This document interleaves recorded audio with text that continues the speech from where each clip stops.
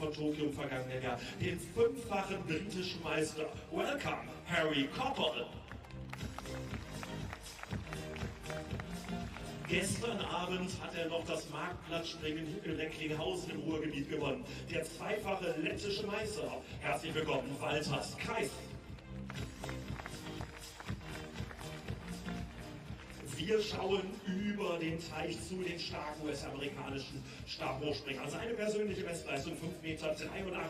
Der 10. der Weltmeisterschaften von DQ 2019. Cole Walsh. Wie viele Trainingssprünge hat er wohl hier auf dieser Anlage gemacht? Der Vize-Europameister von 2022, der 4. der Weltmeisterschaften 2019 und 8-fache deutsche Meister für den ART Düsseldorf, Bokanda Litavere. Und dann schauen wir auf unseren Mann in Leverkusen, auf den 4. der Hallen-Europameisterschaften von Istanbul 2023. Der 3-fache deutsche Meister, 5,72 in Ringlingen am vergangenen Montag. Wie hoch geht's heute für Torben Blech?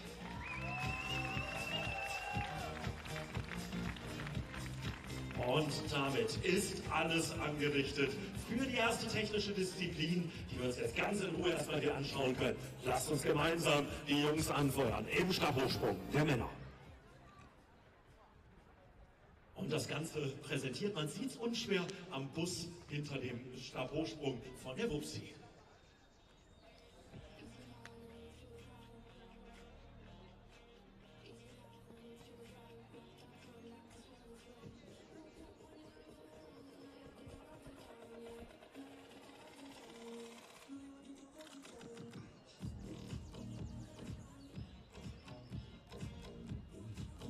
Schauen wir kurz schon mal auf die Sprunghöhe im Stabhochsprung der Männer. 5,17 Meter geht es hier los, dann in 15 cm Schritten auf 5,32 Meter und 5,47 Meter. In 10 cm Schritten weiter bis 5,77. Ja, und dann wird es natürlich auch langsam hoch, da gehen wir auf 5 cm Schritte und dann liegen nach 5,82. Das wäre die Norm für Paris. Und schauen wir mal, was danach noch so alles ansteht.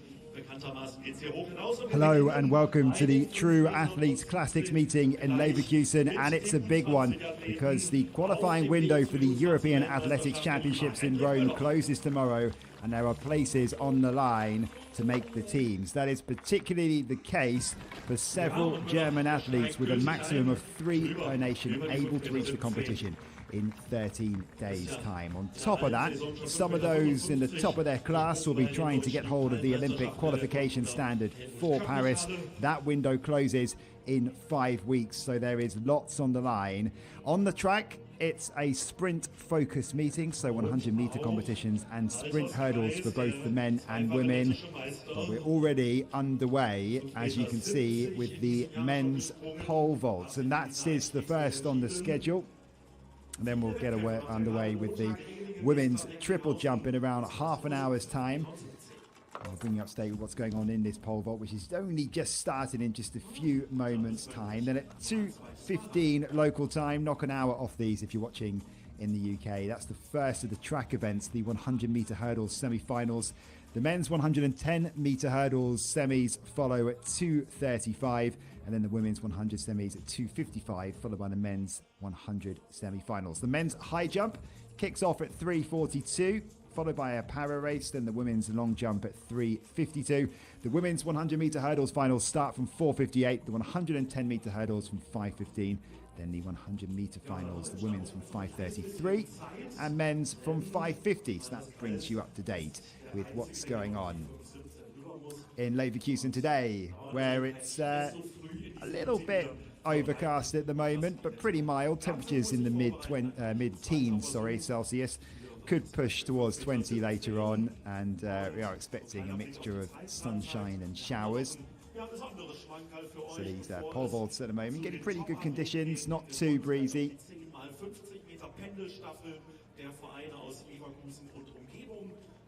And we are already underway for this pole vault competition.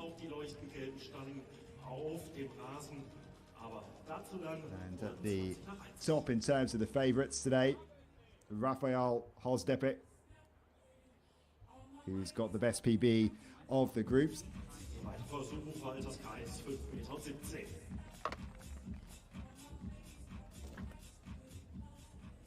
Ja, bricht den Versuch ab.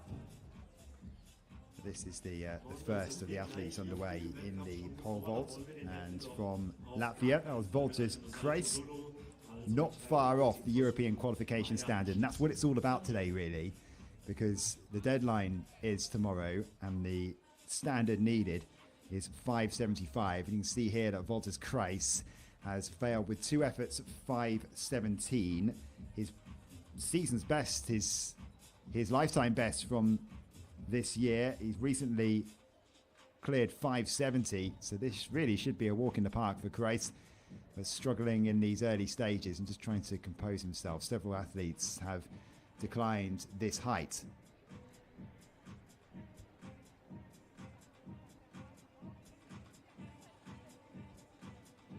Of course, it's not all about trying to hit your marks in terms of the times today and the distances. There are spots available for world ranking places, and there are several athletes here who are either just inside those qualification spots or outside throughout the competitions this afternoon. And, well, actually several Germans especially competing against each other for a spot potentially on that German team for Rome at the European Athletics Championships. So, dann seid ihr hier auf der Fritz-Jahrkart. Die Sportanlagen schon alle gefordert. Bringen ihn drüber gemeinsam. The Walters Kreis will not want to be ending his competition here so early. We're only 5 minutes into the day. Last attempt at 5.17.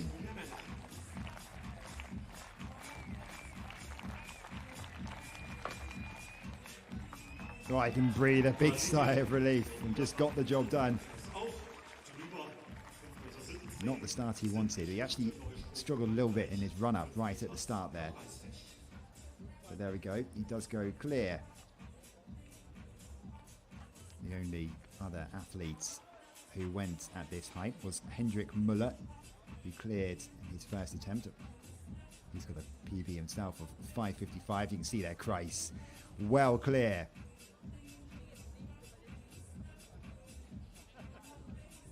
I hope that's just blowing away a few cobwebs, the Latvian.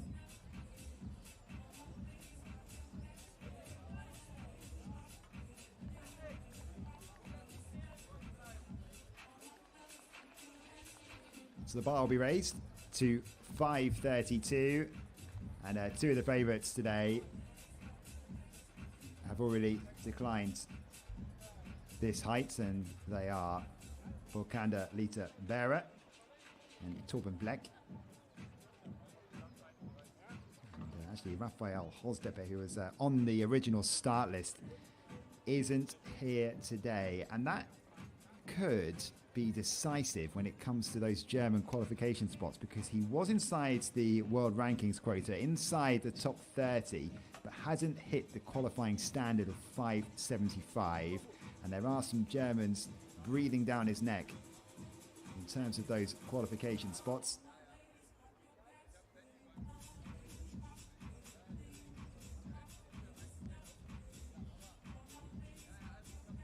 So this is Hendrik Müller.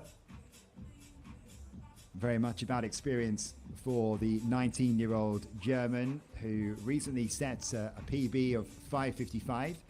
That was in Dortmund in February, so indoors, trying to at least try and equal that mark here outside.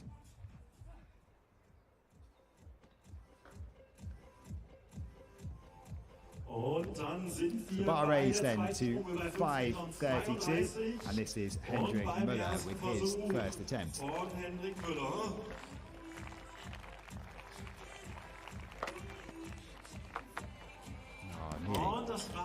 Almost just on the way down. He just glanced the bar at the top, so we'll have to go again, Hendrik Müller.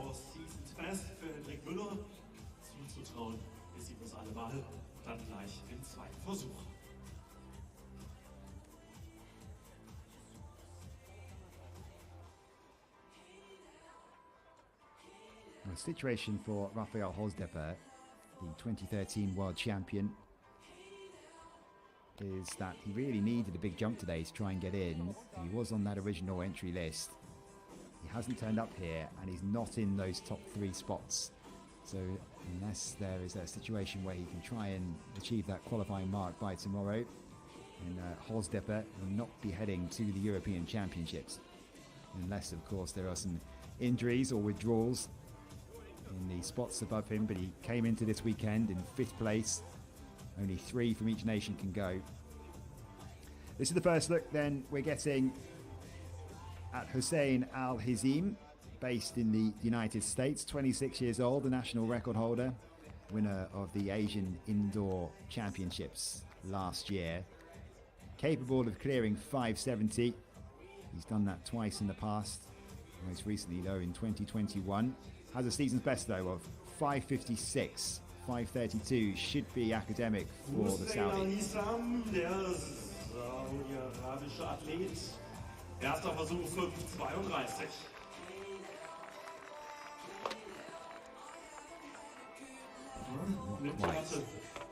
Again, just a situation maybe of just blowing away the cobwebs a little bit. Not far off for Al-Hizim.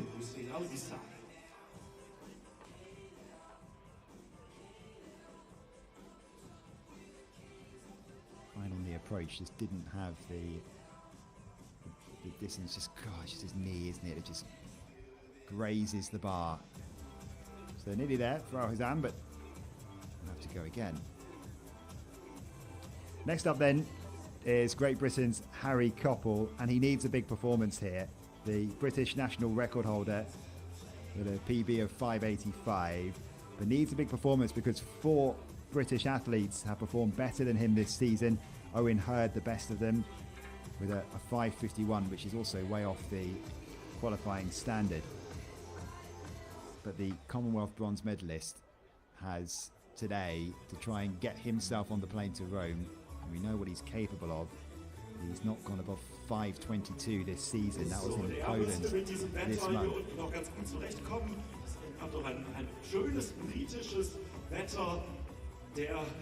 So here he is, Harry Coppell, first attempt at 532, knows what he needs to do. He needs that qualifying standard of 575 or somewhere at least close to it to try and make that British team.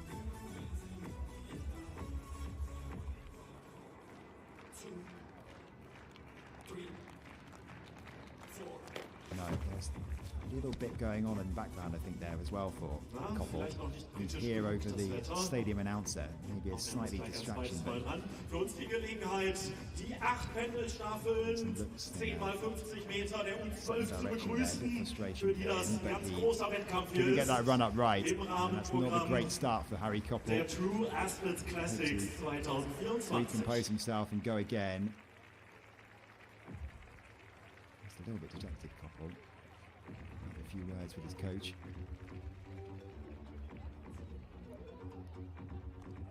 Already seen quite a bit then of Wolters Kreis trying to get the crowd going, the crowd building inside Leverkusen.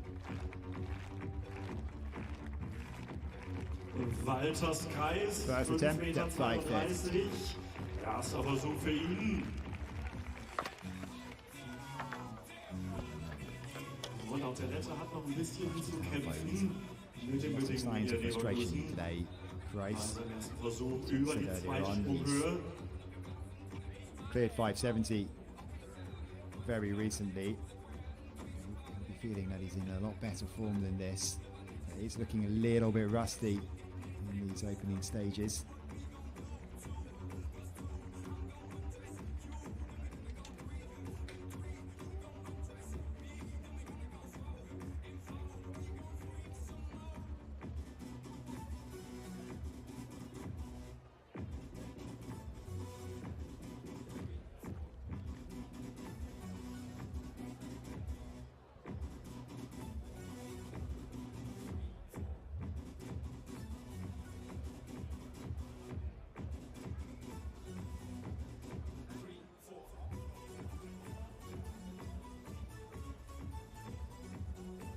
Cole Walsh, the American, so much depth within American pole vault. Capable of 583, 565, his best this season.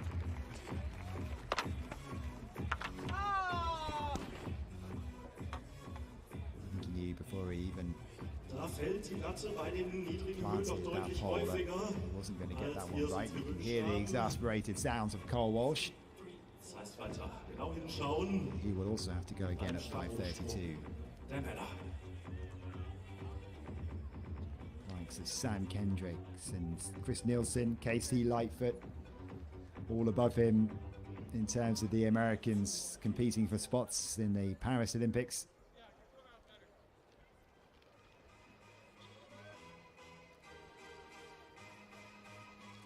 Im Stabhochsprung der Männer geht es dann weiter mit 5 zweiten athletes Versuchen. have 5 attempted Meter und this 32. 5:32 and none of them have gone clear in their Erst bei first den attempt. nächsten Höhen ein. Back then to Hendrik Müller. Und mit eurer Unterstützung, zweiter Versuch, Teenage German. 5,32 Meter, das wäre Seasons Best für Hendrik Müller.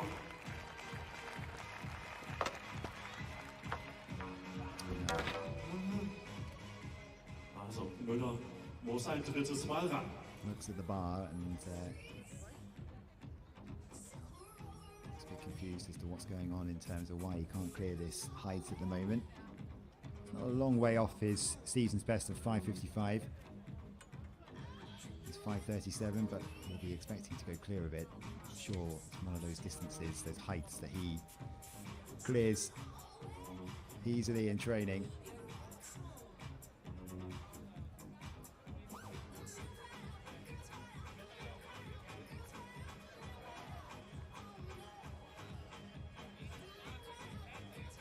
One more chance then for Müller.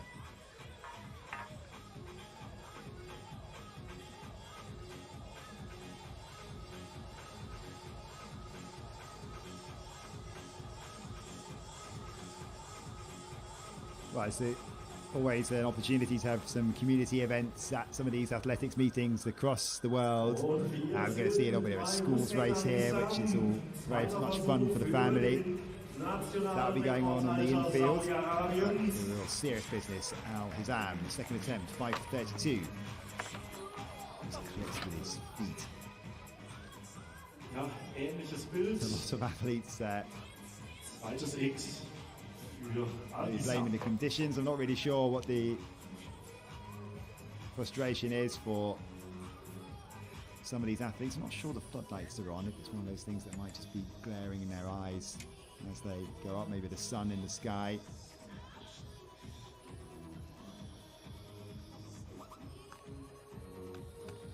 Another one of those athletes who will be expecting to clear this height easily. He's running out of chances.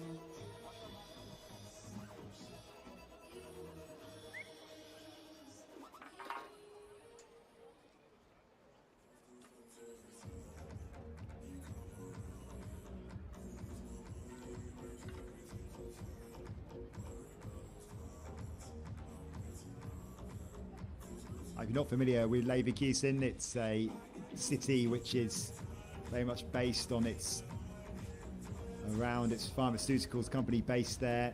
Bayer, the pharmaceuticals giant, lots of families and employees settled around here, as well as its football team, of course. Bayer Leverkusen will be going for a German double today in the cup final. Here's Harry Koppel's second attempt, 5:32, and again he can't get that run up right. Well, this sort of sums up Harry Koppel's season at the moment. We know how good he can be. Finished 7th at the Tokyo Olympics, but the rhythm just isn't there at the moment, and he's got one attempt to keep his European Championship dream alive. Mit 8 Staffeln und von ganz hinten, ganz weit von euch weg von der Haupttribüne nach vorne sind das. Hinten in den grünen Trikots. Herzlich willkommen an das Team der SG Langenfeld. Davor steht Staffel 3 vom Lokalmatador, vom TSV Bayern für Leverkusen. In leuchtend grün begrüßen wir hier ganz aus der Nachbarschaft den Turnverein Delbrück. These schools teams, the youth race is being introduced to the crowd. Yeah, taking it very seriously, just shaking himself off, making sure he's all loose. Right, Christ, second attempt, 5:32. No, Und das Auge wieder weg. Lots und damit sind wir bei der the nächsten Staffel in competitors Blau in ganz this in der pole vault Mitte. today Da läuft der are Leichtlinger struggling with their run-up. Noch ein bisschen weiter vorne und wieder leuchtend rot. Das Zeichen für eine weitere Staffel des TSV Bayern für Leverkusen. Und die vorletzte Staffel, die ich euch vorstellen darf, die kommt aus Troisdorf, die Trostdorfer Leichtathletikgemeinschaft. And the two Germans, Burkander, Leverkusen and Torben Blesch, who've declined this height. They might see themselves entering the competition at this rate as a head-to-head race for the title. So, unsere Staffel scheint Fanclubs dabei zu haben. But Schaut still, kurz nach rechts, da seht ihr Cole plenty of Walsh, jumps left. den And here is Cole Walsh. And he is clear. So second attempt, 5:32. Zum Finale der Pendelstaffel. 10 mal 50 Meter. Grits his teeth. Almost to say, why didn't I do that first time? Easily 10 mal 50 Meter Pendelstaffel der Altersklasse U12. Da sind einige Quartette richtig schnell unterwegs. Monheim wechselt als erstes, aber auch Leichlingen, Leverkusen und Troisdorf vorne mit dabei. Weiterhin die SG Monheim, hier so ein bisschen die Favoriten. Leichlingen hält dagegen, Leverkusen auf 3. Und wieder Monheim. Monheim gegen Leichlingen. Ist das hier schon das Duell? Leverkusen auf 3, Delbrück auf 4. Nächster Wechsel wieder gewechselt bei Monheim. Leverkusen konnte sich auf 2 nach vorne schieben. Aber hier vorne vor der Haupttribüne sind das die Favoriten von der SG Monheim. Es sieht ganz so aus. Mal gucken, wer genau mitgezählt hat, bei wie vielen Läufer wir sind. Monheim vor Leichlingen, vor Delbrück. Und wir kommen zu den nächsten Läufern. Monheim. Jetzt läuft Leichlingen an der Spitze vor Delbrück. Vorletzter Wechsel. Vorletzter Wechsel und der Sieg scheint dem Leichlinger Turnverein nicht mehr zu nehmen sein. Letzter Wechsel für Leichlingen. Dahin kommt Delbrück nochmal auf. Leichlingen vor Delbrück. So sieht es aus. Leichlingen gewinnt vor Delbrück und wenn wir es richtig gesehen haben, der SG Langenfeld. Das lassen wir kurz auswerten. Sehen die Kids gleich nochmal alle gemeinsam, nachdem die restlichen Staffeln im Ziel sind. Das ist in diesem Moment der Fall. Und haben, glaube ich, alle gemeinsam da nochmal kids who are getting opportunity to compete in front of a nice crowd inside this arena in Leverkusen. Großer Applaus für die Pendelstaffel der Altersklasse U12 und insbesondere für die Sieger vom Leichtlinger Turnverein.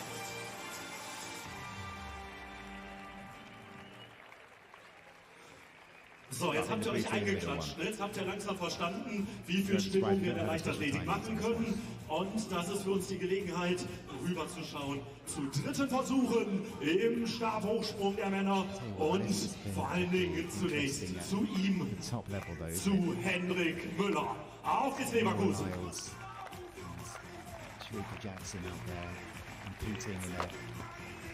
On-field race. Und das ist das Ding geschafft. 5:32, Saisonbestleistung und aus meiner Perspektive, da war noch reichlich Platz.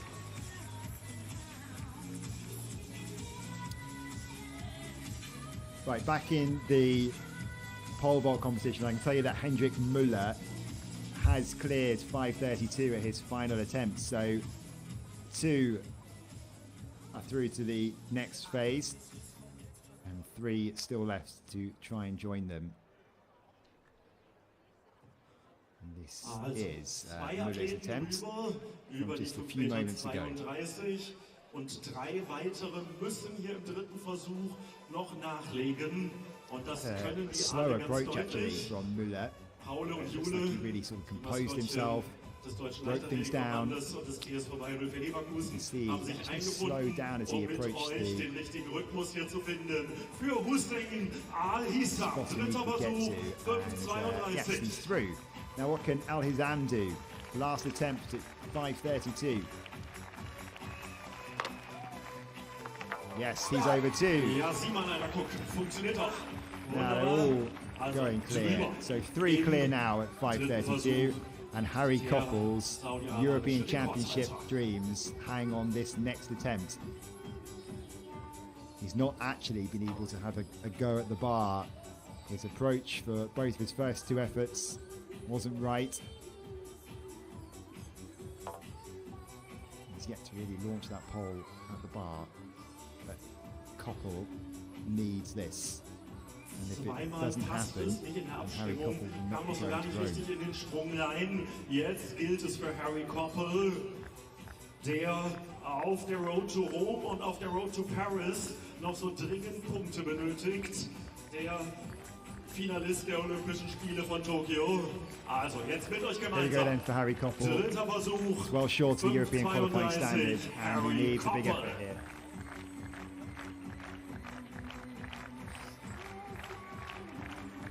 No, 3 attempts and 3 failures, and he never even got a chance to have a go at the bar. Major disappointment for the 27-year-old Tokyo Olympian, because he will not be going to the European Championships.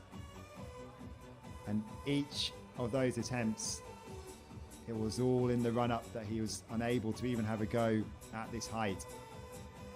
So Harry Koppel, one of the favourites in this competition, bows out, and you can see his frustration. Just couldn't get the rhythm, and it really is a discipline which is all about rhythm. Delivered with himself. Kreis, 5:32, last attempt to stay in the competition. And he does go clear. He's left it late at both of his heights so far, but Kreis goes through. And Harry Koppel is the only athlete to be eliminated from this competition.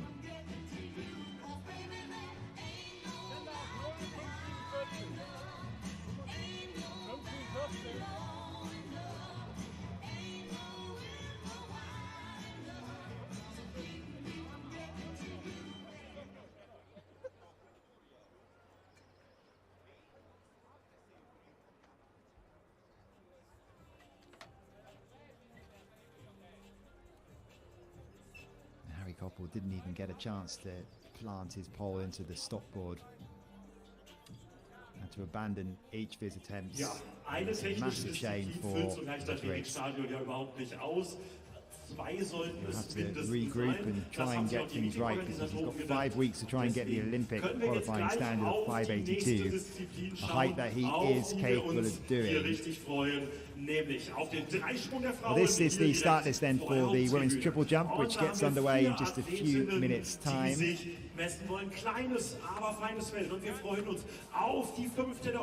Quite a small field for this one. You can see there's DNS there for Anna Graffi-Kaiserlink. Edna Eze is just 18 years old. She has a PB, I can tell you actually a bit more recently than that. It's 12:62 from Garbsen. So that's a very recent PB for Eze.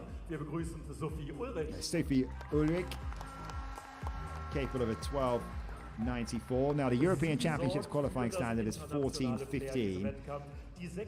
Emily Nyman-Wanseth will also be competing this year in the 60 metres hurdles, the double national champion.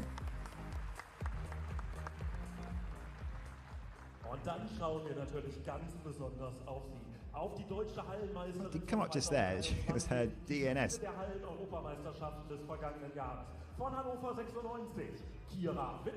It's the wrong graphic you can see there. So yes, that was not Anna Graffi-Kaiserlink, that was Kira Wittmann. 7th at the European Indoors last year, has a PB of 14:08 from Dortmund in February last year.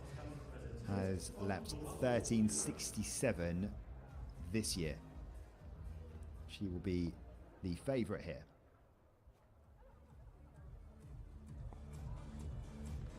Und wir sind beim Stabhochsprung. 5,47 Meter für Henrik Müller. Das wäre doch schon mal ein Paukenschlag hier. Erster Versuch. Müller at 5:47 now.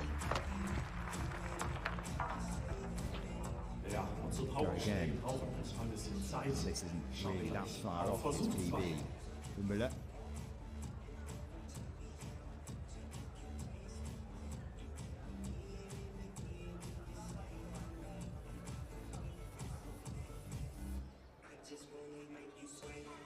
Where we will see the entrance of Volkander Leverkusen and Torben Blesch, the two German favourites for this competition.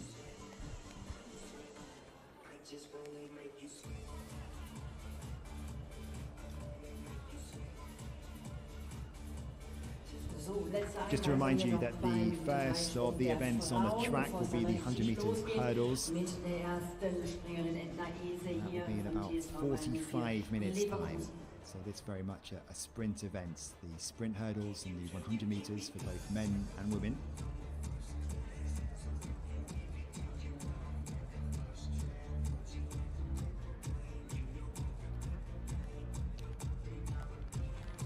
Hussein Al-Hissam 5:47. The start then of the triple jump competition, and Edna Eze, young 18-year-old, her first attempt. Und da haben wir den ersten Versuch gesehen von Edna Eze. PB of 12.50. Dreisprung. Bestleistung für 62, gleichzeitig auch ihre persönliche Bestleistung. Gucken wir mal, was heute hier von ihr auf die Bahn und in die Grube gebracht werden kann. For Eze to start off this competition. Und zum Auftakt 12,27 Meter. Und im Stabhochsprung Walters Kreis. Erster Versuch für den Sieger des gestrigen Abends in Recklinghausen. Al-Hissam at 5:47 and clear. It took him a little while to get going, the Saudi Arabian, but clear on his first attempt at 5:47. It was needed really, with Leverkusen and Blesch about to enter the competition. Sophie Ulrich. 12.94, her best this season.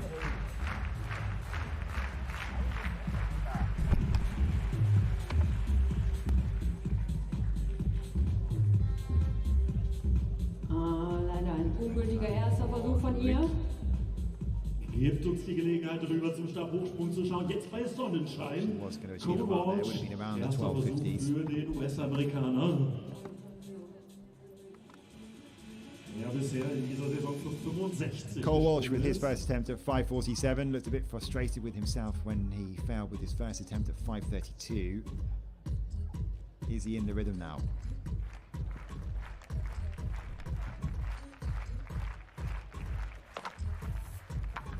Oh, yes, he is. So clear on his first go.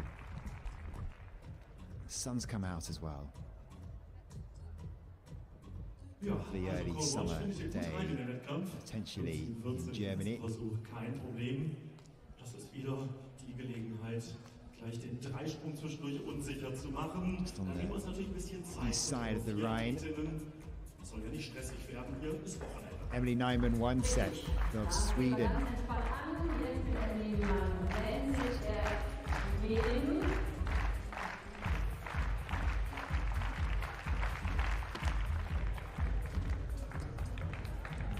Close to 30 meters. She's a long way off the European qualification standards.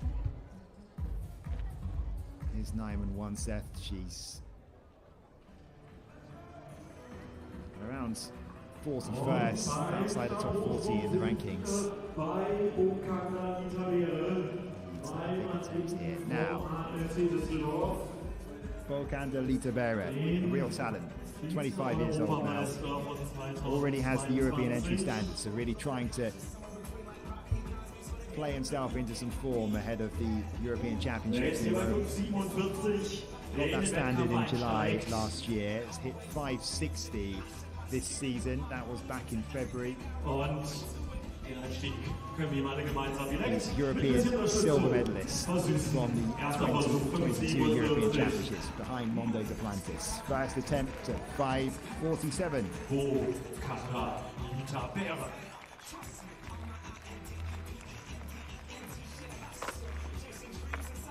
And clear first time for Lita Berra. Ja, günstiger Versuch von ihm, aber auch im Dreisprung ist schon wieder was passiert. Ja, und zwar war das gerade Kira Wittmann, aber auch für sie der erste Einpunktgültige. Also auch für sie noch keine Marke hier, aber es ist ja noch nicht dramatisch, es ist noch nicht wirklich viel passiert, aber noch weitere 5 Versuche und in der zweiten Durchgang wird es gleich. Ja, wie ich schon gesagt habe, European silver medalist. Wird den zweiten Durchgang gleich Looking to go one better in Rome, but vorhin angebracht als 12,77 Meter. He has to have a serious off day or not turn up at all.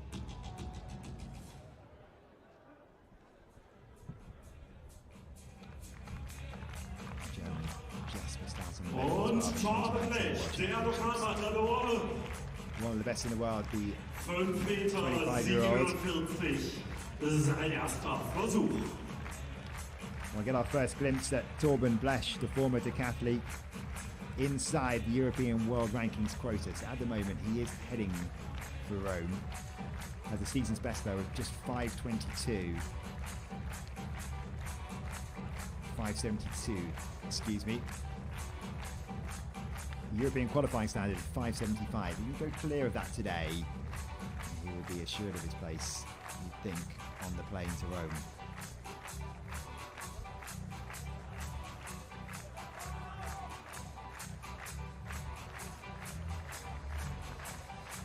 There he goes then, Blech, 5:47.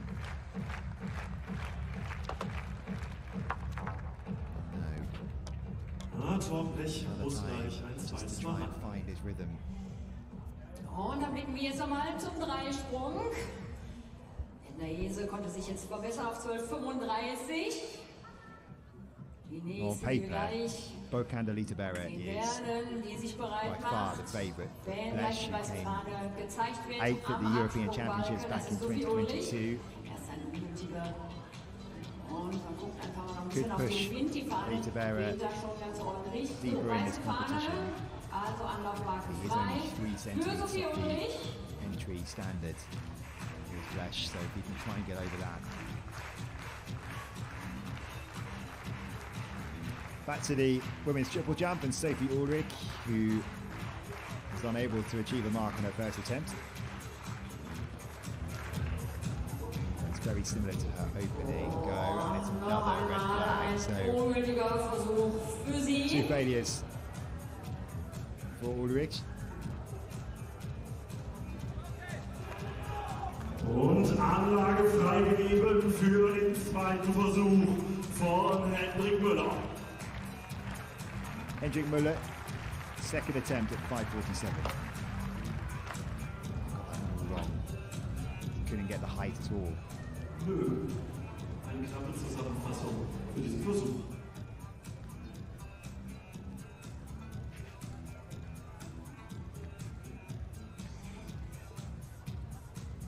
So just Hendrik Müller and Wolters Kreis.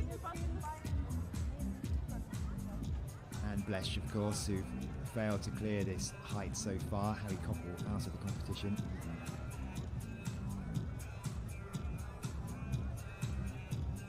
Here is Kreis. Cuts a bit of a frustrated figure so far. So, damit blicken wir jetzt wieder Richtung Dreisprung. Zweiter Needed Versuch 3 für attempts to clear his Hendrik first 2 heights. Here he is with his second go at 5:47. Einmal schwedische Meisterin schon geworden. Saisonanstieg 13,19 Meter erfolgt. Gucken wir mal, dass jetzt was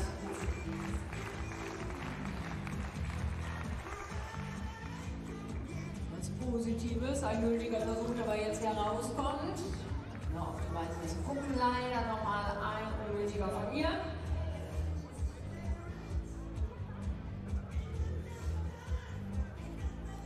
Grice then, second attempt at 5:47, just waiting Und im for Stabhochsprung, zweiter events Versuch, inside this Walter stadium to Kreis. calm down a little bit. And he's clear.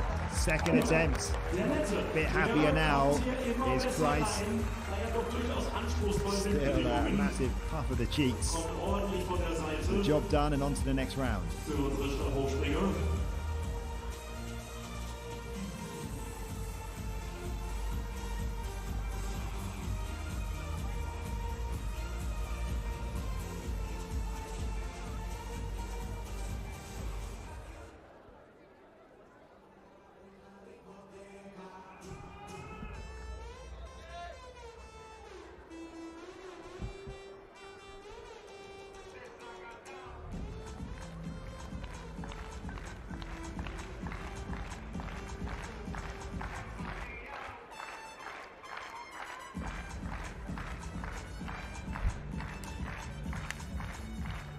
Wir sind bei Torben Blech. Zweiter Versuch, 5,47 Meter. Torben Blech with his second attempt at 5.47.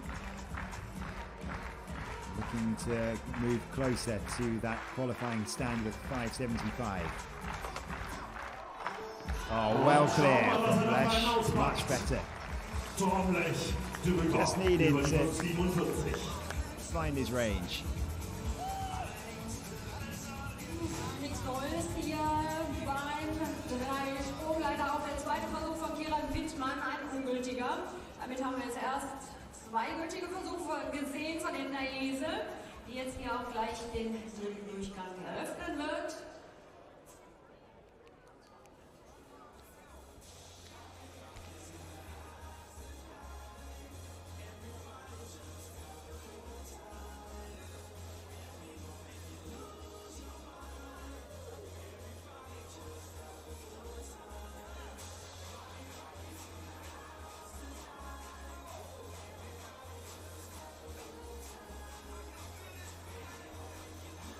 So, liebe Sonnenkinder, hier beim Stabhochsprung. Dritte Versuche stehen an und der Hendrik, der braucht euch jetzt alle. Dritter Versuch, 5,47 Meter mit Hendrik Müller.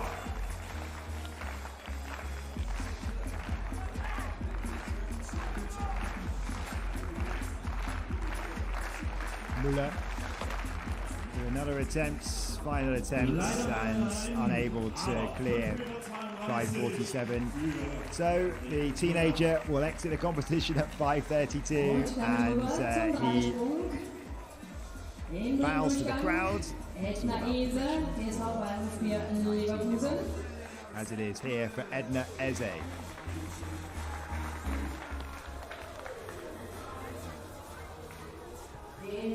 Get a little bit too much into that approach.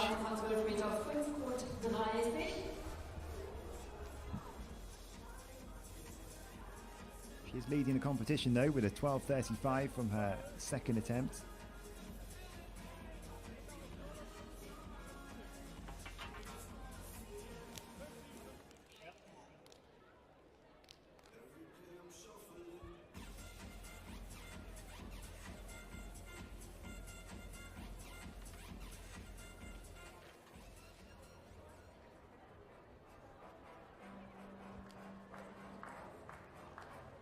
Sophie Ulrich sits in second place, but it's actually only Edna Eze who's managed to achieve a mark so far. So Ulrich now with third attempts to get her competition going.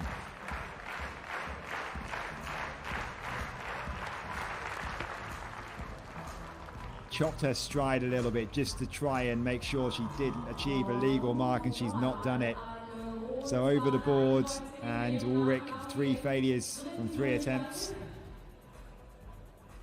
Just over. It looked like she really tried to adjust her stride there right near the end of that run-up, and even with that adjustment she wasn't able to put a mark on the board. Edna Eze is going to win this comfortably because she's the only one who's managing to put anything on the scoreboard. Ja, dann machen wir mal kurz Wrap-up beim Stabhochsprung. 5,57 Meter mittlerweile.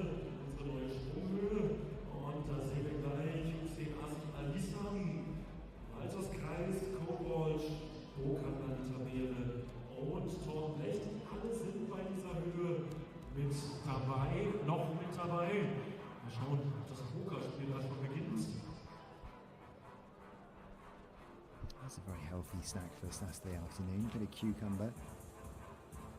Healthy lunch.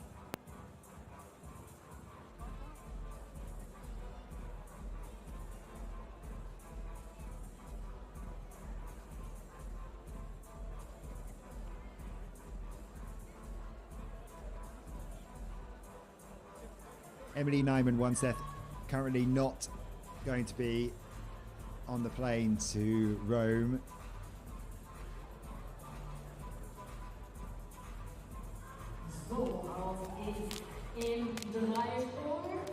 Season's best of 13.19. Is capable of pushing upwards of 13.50. No mark so far.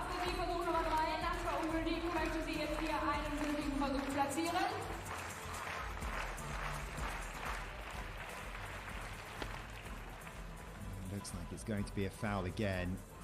Wait for the flag. Yeah, it is a red flag. I think she was quite far over the board on that occasion.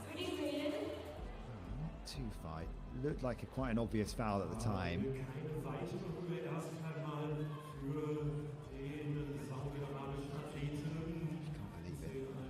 It is a foul. Scott, isn't it? Great to see so many kids here today enjoying some top level athletics, inspiring the next generation. So much of the population in Leverkusen comes through the massive pharmaceuticals company that's based here, GER of course, and GER Leverkusen, the football club. The city is well known for. They'll be going for the German Cup today against Kaiserslautern. Of course, went the entire Bundesliga season unbeaten to win it. Good times for the city of Leverkusen at the moment. And here they are, watching some top athletes who are all trying to put their place, not just on the plane to the European Championships, but to the Olympic Games in Paris. A reminder then that the qualifying window for the European Championships is tomorrow when it closes, so running out of time. These are really final attempts to try and get qualifying standards and push up the world rankings. Kira Whitman is currently in contention to go to Rome. She sits in third place amongst the Germans. Would love to solidify that spot. And that looks like it will comfortably be the best jump of the day so far. 2 fouls so far for Whitman, but gets the white flag. And that is the first to go clear of 13 metres. She had a lot of space on that board as well to play with. 13.41 for Kira Whitman. We know that she can go clear of 14 metres, but at least she has something on the board there. And she leads the competition. So Whitman sits in third place. At the moment, she is provisionally qualified because she's also inside the world rankings quota. Jessie Maruka has qualified by entry standards, so she leads the list of the German athletes just ahead of Kristin Girisch.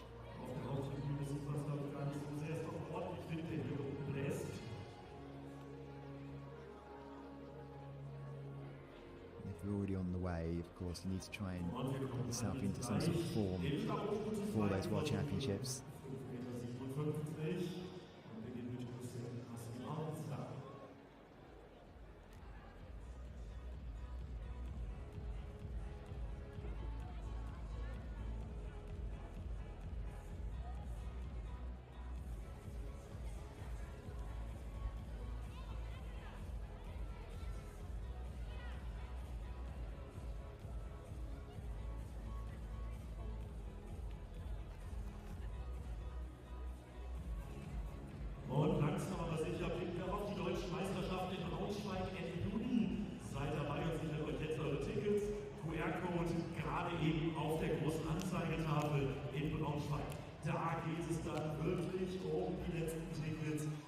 Returning then to the pole vault. Die Nationalmeistertitel. The bar's been raised to 5:57. Nationalmeister in This is Saudi-Arabien. Hussein Al-Hizam. Zweiter Versuch, 5:57. Yeah, the failure. He's failed 2 of his attempts so far.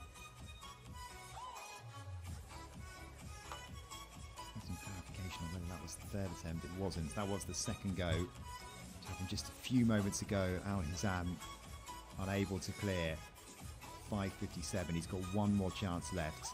Bokanda Litabera, by the way, declines this height, so he's happy with where he's at with his form. So he's clear already at 5:47, and he's going to skip up to 5:67.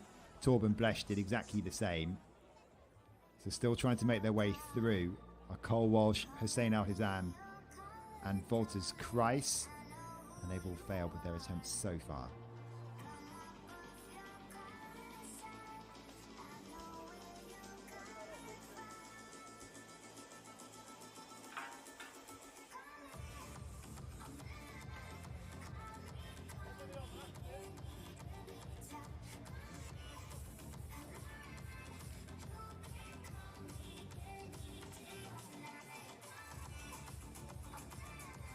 Ja, wir können mal einen kleinen Blick auf den Zeitplan werfen, denn natürlich, was angekündigt haben, noch spannende Sprint- und Hürdensprints-Entscheidungen. Da geht es um 14:15 Uhr los mit den 100-Meter-Hürden der Frauen. Jetzt aber zunächst Walterskreis, zweiter Versuch, 5:57. Second attempt.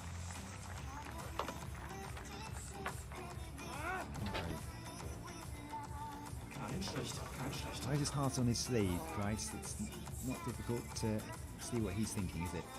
Und im Dreisprung sind wir jetzt in Runde 4 angekommen. Diesen Durchgang geöffnet Sophie Ulrich, die Leverkusenerin.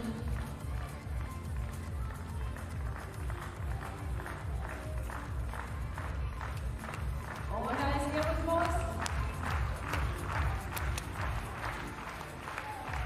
Das geht für sie jetzt auch um. Sophie Ulrich.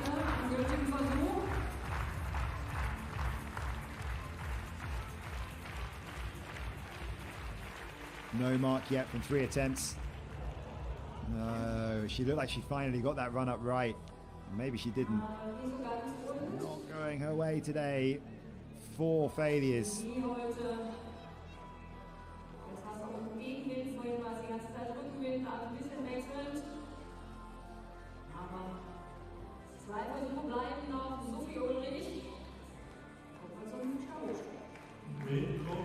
Zweiter Versuch, 5:57. Cole Walsh, second attempt.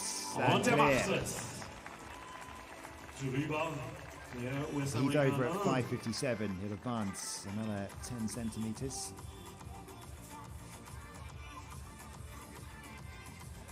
Der in der Heimat ja schon 5:65 diese Saison gesprungen ist.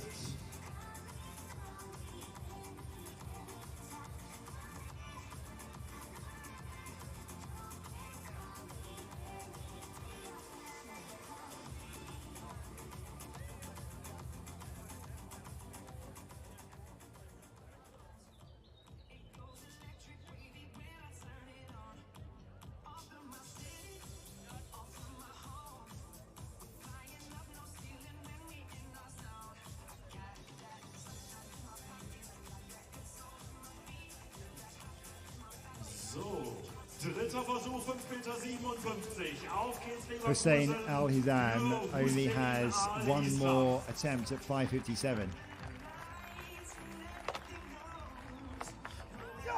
Oh, with a little bit of help from the bar, he is over. A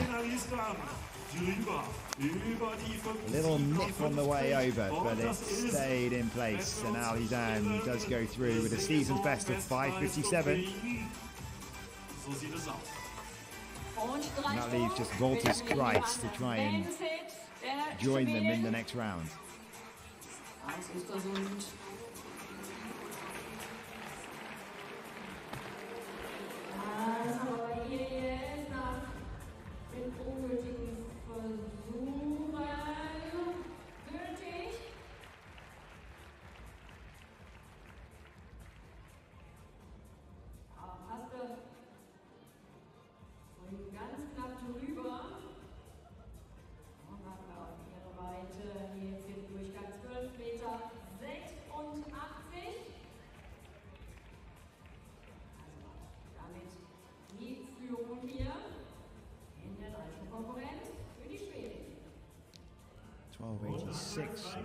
was there for Emily Nyman-Wanstedt.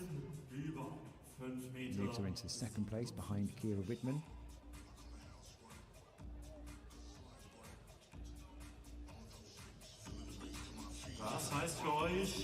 Reporters Kreis with his final attempt to stay in the competition at 5:57.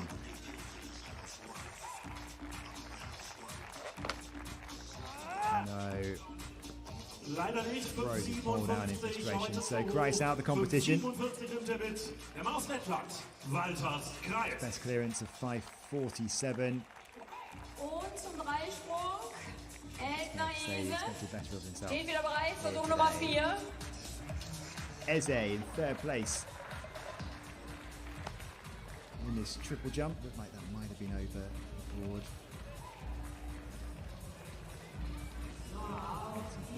It's not, she must have got it absolutely spot on.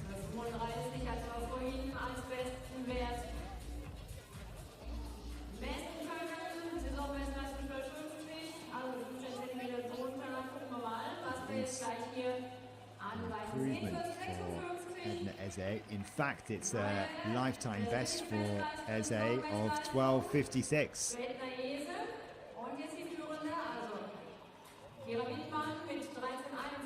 So a pretty successful afternoon so far for the 18-year-old.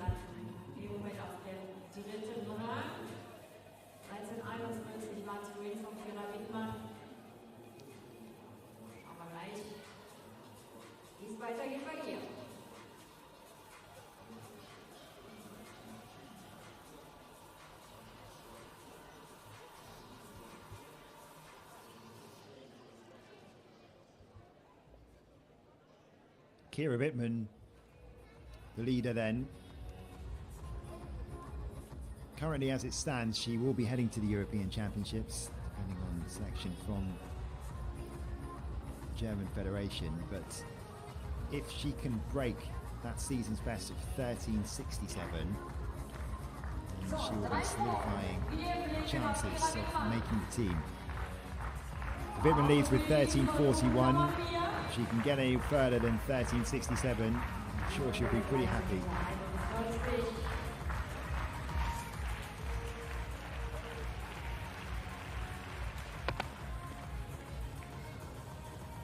I think that's going to be an improvement for Wittmann.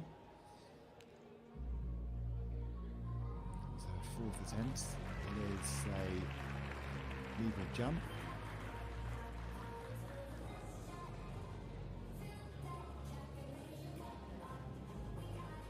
13:24. No improvement on 13:41, the leading mark so far, and the only jump over 13 meters.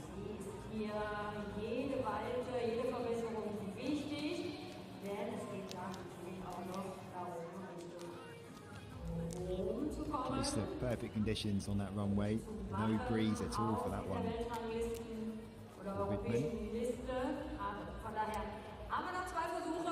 The pole vault bar has been raised to 5:67, and Husseina Hazam is going to go for it first.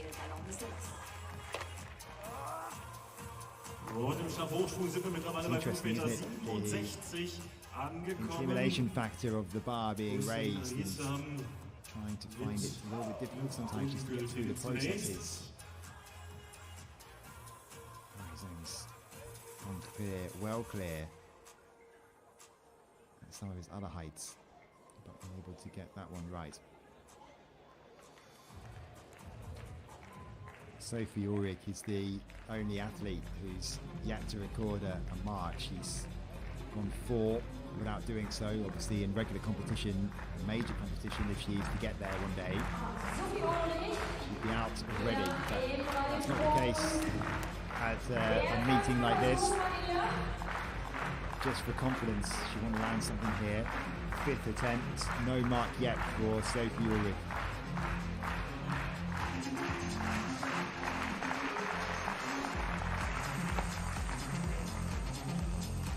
I think she's finally going to get something on the board, is she? Desperately looks to the officials. Please give me the white flag. Gets the white flag. And there's a big cheer inside the stadium as well for all willing her on to try and get something on the board. Dieser Versuch wert war. Also wir sehen es auch auf der Videoanzeige hier deutlich. 12:36 for Ulrich, so she'll stay at the bottom of the standings. Und 5,67 Meter Co-Watch. I'm sure that'll be good for her confidence. Und die 12:36 noch nachgeschoben von Sophie Ulrich.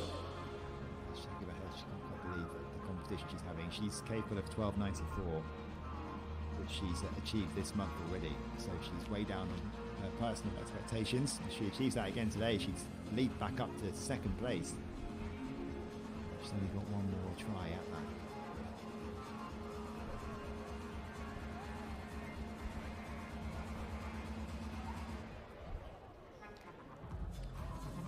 We've only seen one attempt so far from Bocanda Litavera. And he easily went clear of 5:47, declined the last height. Now a little bit frustrated about whatever hold-ups going on with the setup of this attempt at 5:67. We'll come back to him in just a moment because back to the triple jump. Emily 9 and 1 set is trying to break 13 meters, which she is well capable of. Fifth attempt.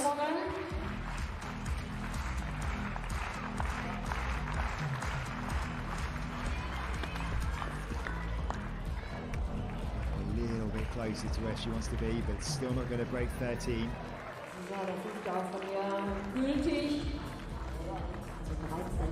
Feeling that she's falling far short of her own expectations here, the Swede. Regularly hits 13 meters something. 12:96 is an improvement. She's creeping towards where she wants to be, but only one attempt left.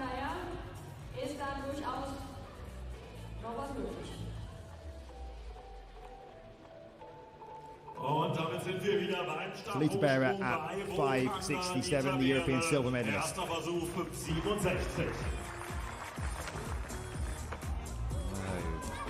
Riley only had one go at that bar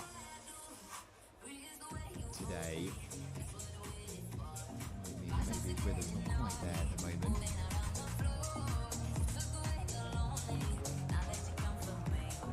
Her record's gone. Here's Esme, set a PB in her last attempt. Hier ihr fünfter Versuch. Persönliche Bestleistung hat sie schon mit 12,56 Meter. She managed to do this thing. Well short of the board, plenty to play with there, and 12:50 is her mark, so she's very much in form and looks like she can better that 12:56 that she achieved previously. That's what her coach is saying to her, look how far you were from the plasticine. Torben Black. Wir senken das Musikniveau und damit sind wir beim ersten Versuch 5,67 Meter mit Torben Blech. Now Torben Blech is yet to achieve the 5:67 this competition. No one's managed to clear that height so far, so here he is trying to get a lead in this competition.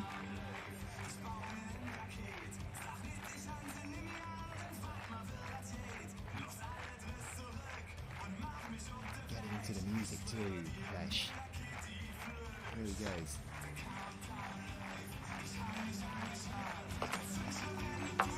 Oh, well clear. The music has absolutely spurred him on. And at his first attempt, Torben Blech goes clear at 5:67.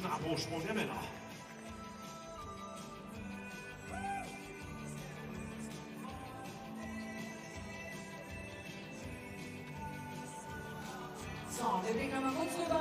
Der fünfte Durchgang beendet. Das war soeben Kira Wittmann. Das habt ihr natürlich mitbekommen hier auf der Haupttribüne. 13:30. Die Weite jetzt, also 13:41 bislang die beste Marke von ihr. often requests that track. Does Torben Blasch, and it really does get him in the mood when he's at his home events, and he's clear then at 5.67. He leads the competition.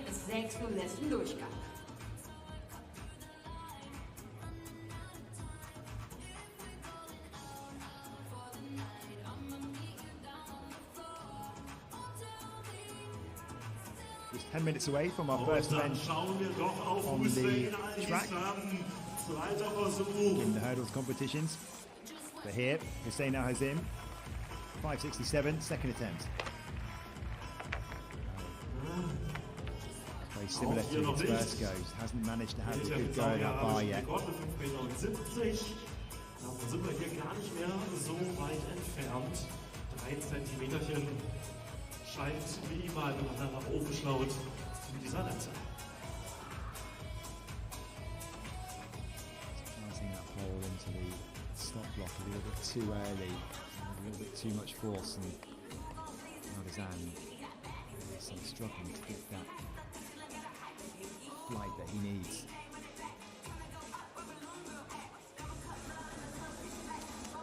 Closing stages then of the women's triple jump, final rounds, and Sophie Ulrich will go first. Finally got a mark on the minute in the previous attempts with 12.36. Knows she can do a lot better than that. Recently set lifetime best of 12.94. Now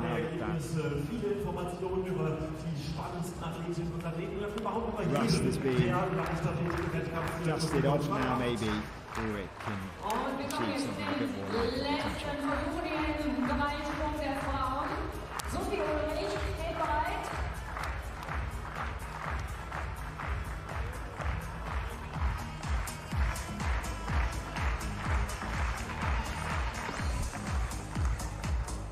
That's a lot better from Ulrich if she gets the white flag. And she does, so she saved the best until last. This might not be that far off her lifetime best.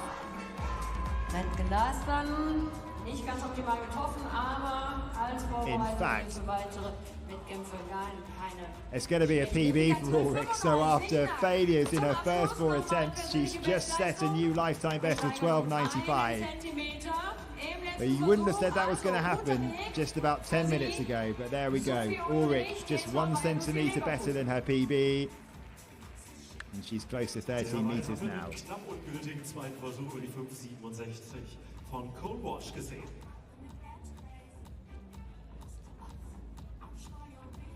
Ulrich moves up to 3rd place.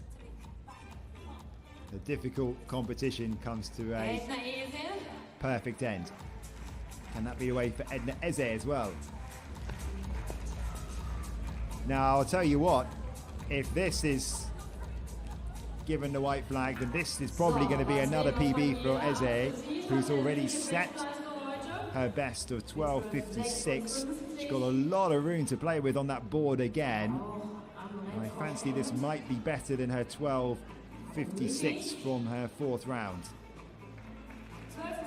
She came into this with a PB of 12.50 and 12.62 for Eze. It is better.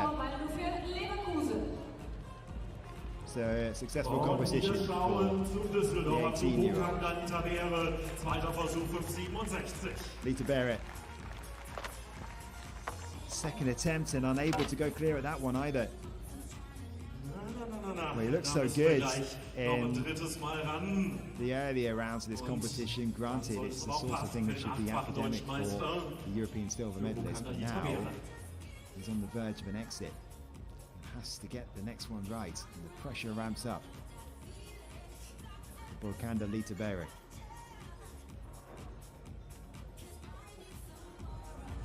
Emily Nymeth, 1 set, took some time to get going as well. She should really be hitting the 13s, but she hasn't got there yet. Can she do it now? Wenn jetzt noch eine neue Bestleistung bei oben kommen soll, dann muss sie sich deutlich steigern, also über 13 Meter springen. Das kann sie natürlich. Und deswegen unterstützen wir sie jetzt ganz ordentlich in ihrem 6. Versuch.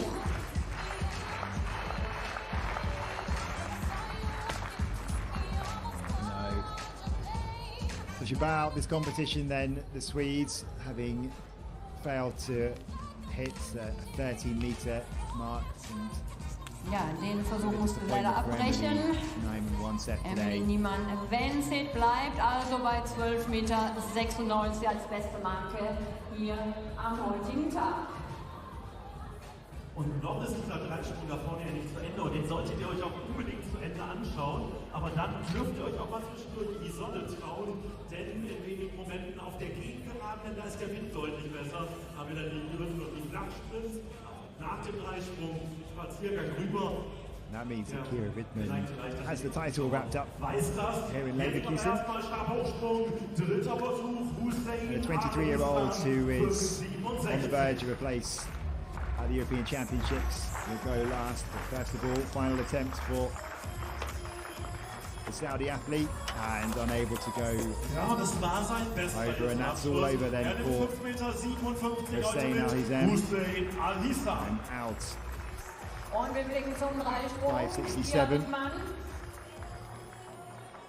Auf diesen Versuch Nummer 6. 57 marks the season's best. Here goes Wittmann then, final attempt.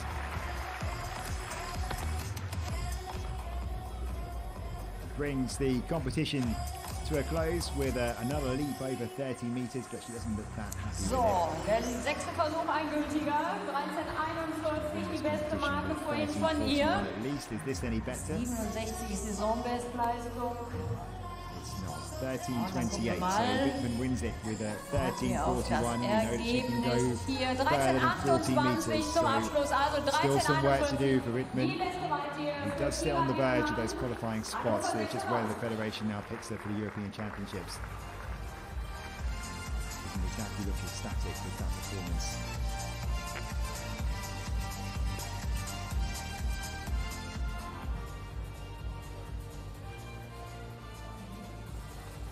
Just a few minutes away from the first heat, the semi-finals of the women's 100-meter hurdles. First events on the track today. Ja, wenn ihr euch mal so richtig schick sein wollt, dann empfehlen wir euch das deutsche Meisterschaftst-T-Shirt 2024. Ein wunderschönes Farbton, wir streiten uns alle mal ein bisschen, was das für eine Farbe ist. Und da ist euer QR-Code, den ihr zuschlagen wollt, im Shop des Deutschen Leichtathletikverbands. Here we go then.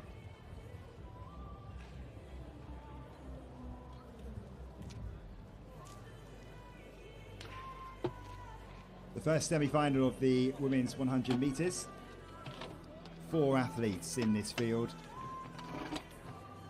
with 2 who haven't made the start. And the favourite for this competition is in this semi-final, Ricarda Luber of Germany. She's a tiny fraction outside the European qualifying standard and not inside the world rankings quota, so she needs a big performance here today, Luber. 5th at the Europeans in Berlin in 2018, the 30-year-old.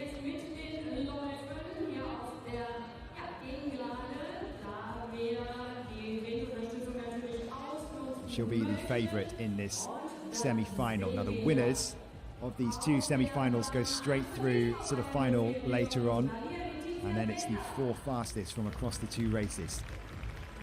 In lane 1, Aliyah Letitia Mbenda, with a PB of 13.67 set recently. Ireland's Molly Scott, who is also due to go in the 100 metres a little bit later on as well.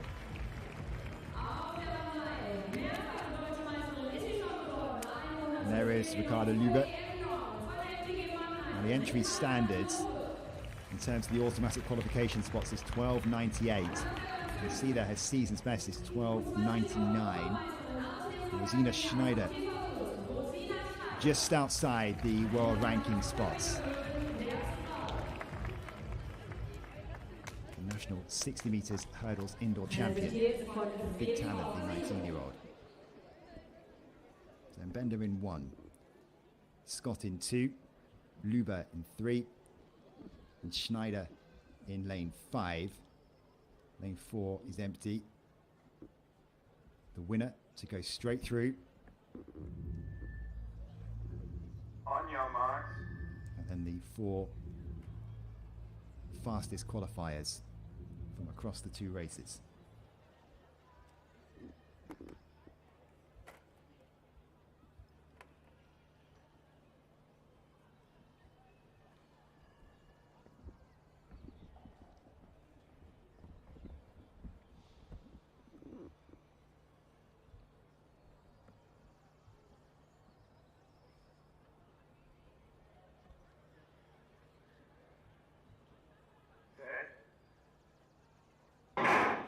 Away they go first time, and Schneider looks to have made a good start there. Schneider on the far side and Luber chasing her down, but Schneider and Luber and Scott in 3rd place. But Schneider, is she going to take this one? Luber's trying to come back strong, but Schneider takes it. She'll go straight through to the final. 12:13:01 is the winning time.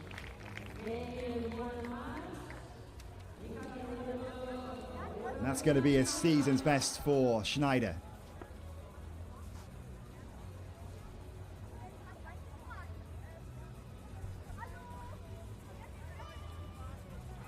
Still some way short of the standard needed by Ricarda Luber, and that will do Schneider's chances of making the European Championships no harm at all, because she sits just outside of the quota places. Now 3 from each nation can go to the European Championships. She sits in 4th place behind Monika Zapalska, and we'll have to see whether that is going to be good enough to get her into a world ranking position across these 2 races. But the pole vault is still ongoing, and Cole Walsh trying to clear 5:67.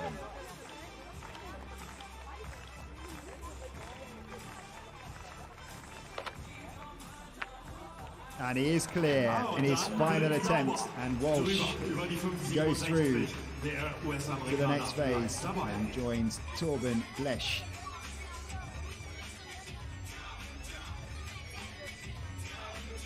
I can tell you that Bokanda Litabera has actually declined an attempt, final attempt at 5:67. That means he's going to have to go clear at his first attempt at 5:77. There's not a lot on the line for Litabera in terms of his European qualification spot.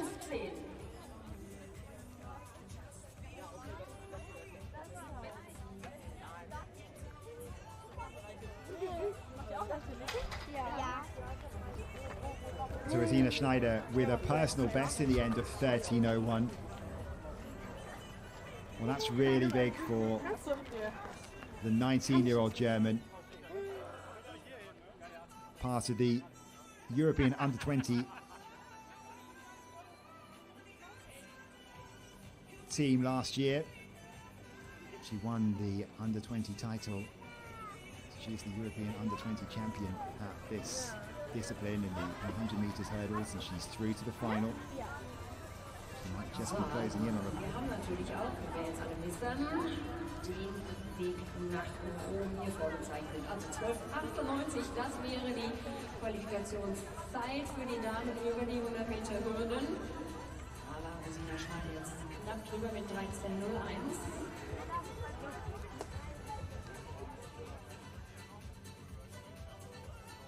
There are the results then for the women's triple jump. Kira Wittmann taking the win, the only athlete to leap further than 13 meters.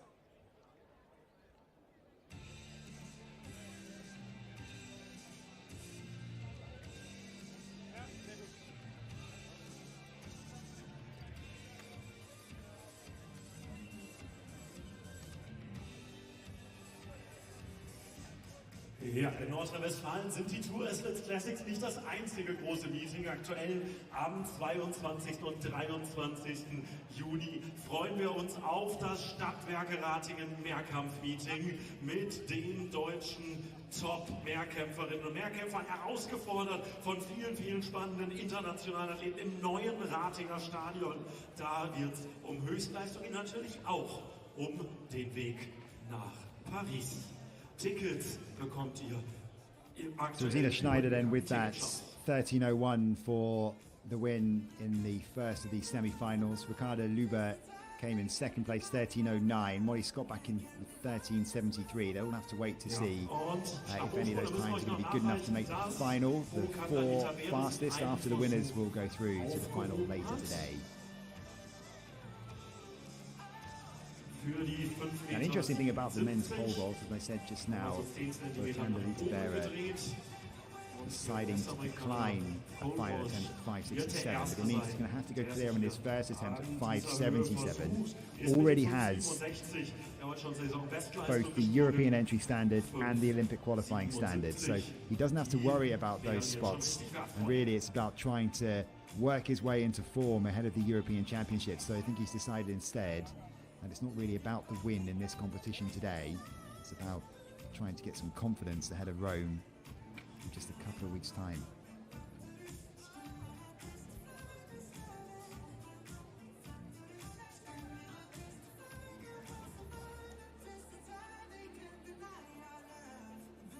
Next event on the track will be the second of the 100-meter hurdles semi-finals.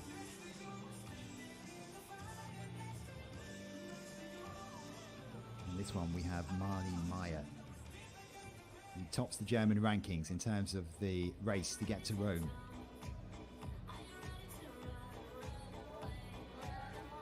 It's just a few minutes away. But the pole vault competition bar has been raised to 5.77. And if Cole Walsh is going to achieve this, then he's going to get a season's best. Capable of 5.83. Can't find a range yet for 5.77. 4 athletes left in this competition then. Torben Blesch, Cole Walsh. 3 athletes, excuse me. Walsh, Blesch and Borkanda Litebera. But Litebera will only have 1 attempt to try and clear this height. Unser nächster Blick geht wieder auf die Laufbahn. Der nächste Einlagelauf steht an. 100 Meter Hürden der Frauen. So Heat 2 of the 100 meters hurdles. Auf der Bahn 1 die Akte der deutschen U18-Meisterschaften aus dem vergangenen Jahr vom Pulheimer SC Samita Schatz. Samita Schatz has a lifetime best of 13.77 set this season. 2 für die mehrfache Balkanmeisterin aus Kroatien. Herzlich willkommen, Ivana Lončarek. Ivana Lončarek, very experienced, 33 years old now. Sie hat die EM-Norm schon abgehakt. Vor 2 Jahren war sie deutsche Meisterin. Marlene Meyer is very much the favourite to take this title. A PB of 13 seconds flat. 13.07 her best this season. 7 Kämpferin. Zweite, vergangenes Jahr bei der U23 DM. EM nominiert ist sie schon von TSV Bayern 04 Leverkusen. Sophie Weisenberg. Sophie Weisenberg. Der zweite Einlagelauf 100 Meter Hürden der Frauen. Capable of something around 13.50-ish. But Meyer will very much be the favourite to go through. A reminder that the winner advances to the final later today. The 4 fastest qualifiers from the 2 semi-finals will join them.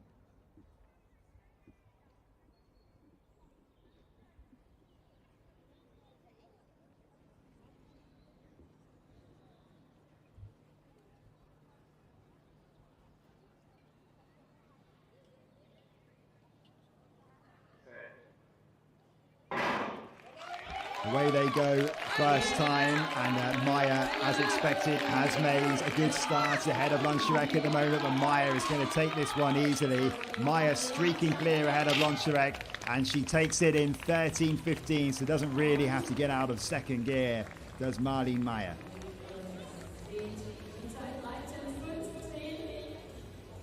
A comfortable win, but the first semi-final was faster. She didn't really have to put the afterburners on anymore though.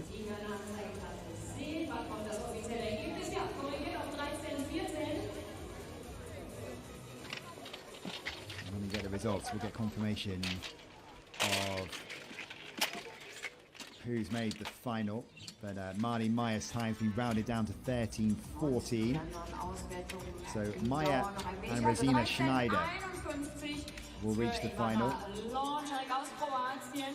Sie wurde jetzt weiter. As will Ricardo Luber. Plätze. Ivana Lonchak will join them as well. So Und definitely im those four. Stabhochsprung, da zählt es jetzt. Er hat sich einen Versuch für diese Höhe aufgespart. Sophie Weisenberg and Molly Scott who will make up the 77 athletes in the und final. will da jetzt natürlich drüber.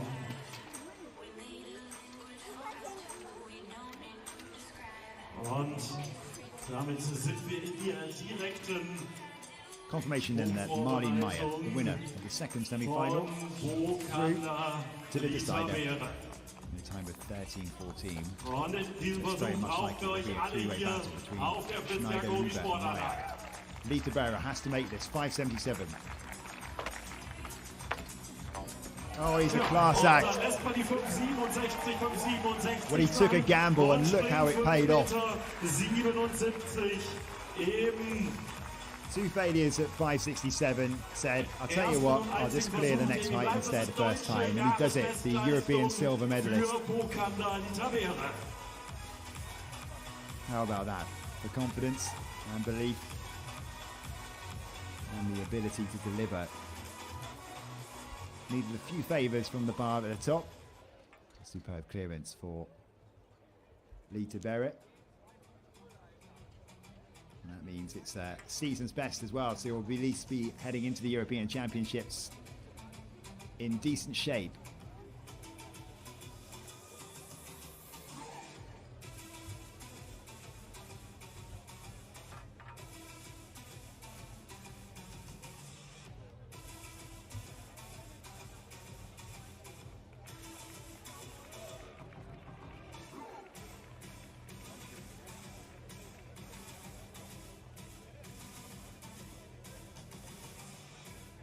Und jetzt ist Cole Walsh an der Reihe.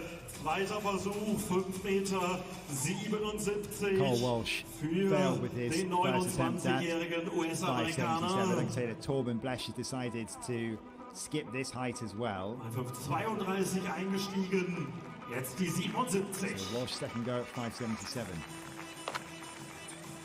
No, he's got one more chance. Das werden wir uns gleich noch ein drittes Mal anschauen. Ungültiger Versuch für den US-Amerikaner.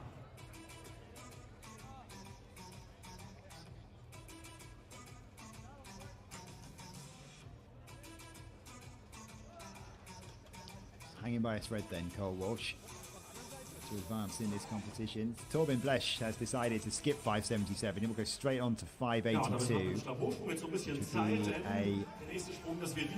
Season's best, but it'll also be the qualifying standards for the European Championships.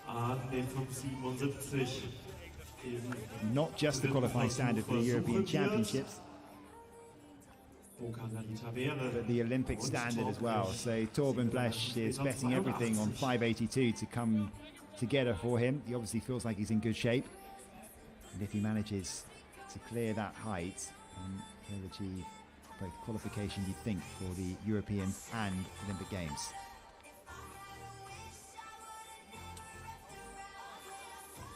Ja, und dann wagen wir auch da nochmal einen kleinen Ausblick nach vorne. Ihr habt es gesehen, die Hürden haben wir ordentlich nach oben gedreht. 1,06 Meter ist jede dieser Hürden jetzt hoch. Das nächste also unsere Einlageläufe, 110 Meter Hürden der Männer. Danach schauen wir auf Only 12 men who have cleared 100 Meter der Frauen und anschließend 100 Meter der Männer. Wir freuen uns auf ein spannend besetztes Rennen der This season, Paraleichtathletik. 5:83, excuse me, few more at 5:82, but be in the top 15 to 20 in the world if you can clear the 5:82 mark, which will be the next. So ist der Zeitplan, Once Cole soll Walsh has his die nächste technische third and Disziplin final werden. Das ist attempt. der Hochsprung der Männer und kurz darauf dann vor der Haupttribüne auch der Weitsprung der Frauen. Aber das ist alles Zukunftsmusik. Lasst uns in der Gegenwart bleiben und dann wäre das nächste, worauf wir blicken, der dritte Versuch von Cole Walsh über die 5,77 Meter. is his shot. Anlage ist schon freigegeben für ihn. Und ja, er ist jetzt gerade hier so ein bisschen der Alleinunterhalter auf der Fritz-Jacobi-Sportanlage. Schauen wir, was er draus macht. Cole Walsh in der abschließenden Vorbereitung für den dritten Versuch. Persönliche Bestleistung steht ja seit 2019 in Zürich beim Diamond League Finale bei 5,83 Meter für den US-Amerikaner. Den 10. der Weltmeisterschaften 2019. Next event on the track, by the way, will be the 110 meters hurdle semi-finals. Mit euch gemeinsam. First time today. Dritter Versuch, Cole Walsh. 5 minutes away, but Cole Walsh trying to keep his competition alive in the pole vaults. His final attempt at 5.77. I said earlier on, an event with so much depth in the US. No, just couldn't get that run up right. Wanted it too much, maybe. The Cole Walsh exit the competition with a third place finish, and it will be a battle between the two Germans instead, Leverkusen and Torben Blesch.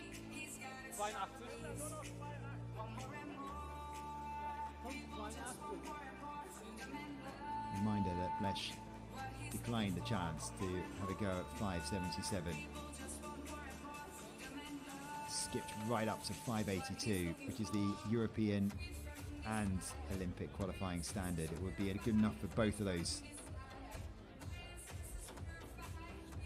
It really was a bit of a gamble from Blesch, because if he had cleared 5.77, then he would have achieved that European qualification mark, which he hasn't got yet.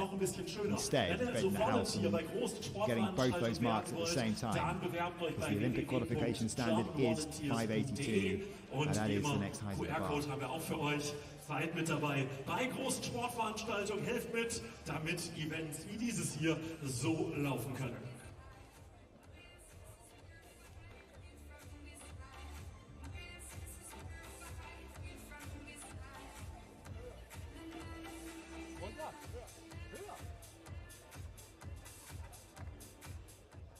Ja, da werfen wir den Blick auf die jüngsten Zuschauer hier heute. Es gibt in diesem Jahr erstmals das DLV Kids Shirt.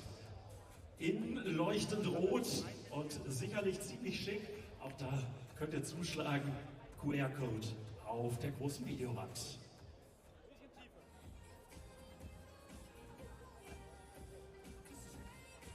Und um den Werbeblock rund zu machen, weise ich natürlich auch gerne auf die Fressmeile hin. Eigentlich kein schönes Wort, Fressmeile, aber es trifft es doch ganz gut.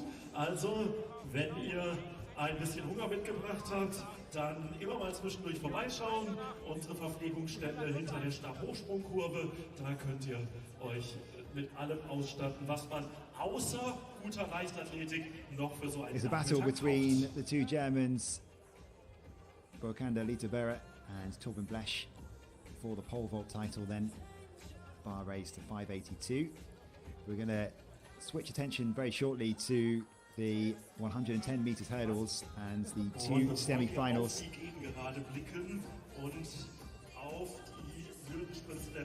Corin Smets, the favourite in this one potentially, but David Yefremov also capable of running as quick as about 13.51. He's not raced outdoors this season though.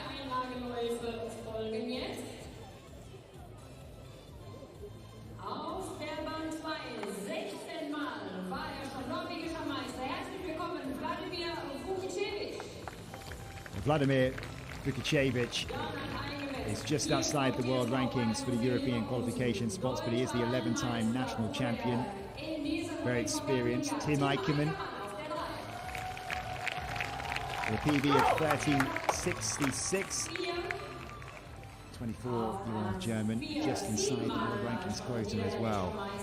Corin Schmetz has been around for quite some time, the 31-year-old Dutchman.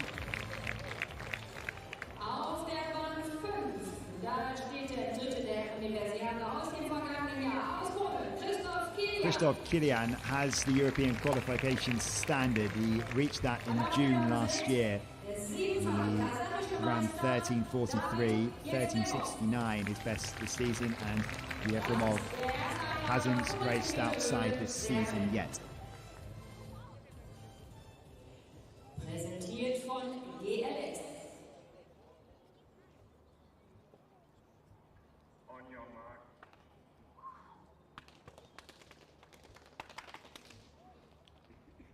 The 6 fastest through to the A final across the 2 semi-finals, so not just direct winners through, the rest of them go through to the B final. That's because we've had a few withdrawals.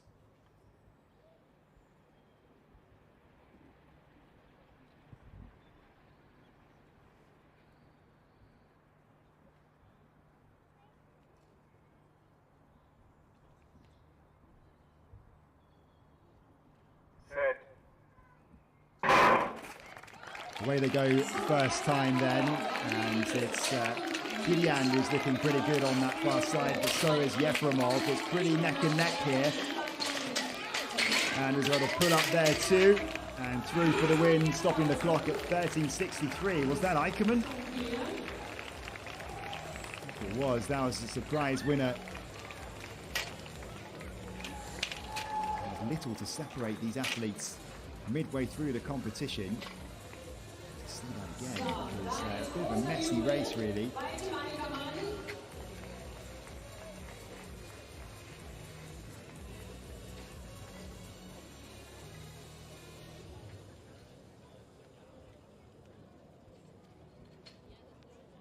So I think we had Vukacevic pull up about midway through. At this stage, Kilian looked to be leading, but Eichermann came through, and yeah, Vukacevic just hit too many hurdles, and Eichermann came through for the win. Probably the athlete you'd least expect to come through for the victory there, but he does it, and it's a PB for him of 13:62.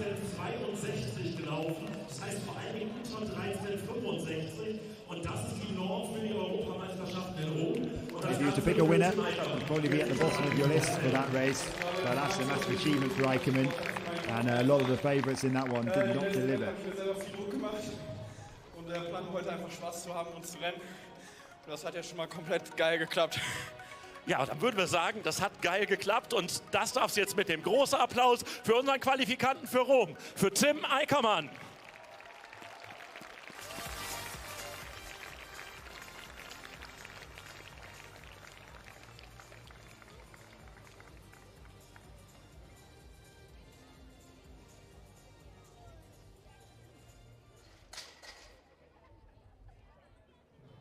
Und im Stabhochsprung, da liegt die Latte jetzt auf 5,82 Meter auf der Norm für die Olympischen Spiele in Paris. Wo kann er dieser Lehrer? Er kann ja schon mit den Just having a look at the qualification standards, that might be good enough for Tim Eichermann, you know, to get through to the European Championships by raising up the rankings.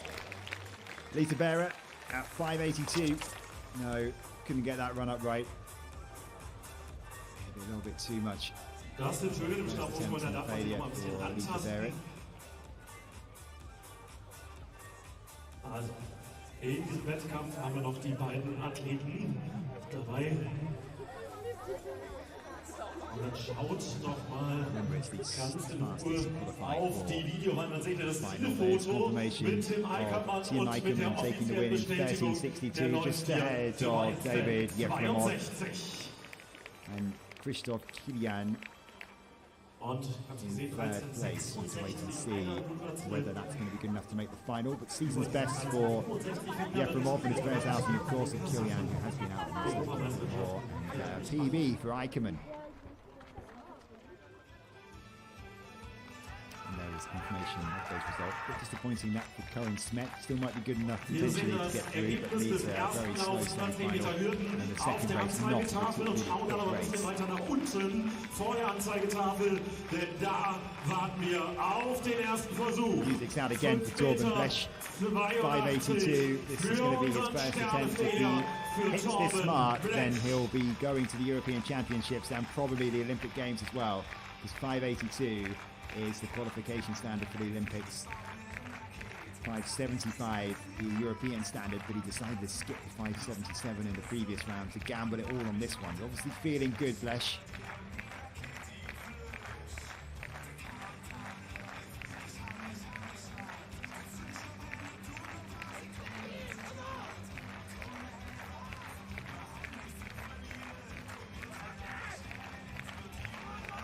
Flesh in the zone with the music again. 582 then. Here we go.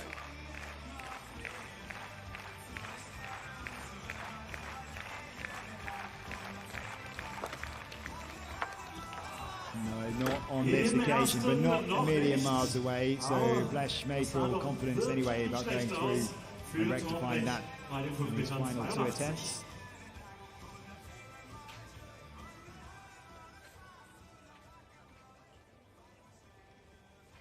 Flesh, he was still likely to go to the Europeans, but if he can nail those qualification standards and make it on merit, doing it all himself, keeping things in his own hands rather than relying on world ranking spots. So, vom Stabhochsprung blicken wir jetzt wieder auf die Bahn. Da steht jetzt weiter Einlauf über die 100 Meter Hürden der Männer auf dem So he too then of the 110 metres hurdles. The best in the field this season. Manuel Mordi of Germany. Sehen wir mal, wer diese Zeit hier gleich laufen kann. Auf der Bahn 2 sehen wir den fünfmaligen portugiesischen Meister Abdelkader Larrinaga, formerly represented Cuba up until October 2017, the 4 times Portuguese champion, coming outside the European Championships quota. Manuel Mordi inside, so he's on his way to the championships, the reigning German champion. Max Heredia has the qualification standards, should be going to the European Championships for Sweden, and 5 times reigning Swedish champion. Ronan Greff is just outside the world ranking places, so needs a good run here. And Stefan Bolzer, a 23-year-old, who has a personal best of 13.72, but closer to 14 seconds this season.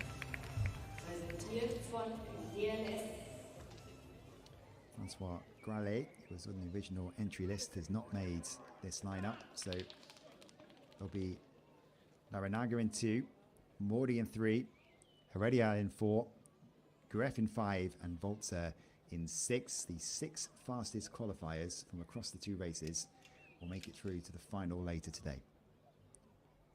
But remember, this is all also about European Championship qualification. The mark to hit for automatic qualification, 13:46.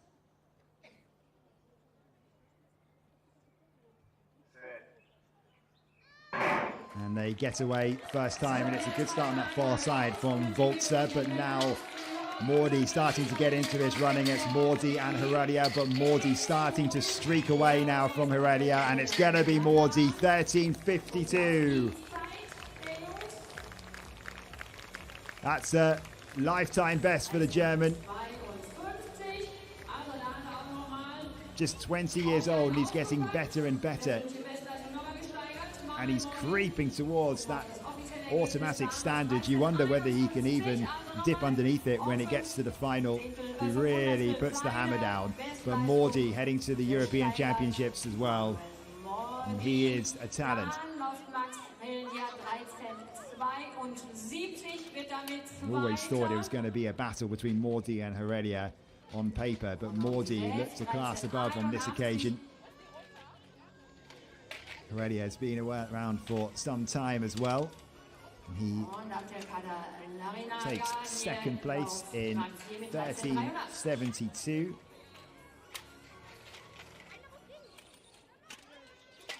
You know what? That's only just going to be good enough to creep into the final. But I believe he has made it already. Although the first semi-final was not particularly quick,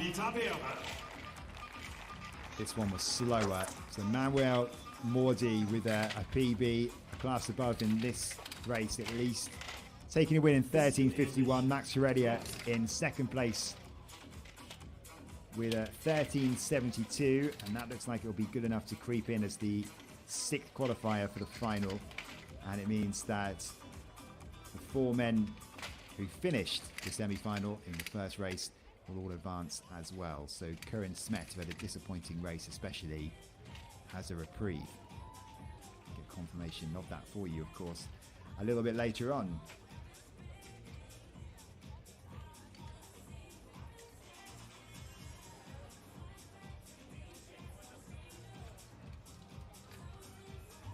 Next event on the track will be the women's 100 meters.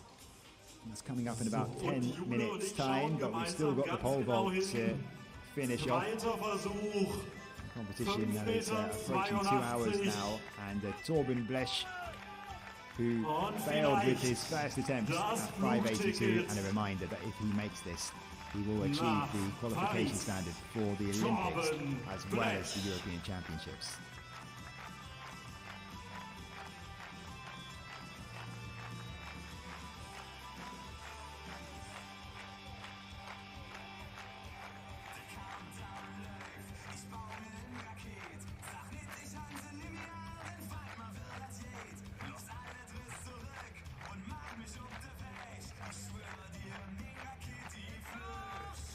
Leverkusen, by the way, has failed at his first 2 attempts.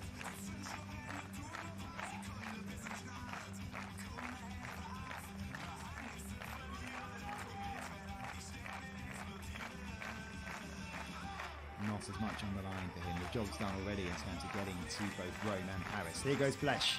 Second attempt, 5.82. He's done it! Blesch is going to the Olympics. Look what it means to him. Huge celebrations from Torben Blesch.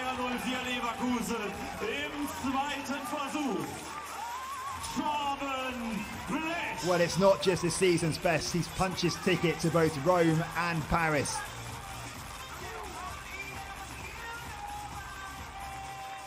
That's big for the 29-year-old. That is job done. He gambled by missing out on 5.77. That would have been good enough to get the qualifying standard for the European Championships. He thought, I'm feeling so good, I'll go for the Olympics today as well. And he's done it. He has the automatic standard and he's well clear.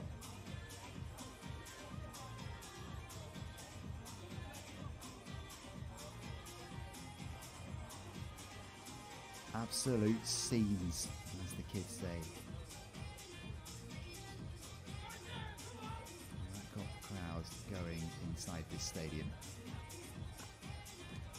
And congratulations then from Bokanda Lita-Berra, who has already secured his qualification spot for both Rome and Paris. Now, it's a head-to-head battle. The two of these athletes can have a little bit of fun. Yes, they're trying to work their way into form ahead of the Europeans in just a couple of weeks' time. The pressure's off both of these athletes.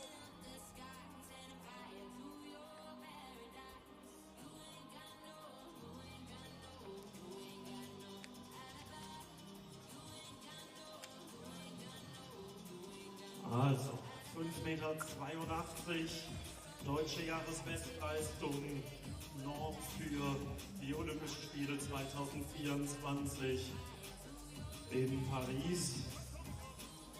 Das alles hat dieser Versuch hier mit sich gebracht und wir sind noch mittendrin im Stabhochsprung der Männer, wo die Anlage jetzt freigegeben ist für den zweiten Versuch für den dritten Versuch von Bokanda Lita-Berra.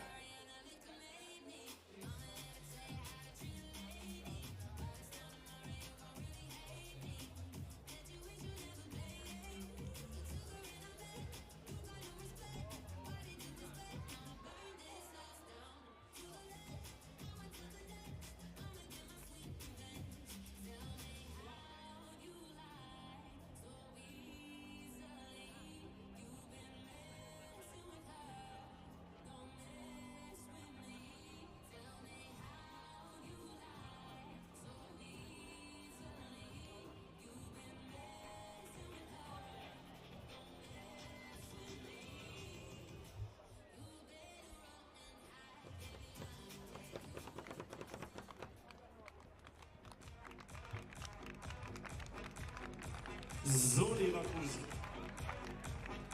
Das ist der Stab, der hier heute schon 5,82 Meter möglich gemacht hat. Und das ist ein Athlet, der das auch kann.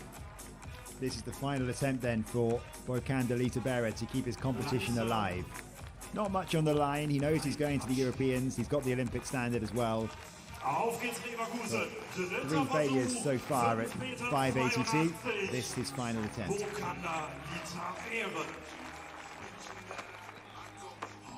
Not to be then for Continental, and the European silver medalist bows out, and he'll have to take second place. It's all been about Torben Blesch today, and I'm sure the way that Blesch is feeling, well, you'd think anyway, that he's going to try and go for a PB here and instead. And maybe he'll just call it a day there. Zu Hause auf der Heimanlage. Was sind das für Gefühle? Was geht gerade in dir vor? Ja, Gefühlskarussell auf jeden Fall. Die letzten Monate, 12, 18 Monate waren echt hardcore fürs Mindset, aber ich habe mich gut zurückgekämpft mit meinem Team, mit meinen Lieben um mich rum. Die haben mich immer aufgebaut und ich wusste, wenn der Fuß halbwegs hält, dann bin ich in der Lage, 5,80 und auch 90 Ball zu springen. Ja, und dass es ausgerechnet hier war, ich kann mich jetzt weit aus dem Fenster lehnen. Ich habe das vor 2 Tagen schon angedeutet, 2 Wochen, sorry, nach dem Saisoneinstieg, dass ich gesagt habe, ich glaube, in Leverkusen passiert's, die Anlage ist perfekt. Ich kenne mich hier aus, ich kann in meinem eigenen Bett schlafen. Ja, all meine Leute sind da, Familie, meine engsten Freunde sind alle da. Das bedeutet mir halt einfach immer krass viel. Ja, und das halt zu teilen, die Freude, das ist ja unbeschreiblich, wenn du so Leute um dich rum hast. Und danke auch an Christine, dass du mir immer dick in den Arsch trittst und mit mir hier diese Reise machst. Ich bin super froh, dass ich dich als Trainerin habe und ja, endlich habe ich die Scheiße wieder hier abgehakt. Ja, ich finde schönere Schlussworte als endlich habe ich die Scheiße abgehakt. Können wir nicht mitnehmen. Großer Applaus für Torben Blesch.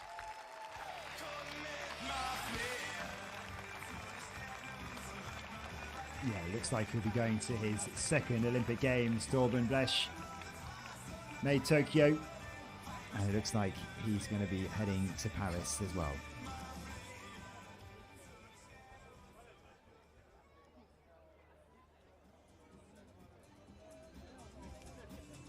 So just a few minutes away then from the first of the women's 100-meter semi-finals.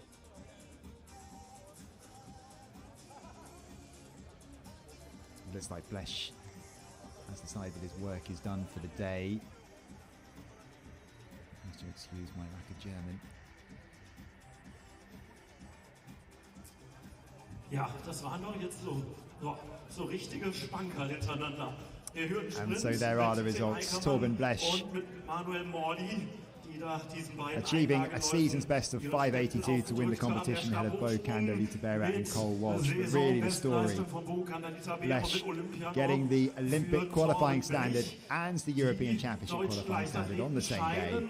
A very successful afternoon Danach sieht es aus, jetzt so ein bisschen zur Halbzeit des Wettkampfes, denn es steht ja noch einiges bevor und auf den Sprint gerade, da stehen ein paar ganz schnelle. So we've got the women's 100 metres coming up, and this is fascinating really, because it really is tight in terms of trying to get those 3 qualification spots for the German team. And out of these 4 in the first semi-final, Alexandra Burkhardt really does need a big run. The Olympic silver medal winning bobsleigh athlete, of course. She's a multi-sport athlete, an Olympic medalist in bobsleigh as well, but she's just outside of the top 3 in terms of the sprinters. This is Louise Wieland, a personal best of 11:33, and there is Burkhardt, who's capable of running close to 11 flat, but only achieved 11:40 this season. Her best in terms of the European qualification window was 11:24, and that's behind Lisa Meyer, Rebecca Harter and Gina Luckenkamper. Sophia Junk part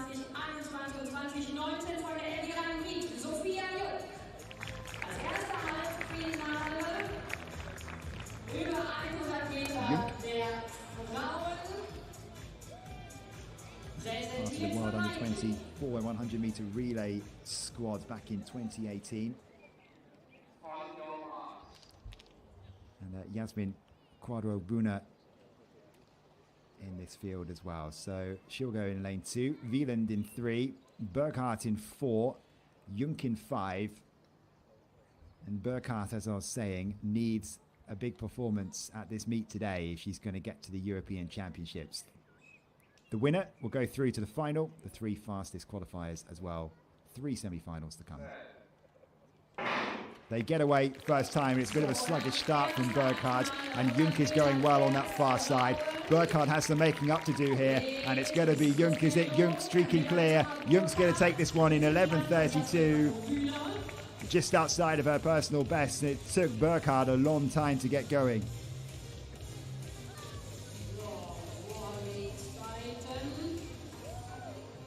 As I said, the European qualifying standards to get through to the European Championships is 11:24. Burkhardt has it, but the problem is that 3 Germans are ahead of her. Luckenkemper, on behalf of the wildcard that she has as the champion, and Haase and Meyer are ahead of her as well. So she really needs a good time. She needs something short of, she needs 11:18 and lower to try and beat those teammates to an individual spot. Of course, could still be part of the relay team as well. Jung made a really good start though. Let's concentrate on her just for a moment, because on that far side, she was into her running pretty quickly. Burkhardt a little bit sluggish out of the block. She had a lot of catching up to do as well. But Junk, the 25-year-old, the European under-23 silver medalist over 200 meters 3 years ago, coming through for the win there. And she sealed her place in the final, and Burkhardt is going to have to wait and see whether she's done enough to go through. She only managed 11:44. As I said, the 3 winners all go through, as do the 3 quickest after those. So Burkhardt will have to wait 15 minutes or so, sweating on whether she's going to have another opportunity to try and go to the Europeans. Sophia Junk won't be affecting that. She is outside of the qualifying standard.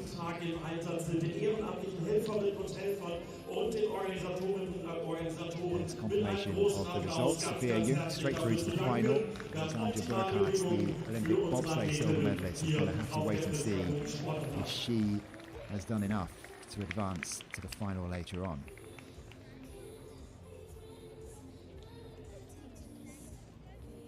And one of those athletes who is in her way in terms of getting to Rome is in the next semi-final, Rebecca Haase, who sits in 2nd place in terms of the Germans on the road to Rome. Hit the qualifying standard when she ran at 11:07 on the 11th of May. And that makes her the quickest of the Germans by right to go through. So Haase looking in good form. We'll see her in just a few minutes' time.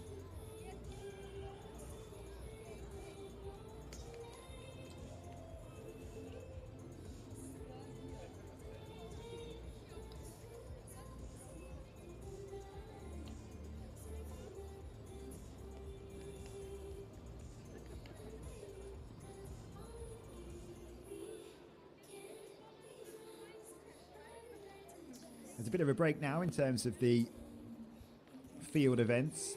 So next up, it'll be the men's high jump. That starts at 2:42 local time, so 3:42 local time, excuse me. 2:42 if you're watching in the UK. 3:42 CET. That'll be the next in the field in terms of the competitions there, and we've got the women's long jump to come as well, which starts about 10 minutes after that. And then we'll be through to the finals.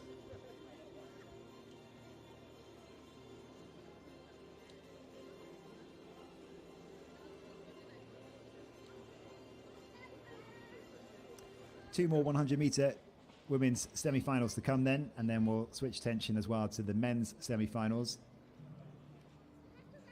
before we get underway for that men's high jump.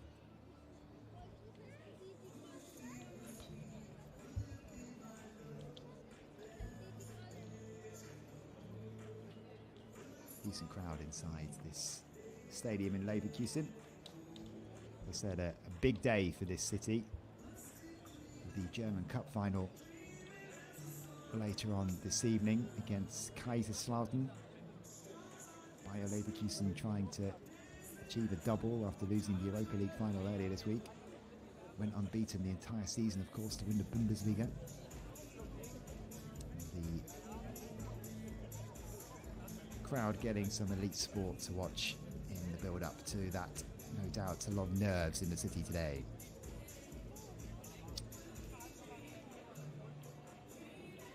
The athletes for the second 100-meter semi-final, just going through their final preparations.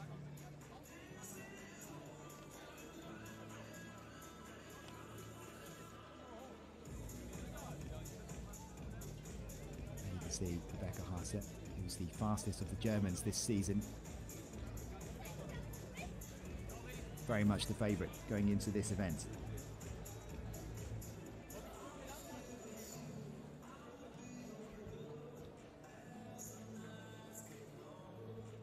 With that run in Florida earlier this month from Haase, she also achieved the Olympic qualification standard as well. So not much pressure on Rebecca Haase. We're trying to get some decent racing into her legs. This is the start list then for the second semi-final. Haase, 31-year-old in the form of her life. Jennifer Montag also has the chance of just sneaking into those European spots. She sits in 5th place at the moment, which isn't good enough for her yet. She doesn't have the qualification standard, but she is capable of doing that. First up, Nelly Jarowski, 19 years old, part of the 4x100 meter gold medal winning squad at the European Under-20 Championships last year. Then it's Rebecca Haase, the quickest German in the world this year, and on her way to both the Europeans and the Olympics with a personal best set this year, this month in fact, 11:07, so she is in the form of her life. That's at the National Training Centre in Clermont on the 11th of May. Jennifer Montag is not out inside the world quota, but as I said, she sits in 5th place in terms of the Germans on that list, so she is in contention and she can dip below that qualification standard. You can see there her personal best 11:19, but that was set in 2021. But Angela Tenorio from Ecuador is the quickest in this field overall, and she's the only one to have broken 11 seconds and dipped just below it, but that was back in 2015 in Toronto. The Ecuador national record holder and the South American champion from 2017. Jarowski then in 2, Haase in 3, Montag in 4, and Tenorio in 5.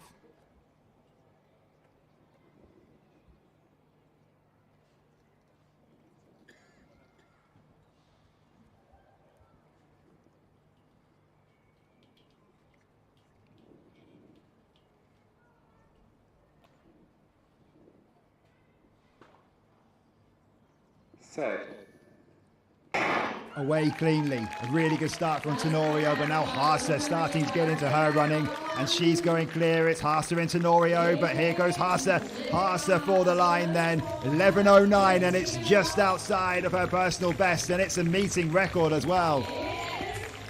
She looks so at ease, Haase. She's the German in form.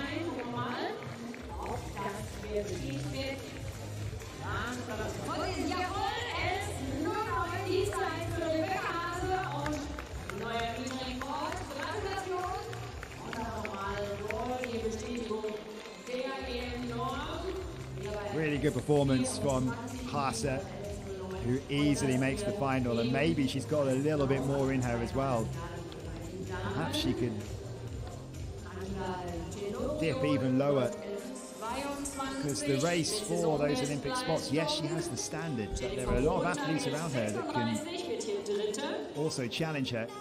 Und Nele Jaworski mit 11,48 auf Rang 4. Und wir sehen auf der Videowand nochmal den 100 Meter Sprint hier mit einer sehr zufriedenen Rebecca Haase and Luckenkemper going head to head for the honour of being the best German at the moment. Luckenkemper, who will be heading to Rome to defend her European title, of course. She has actually run just the tiniest bit. They're almost identical times, Haase and Luckenkemper, in terms of their best this season. Haase go well clear. Well, she's through to the final later on. She looks pretty comfortable as well.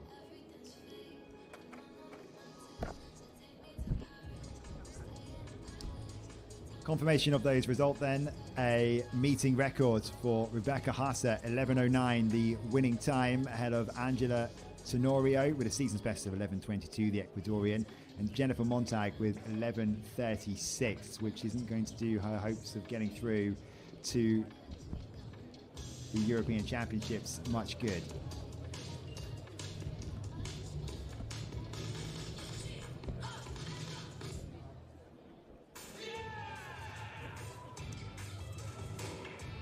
Alexandra Burkhardt is currently going to be sweating on that hope of reaching the next final later on. She's going to have to hope for a pretty slow final heat, because she currently sits in that third and final fastest qualification spot, and that could end her hopes of getting to the Europeans. If she can't get through to the final, get a reprieve and try and run a little bit faster.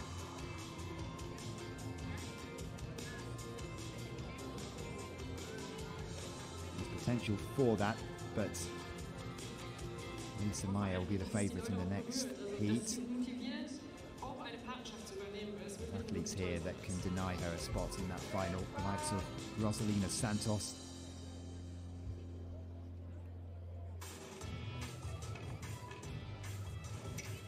There, the blonde hair, just going through her final start preparations in the block, is Lisa Meyer.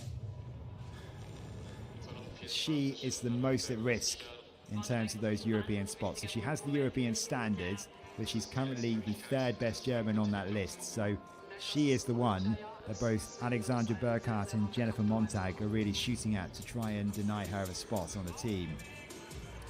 You see there on the right there in the red, Molly Scott, who we saw not that long ago in the heats of the 110 metre hurdles, the Irish woman. Bianca Wesoli will be going in 4, and Rosalina Santos in 5. Through these lineups for you very shortly. Amelie Dierker was due to go in 6, but you can see that's empty.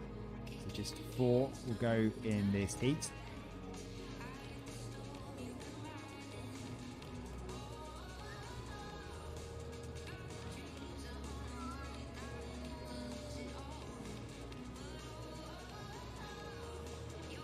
Molly Scott, by the way, did make the final of the 110 metres, the 100 metres hurdles, excuse me. She went through as the final fastest qualifier, so she already has another race to look forward to a little bit later on. She's hoping to make it another final shortly.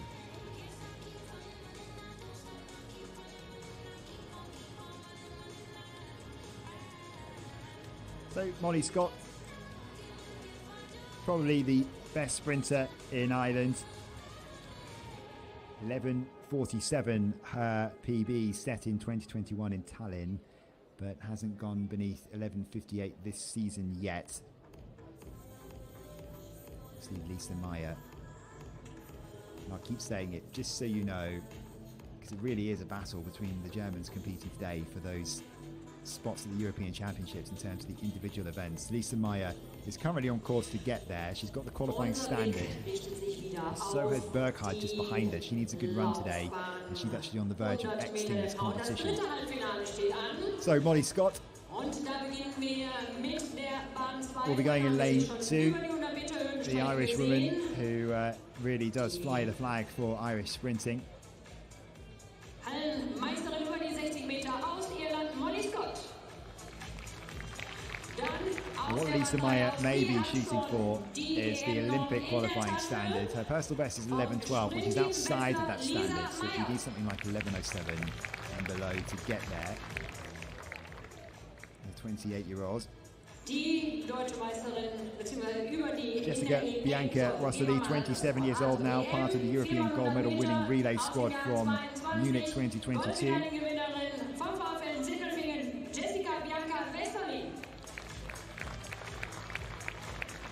Very much one of the establishing the squad. And Rosalina Santos, outside of the world ranking places at the moment, the national 200 meter champion in 2018. 100 Meter der Frauen, drittes Halbfinale, präsentiert von Nike. She's capable, Santos, of dipping somewhere close to that standard, and so she needs that now. She's not done it before. But Lisa Meyer will be the favourite here. So it will be Scott on your near side in lane 2, Meyer next to her in 3, Vesoli in 4, and Santos in 5. Winner goes through, followed by the 3 fastest qualifiers.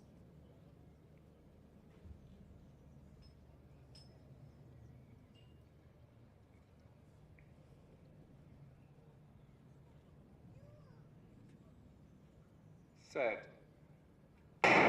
A clean start, good start from Santos, and Meyer's been left in the box a little bit there, and Santos is ahead, but now Meyer starting to get into her stride, and she's going to streak clear here. It's a sluggish start, but she recovered well. 11:39 the time. She was really left behind there, Lisa Meyer. But she does take the win, and that might be good news, you know, for Alexandra Burkhardt. As I said, at the end of the second semi-final, she occupied the 3rd qualifying spot in 11:44, and provided that second place is no quicker than 11:44, Burkhardt will be going through to the final, and she will have one more shot to deny Lisa Meyer a spot at the European Championships. It's going to be fascinating.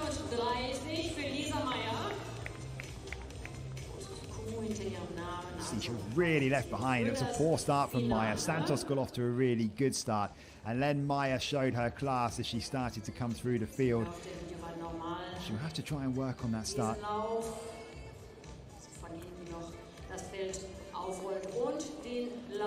to work on for Lisa Meyer. Second spot went to Rosalina Santos. It does mean that Alexandra Burkhardt will get a reprieve. She will continue in this competition, and we do have this fascinating shootout between Lisa Meyer and Alexandra Burkhardt. Das waren die 3 Halbfinalläufe der Frauen und dann sind gleich ab 15 Uhr.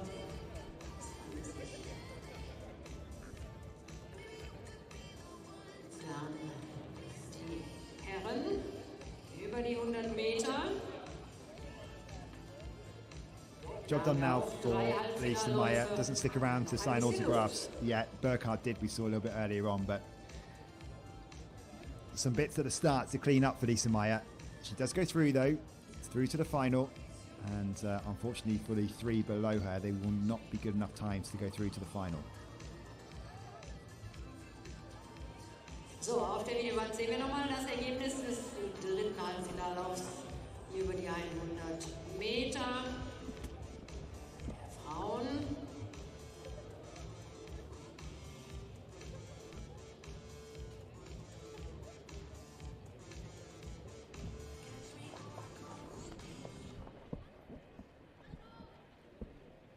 There will be B finals later as well, of course, so there will be another opportunity for some of these athletes to race, whether the likes of Molly Scott decide to do that. It's another matter. She's also in the 100 metres hurdles, of course, threaten any kind of burnout.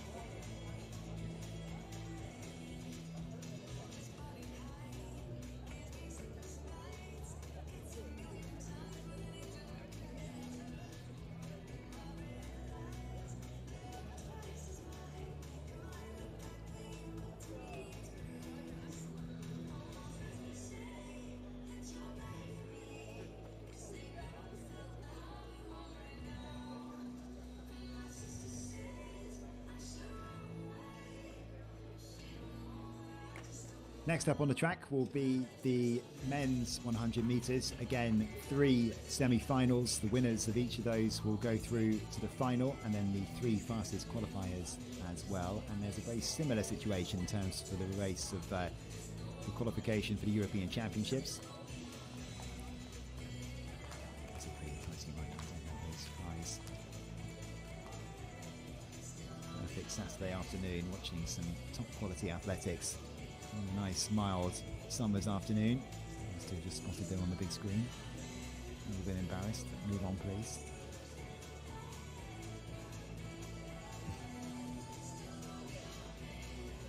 The friend is enjoying just how comfortable she is. We can all see. So anyway, so the men's 100 meters is coming up, and yes, it's a similar situation to the women's competition in that there are athletes, German athletes, who are on the verge of European qualification spots, but 3 other Germans are ahead of them. And one of them is in this race here, Dennis Almaz in lane 3.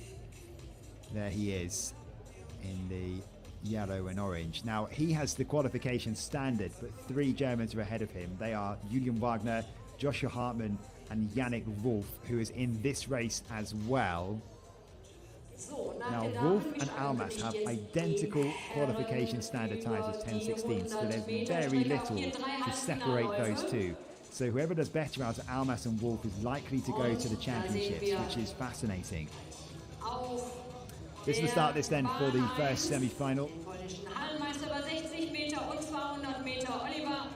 Wolf is in that 3rd spot amongst the Germans for the European Championships. And as I say, they've both got an identical European qualification time. So if one of them can dip below 10:16, then they'll be in pole position. Oliver Wdownik from Poland is already going to be on his way to the championships in terms of the world rankings. Alexander Askovic, the national indoor 60-meter champion from last year, capable of running quick too. He can still disrupt things. Dennis Almas, season's best of 10:16, which is that qualification standard, but it's not enough yet to beat the man who is next to him, Yannick Wolf, to a spot at the European Championships. Now, although he's not run that quick this year, his PB, which was from last year in June, he has more ranking points. Enoch Adigoke has the 2nd fastest time out of the entire field assembled today. Dipped under 10 seconds, but not since the Tokyo Olympics.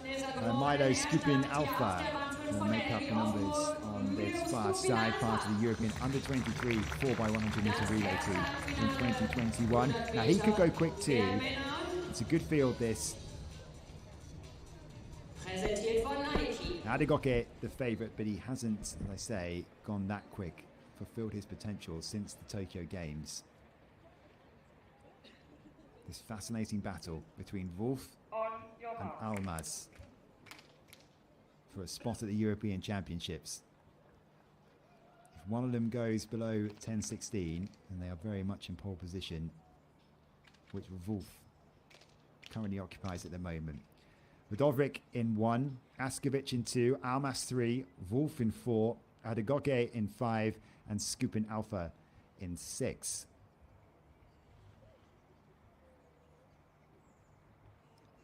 Winner to qualify. 3 fastest from the 3 heats also go through. Set. They get away cleanly, and Adigoke has made a good start. Almas did too, but he's starting to fade a little bit here. Adigoke, and is it going to be Askovic? And Wdownik's coming through well. Did he take it just on the line? Wdownik, 10:31, the winning time. There's a lot of chop and changing through that race. Very competitive.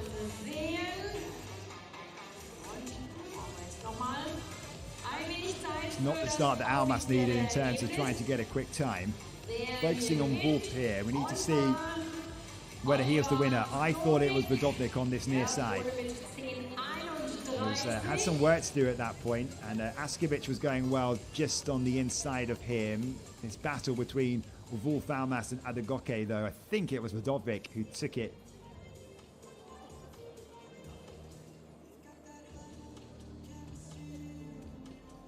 seeing here. I'm not sure focus completely on the right athletes when it comes to the winner. And there it is, confirmation. Oliver Podovic does win it. 10:31, the winning time. And he is through to the final. Enoch Adegoke took second place in 10:32, just ahead of Dennis Almaz.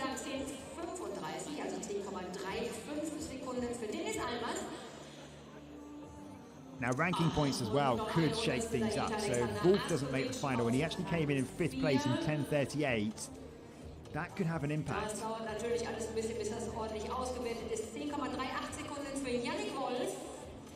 And it's all a bit complicated trying to keep track of the live rankings. But Wolf will not make the final. Almas could. So only 3 fastest qualifiers to go through, and Wolf finished in 5th place, so he will not be going through, which gives Almas an opportunity to try and build and beat Wolf to a spot at the European Championships. As I said, both of them have identical European Championship qualification standard times at 10:16, and Wolf is only just ahead of him.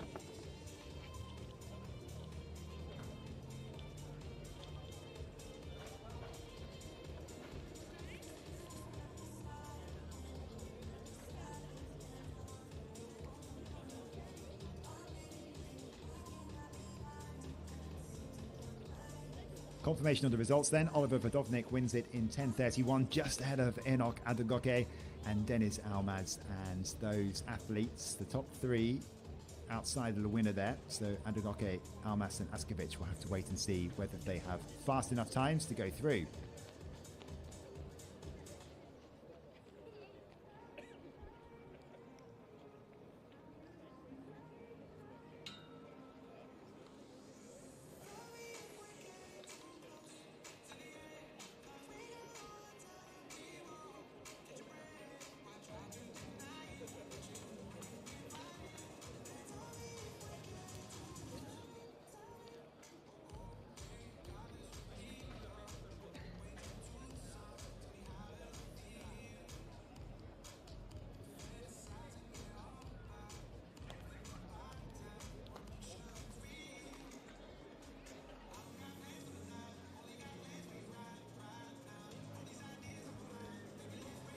Going through our preparations then for the second semi-final, and this has the fastest this season in it, and that is Jeremiah Azu of Great Britain. Try and get a glimpse of him, can't see him in shot at the moment.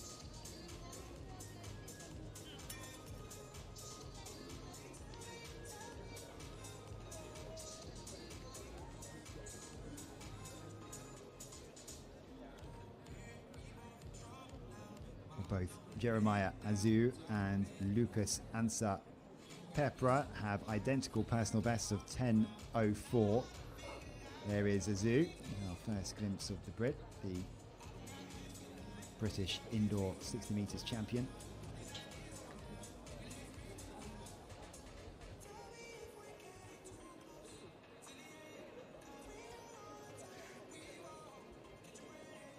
Excitement about what Azu could do at the World Indoors this year, but he pulled out with a hamstring injury right on the eve of the competition.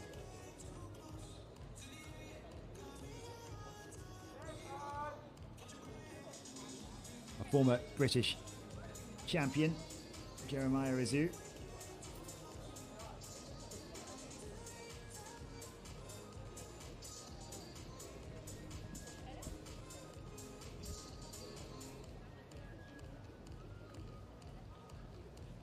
Rotten day that day in Manchester when he won with a wind-assisted 990, so he has dipped below 10 seconds before, but it's not a legal mark. His personal best technically down at 10:04, and he's run at 10:08 this month in Italy, Jeremiah Azu.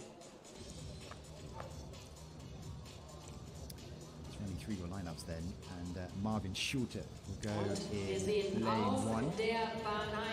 He was the German 100 metres champion back in 2021. The 25-year-old has a PB of 10:18, but 10:42 his best this season. Felix Grün, 22 years old. Competed at the World University Games last year. That's where he set his PB of 10.25. There is Jeremiah Azu, probably the favourite to win the title here today. And trying to get himself into some good form ahead of the European Championships. Already has the qualifying standard, would like the Olympic standard of 10 seconds dead. Lucas Ansar Pepra has an identical PB to Azu, but hasn't been running as quick this season. And Owen Ansar will be going in lane 5. He has a PB of 10.08, and Eddie Rederman in lane 6. Now, Owen Ansar hasn't run this season outdoors. Interesting to see what shape he's in.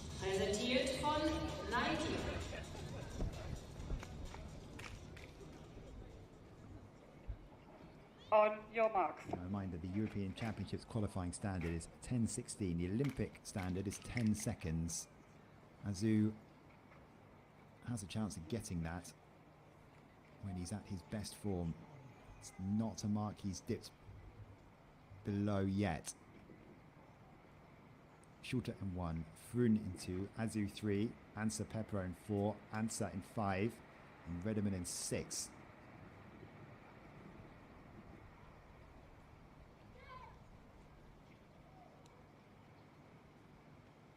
Set.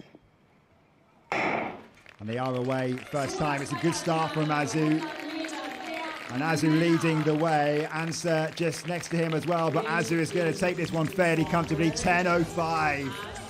It's a season's best for Jeremiah Azu. And he's looking in pretty good shape. And he's not a long way off. Finally breaking 10 seconds.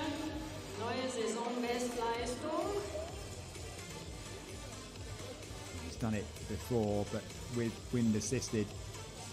It's a really good start from Azu. He's a little bit shorter than some of his other competitors, so the start isn't often one of his strengths. He's had to work really hard on it to make sure he doesn't get left in the blocks, but look at this, 11 start to finish Azu, and a good start to the season there for Owen Ansar, who came in at 10.16. Azu with a 10.05 to achieve a new season's best. Ansar in second, 10.16, and Lucas Ansar Pepra in 10.29. So much faster overall semi-final, that one, than the first.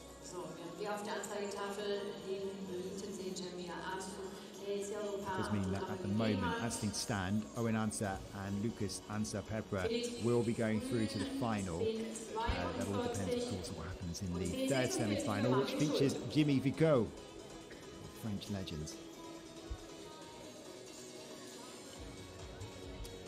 Those are the results. Confirmation for you: Jeremiah Azu through to the final with a season's best of 10.05, looking in good shape as he approaches the European Championships.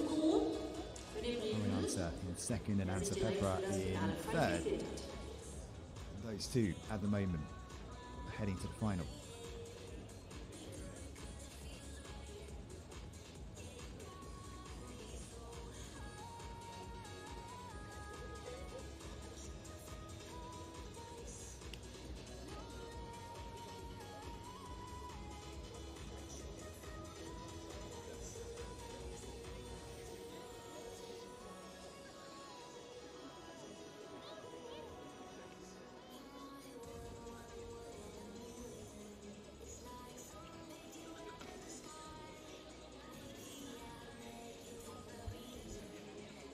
Final preparations for the last of the semi-finals. There is the great Frenchman, Jimmy Vico.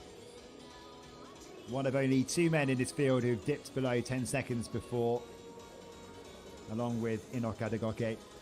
Jimmy Vico, who set the personal best of 9.86, a national record back in Paris in 2015, so 9 years ago now. Been on the block for a long time. Has the European qualifying standards, so he'll be heading to Rome. the joint fastest European ever over this distance. Shares that with Francis Sopokuelu, and he's behind Marcel Jacobs, who leads the way in terms of the all-time list of Europeans. Jacobs ahead of Zarnel Hughes, and then Jimmy Vico and Sopokuelu. Fantastic CV, doesn't he? The European champion in the relay in 2010, the European 100 meter silver medalist back in 2012, bronze in 2016, a world silver medalist in the relay in 2011, and the former European 60 meter indoor champion as well. That's way back 11 years ago now. But still in good shape.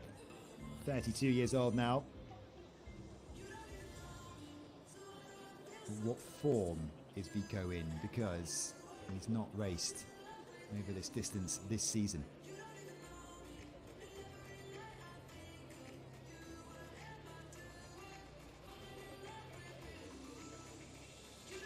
And possibly the biggest threat though to Vico, Julian Wagner, who's going to be just on the outside of him, the German. Currently the fastest of the Germans to have the entry standards for the European Championships. His place looks well assured. Julian Wagner, who has a personal best of 10:11, set last year in June, which has put him on the course for Rome. Also got Robin Ganto, who's not out of the mix altogether either, but he's going to have to get his somewhere close to his PB. He's going to have to match his PB to even be in with a shot of going to the European Championships. His PB of 10:16. Kevin Krantz, Chidera Vanua, Andre Prazares of Portugal will also be in this one.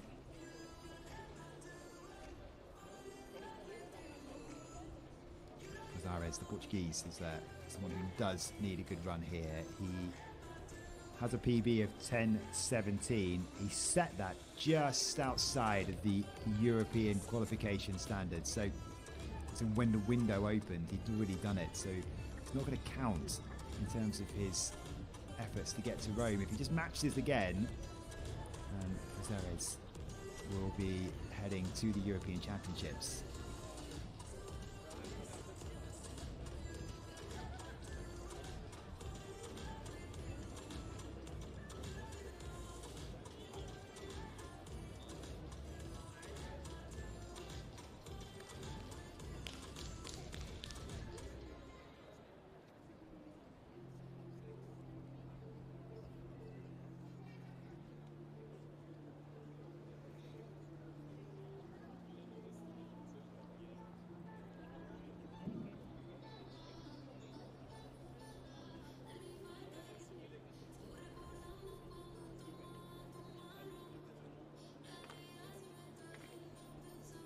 Just going through their final preparations then. Prazares, who I was talking about there on lane 6, just on the far outside. These are the season's best times rather than the PBs. We've not seen either Julian Wagner or Jimmy Vico this season.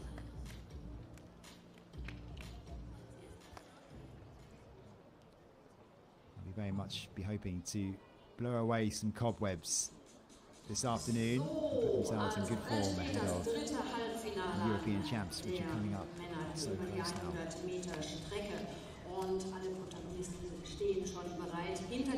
13 days away until we get underway in Rome. Let's take you through your lineup then. Julian Wagner has the European Championship qualifying time, the best German of the three who are currently on course for Rome. 10:11 his PB, set in Luxembourg in 2021, but we've not seen him race this season. We've not seen Jimmy Vico either. He is a legend of European sprinting, one of the best ever.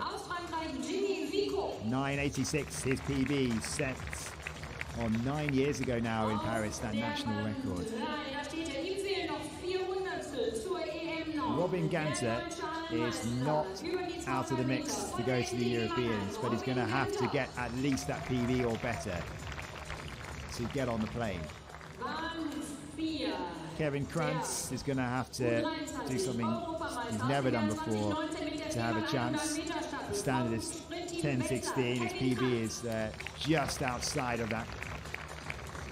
Auf Bahn 5. War bei den deutschen U23-Meisterschaften im Halbfinale von HSV Köln. GER is just 20 years old, looking to improve on his PB of 10.34 set last year.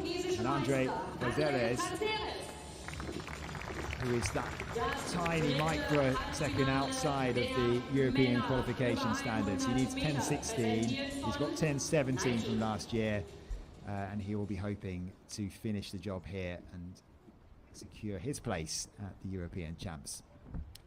So Wagner in 1, Vico in 2, Ganter 3, Krantz in 4, Anua in 5, Prazeres in 6. The winner goes through automatically, and then the 3 fastest qualifiers outside of those winning places from the 3 semi-finals. What shape are Vico and Wagner in as they start their season?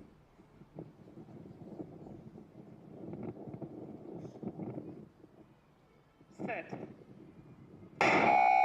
That's the first false start we've seen of the day.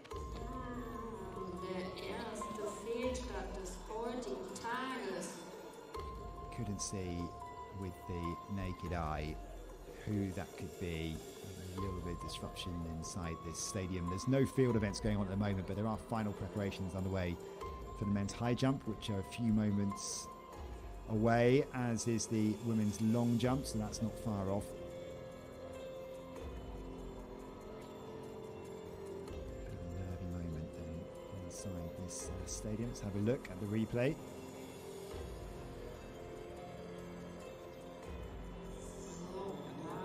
It's very tight, isn't it?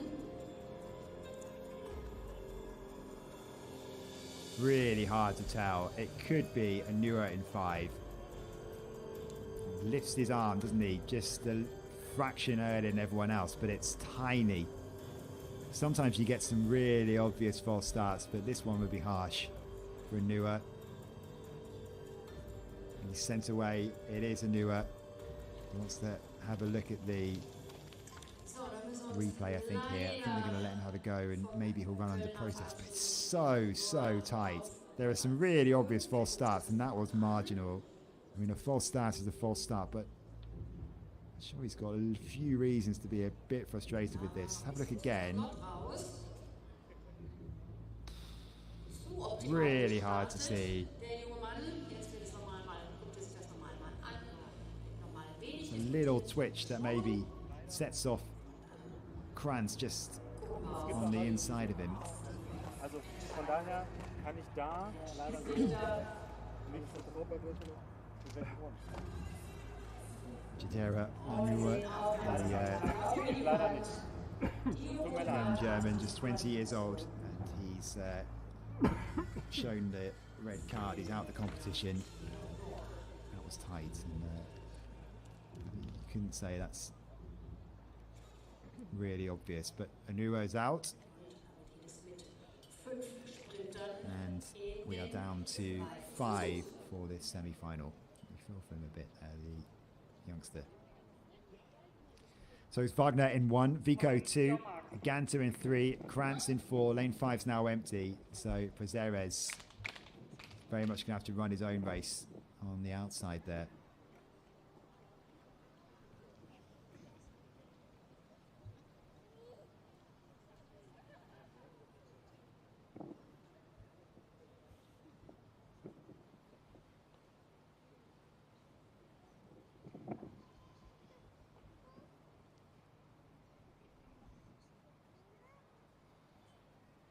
Set. This time they do get away, and it's a really good start there from Krantz in lane 4, and Krantz is going well. Is it going to be Krantz's 3 on the line for the dip? Oh, who took that? 10.16 the winning time. It could be Vico, could be Ganter, could be Krantz. Well, 3 or 4 in contention for the win there. We're going to have to look at the replay.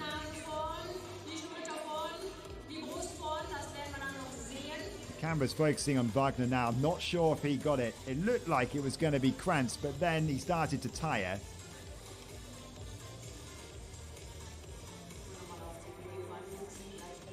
So Krantz there, you can see, has a lead.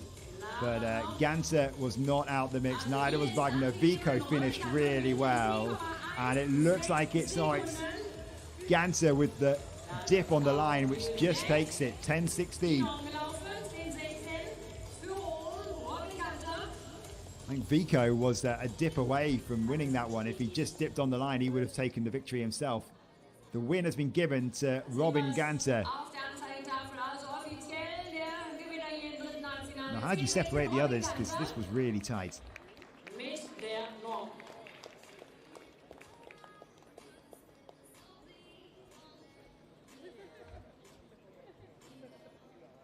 Und die nächste hochkarätige technische Disziplin steht unmittelbar bevor.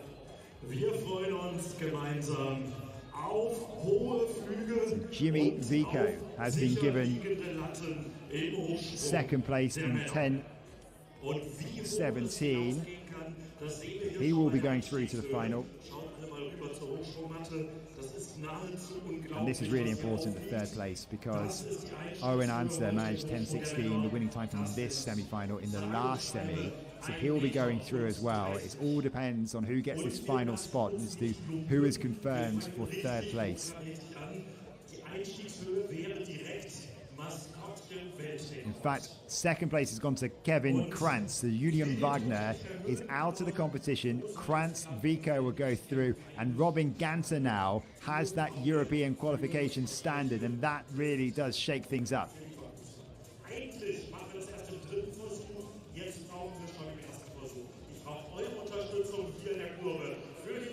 So confirmation then that Robin Ganser is the winner of this one. Kevin Krantz and Jimmy Vico's 10-17s means they will go through to the final, as will Owen Anser from the previous round. So tight on the line, look at this. And Wagner just faded at the end there.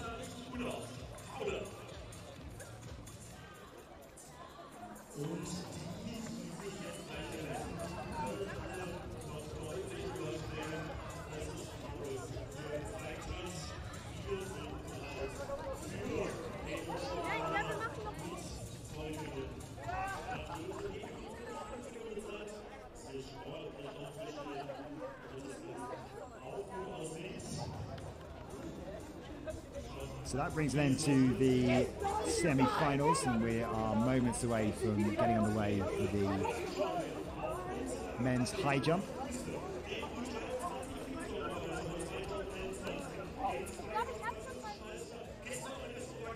And as you can see, the final preparations underway for that. Es ist sein erster Wettkampf in Europa. In der Heimat in Mexico City. 1,25 Meter in diesem Jahr schon gesprungen. Herzlich willkommen, Jair Portillo.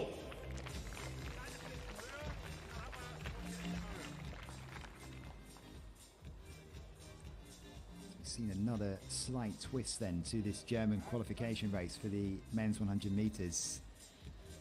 There's now 3 men, all on 10-16. Robin Ganser, Yannick Wolf, and Dennis Almaz, and Robin Ganser may even be able to go quicker in the final. We'll have to wait and see later on. Now the lineup for the men's high jump. Now that's Fabian Delrid, the Swede. He has just about the right performance for this season so far to go through to the European Championships. He's just inside the world rankings quota. Eugenio Maloney from Italy, 29 years old, the former European under-23 bronze medalist out back in 2015. He is inside the world ranking quota spots. Florian Hoenig, 23 years old.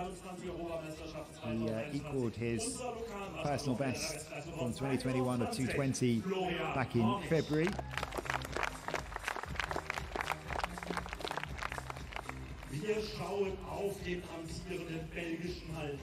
Jeff Vermeeren, the reigning Belgian indoor champion, inside the world ranking quota spots as well, so currently heading to Rome. came into this weekend 21st in the standings overall. Manuel Lando, the European Under-23 silver medalist from 2021, again in the quota spots. This a competition where there is rich talent in Italy. Der Europameister von 2018, der Lokalmeister und der 11-fache deutsche Meister für den TSV Bayern und Leverkusen, Mateusz Szczybilko. And then the favourite for all of it, Mateusz Szczybilko, the European champion from 2018, 5th at the Worlds in London in 2017. He has the best of all of the marks throughout their careers of 2:35 and Steve's best of 2:23. It's actually GER Portillo, who I don't think we saw, maybe just missed him when we were going through the lineups there, the Mexican who has the best performance of the season so far with a 2:25. He's actually achieved that height twice this year. And Nathan Ismar as well from France, who we just missed out. And he's just inside the world rankings quota spots. Came into the weekend in 30th place, and that means that he is right on the verge of missing out. Well, next up on the track, we're going to have a para race, the 100 meters, all of mixed classifications this, with different disabilities.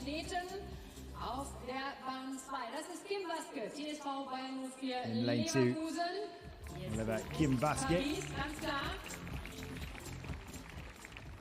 Auf Bahn 3, ebenfalls von TSV Bayern 04 Leverkusen. Da sehen wir Moritz Hoffmann. A mixed race, as you can see, mixed genders, mixed disabilities as well. Very much a showcase of German para-athletics. We've just been having, of course, it's ongoing, the World Para-Athletics Championships in Japan at the moment. Into the closing stages of those championships at Kobe.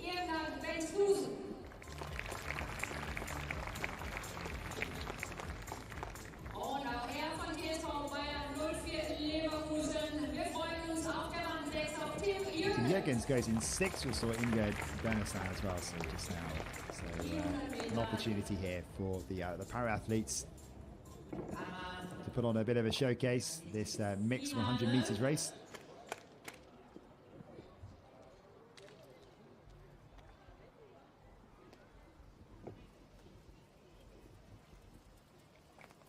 On your mark.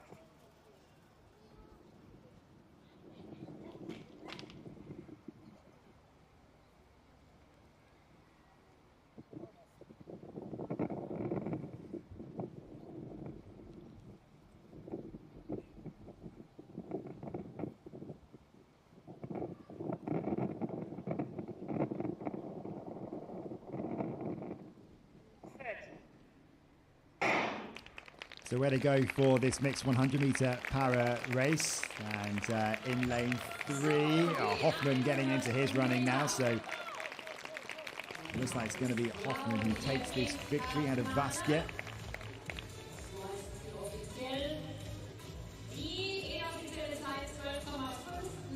12:59.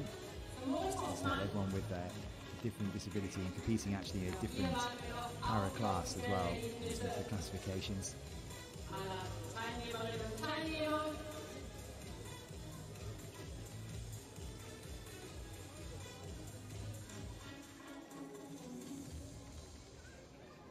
So that's the last event on the track for around an hour or so. We'll be into our finals of the hurdles and the flat sprint competitions from around 4:58 is the time for the B final, which will be taken by the A final for 100 meters. Women's hurdles, and we'll be focusing on a couple of field events over the next few minutes. So the men's high jump to come.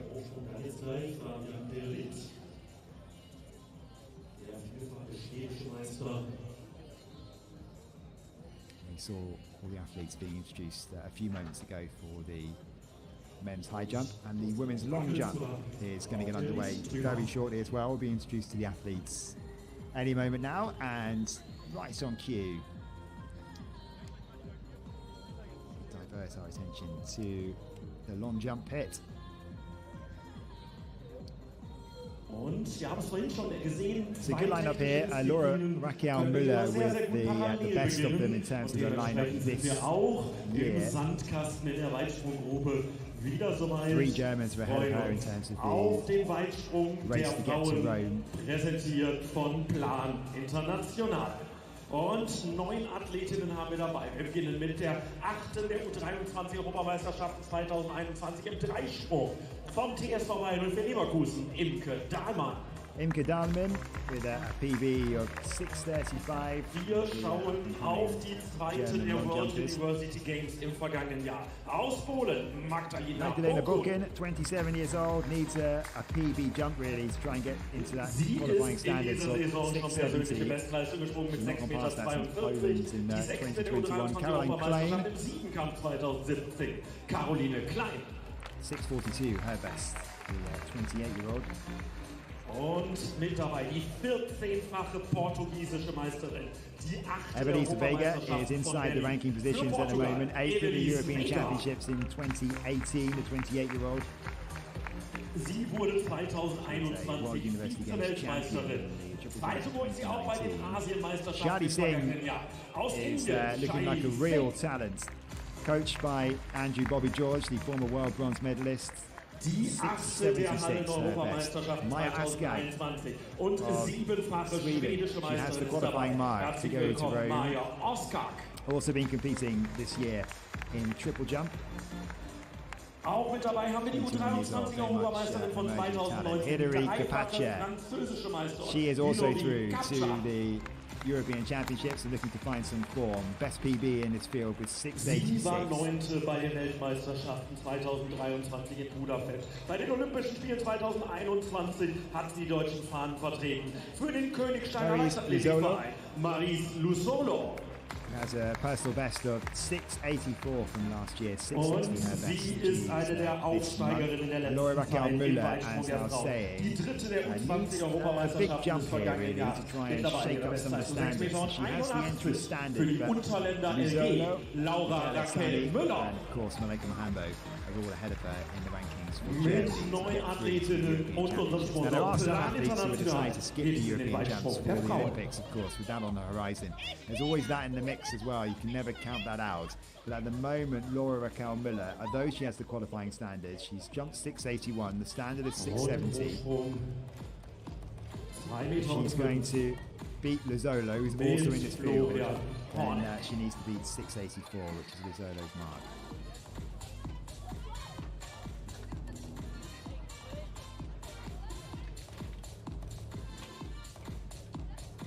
Ja, das ist ein zweiter Fehlversuch. Dahlmann to go first. Und im Dreisprung beginnen wir jetzt mit dem ersten Durchgang und Imke Dahlmann.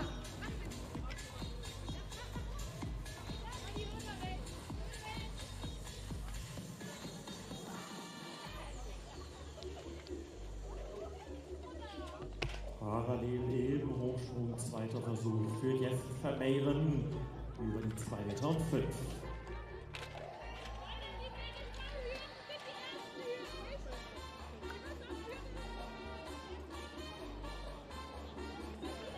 Und jetzt passt es, Vermeeren drüber.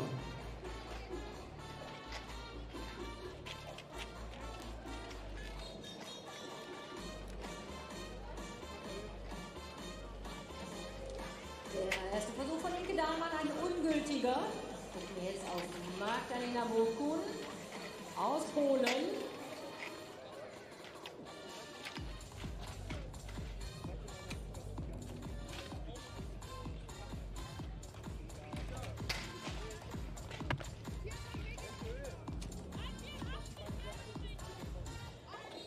Ja, wie vorhin schon erwähnt, werden die besten 30 für die EM zugelassen. Magdalena Bokun im Moment auf Rang 32, muss also da nochmal ordentlich Punkte machen, um nominiert zu werden, berücksichtigt zu werden. Und dritter Versuch, schon hier für Florian Hornig. Er braucht jetzt hier das Heimpublikum in Leverkusen.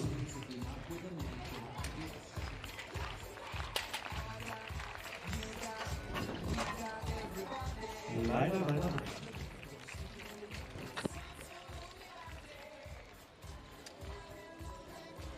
Ohne weitere Spielstand.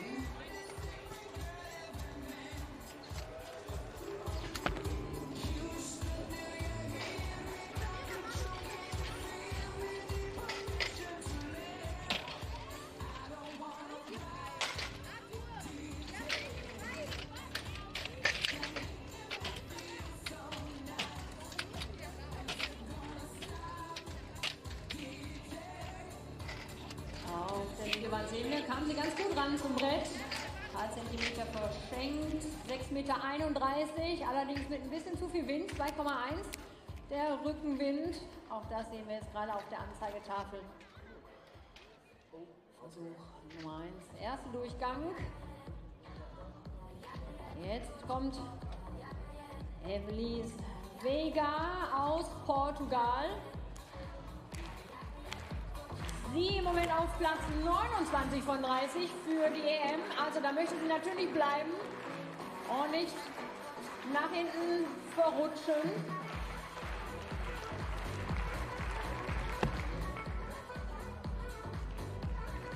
Mit einer Bestmarke von Saisonbestleistung von 6,54 hier nach Leverkusen gekommen.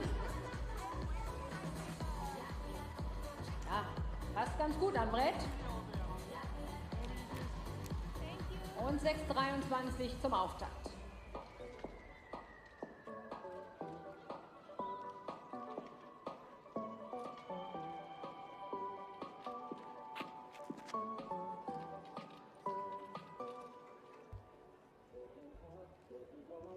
Evelis Vega starting her competition with a 6.23, and here is the talented Indian Shali Singh. Shali Singh aus Indien. World Championship silver medalist from last year. She's just 20 years old. She is coached by the great Andrew Bobby George. No, didn't quite get that one right. Good, powerful run up, but So kann sie nicht stehen, muss sie abbrechen. too hard and then just ran through it really.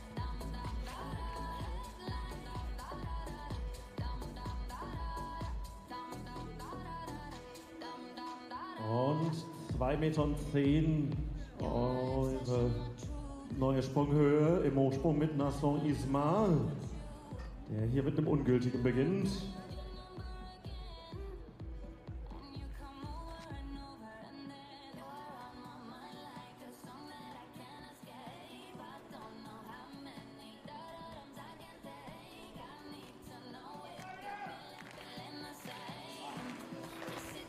So, Maya Askag.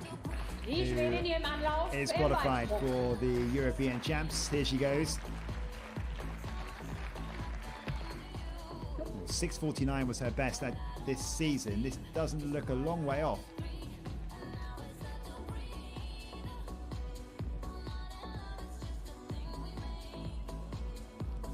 Hat sie ein wenig verschenkt.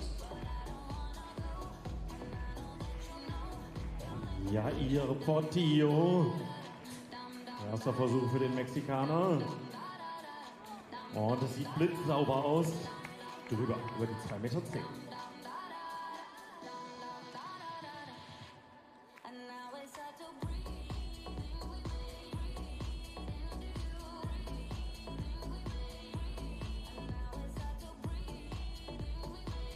Hillary Capacha with the best of all the jumpers really in terms of her lifetime best, 686. She's jumped 651 this season.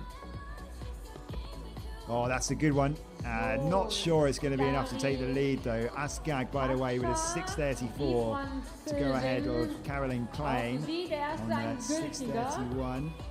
But Capacha looks like she's got a really powerful lineup, hasn't she? Fantastic. Flies through the air. The world lead, incidentally, set this season by Tara Davis-Woodall. 7:18, the European lead, Malaika Mahando. 6:95 back in February. 6:11 for Capacha, so a little bit of work to do. Now this fascinating battle between Lazzolo and Müller. Lazzolo at the moment in pole position to go to the European Championships. She has that qualifying standard, but so does Müller. It's just that Lazzolo is ahead of her in the rankings. So Lazzolo then, with a season's best of 660. Looking to make a good start. 6:34 to beat to go into the lead.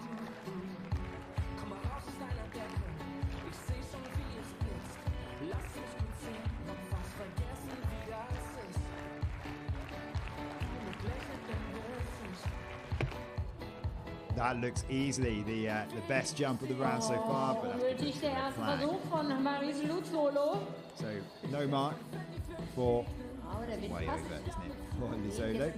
A little bit too excited too quickly, and no mark the third foul of the opening round so far. Raquel Now Müller. we'll see Laura Raquel Müller.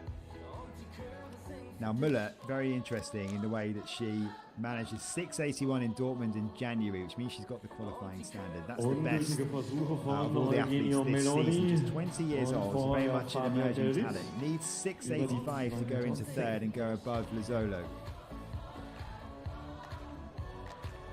Fourth best European jumper this year. Just 20 years old. A big talent, but Und not on the plane Raquel yet. Müller.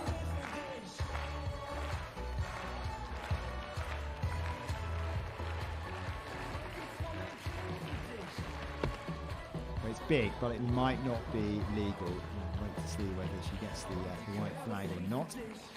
She does. I think this might be good enough then to go into the lead. So, wenn wir auf die And it is indeed 6:46 gucken, for 6:46, allerdings bei Laura ihr Raquel auch mit Müller. deutlich zu viel Solid Rückenwind, start. 2,7 Meter pro Sekunde die Unterstützung.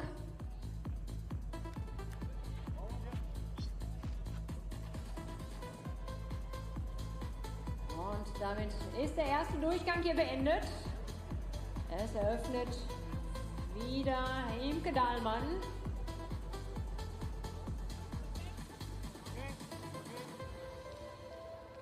Und im Hochsprung, wir müssen gerade so ein bisschen die Videowelle ersetzen für einen kleinen Moment. Schauen wir als nächstes auf Jesper Meiren, den amtierenden belgischen Hallenmeister. Who was unable to put a mark on the boards in the first round. Auch er zunächst mit einem ungültigen. Dahlmann with her second attempt.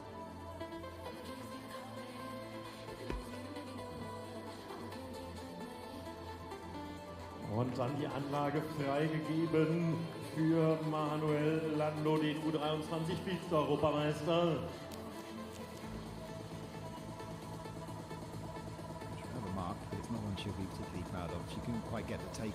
Und er zeigt, wie das funktioniert.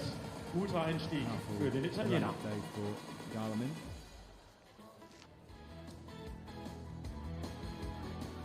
Just to explain the situation again then with the long jump in terms of German qualification. So Mahanbo's at the top, of course she is. It's the Und dann ist auch Matthäus best in Stribelko Europe at the bereit. moment. Michaela 2,10 Sani is in für den second Leverkusener. place with a 691 in terms of her Erledigt. qualification standard. Drüber.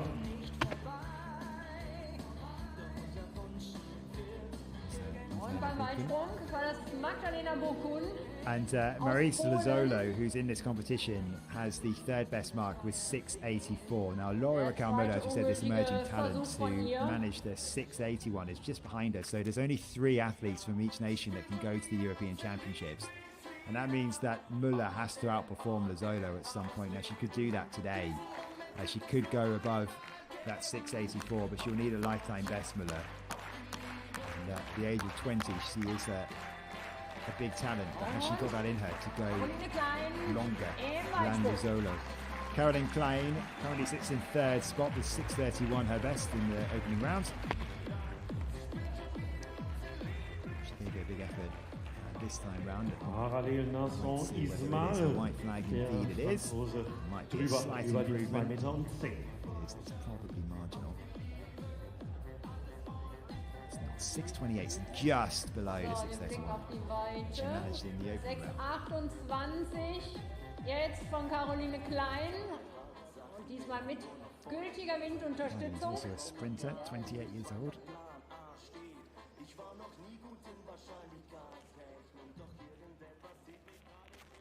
Und Evelis Vega, die Portugiesin.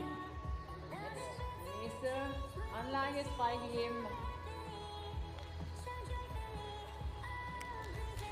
So, auf geht's.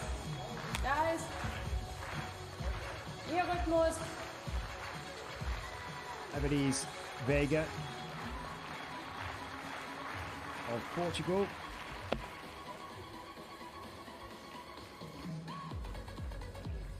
Now Vega has jumped the qualifying Dieser standard Versuch before, von ihr 6:70. gültig. Her season's best is 6:54. Saisonbestleistung von She's inside the 6,54 ranking spots at the moment. That's what she's having to rely on. She has jumped 6:74 before, and that was 2 years ago. 6,19. So Also she's keine capable Verbesserung von ihr, 6,23 of war es making vorhin. good on this qualification, really making sure that she is Jetzt die Inderin inside those spots. Shaili Singh. Und beim Hochsprung Eugenie Meloni und zuvor Fabian Del Ries. Charlie Singh is not so focused on the Europeans, obviously, but she's looking ahead to Paris and the Olympics. Now, the Olympic qualifying standard is 6:86. She's jumped 6:76 before. It's not going to threaten the top of the leaderboard. Really strong jumping culture, isn't there, in India at the moment and across the years, across the long jump and the triple jump.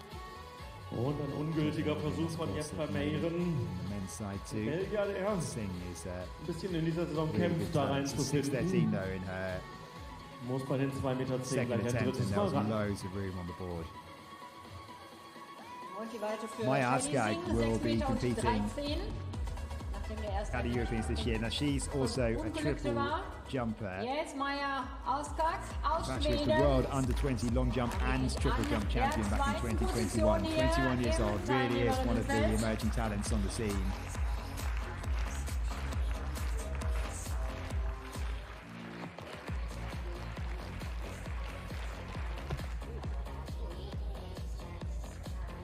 Yet to really find her rhythm yet, Askag.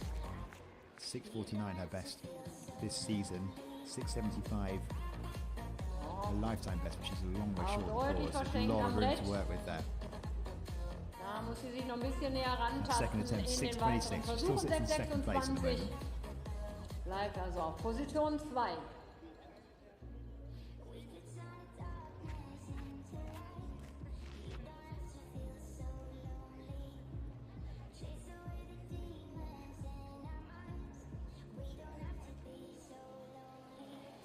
Und die Französin Hilary Chacha. Things go in the 6,11 men's high jump deutlich unter competition. ihren Möglichkeiten.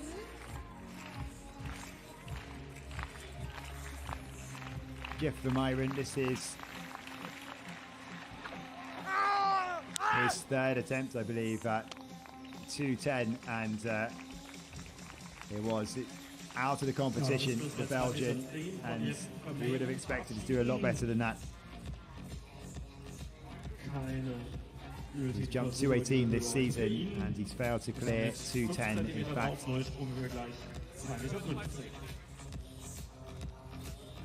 we're down to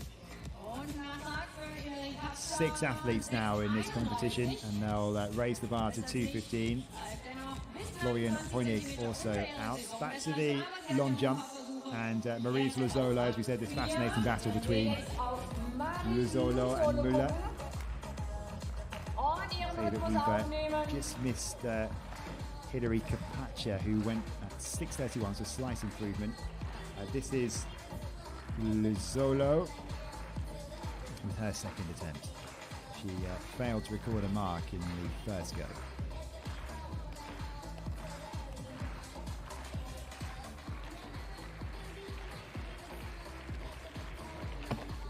Looked like it was some way over the board, was it? was. Red flag for Lizolo, who's yet to find her range. Versuch, also auch für Maries geht's hier nochmal die Norm für Rom, die gefordert ist. Das sind 6,70 Meter. 10 Zentimeter ist sie in dieser Saison bislang drunter geblieben, also nichts ist unmöglich hier. Aber eben auch die Olympischen Spiele rufen.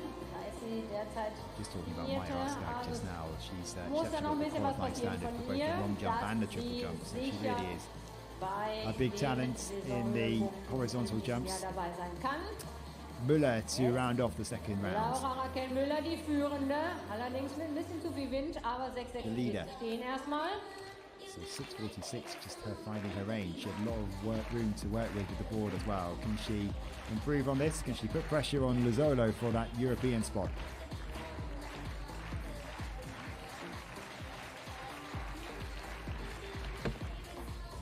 It's bigger, but I think that's over the board as well. It is a red flag for Müller.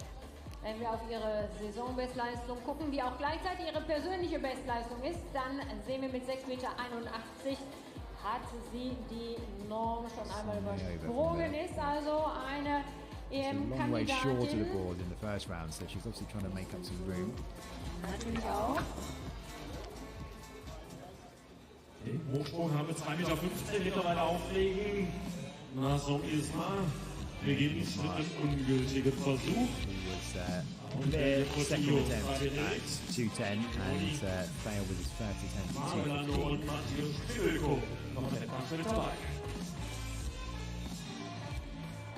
Third time round then in the long jump and Imke Dahlmann. Schlag im Weitsprung der Frauen. Wir sind jetzt im dritten Durchgang mit Imke Dahlmann.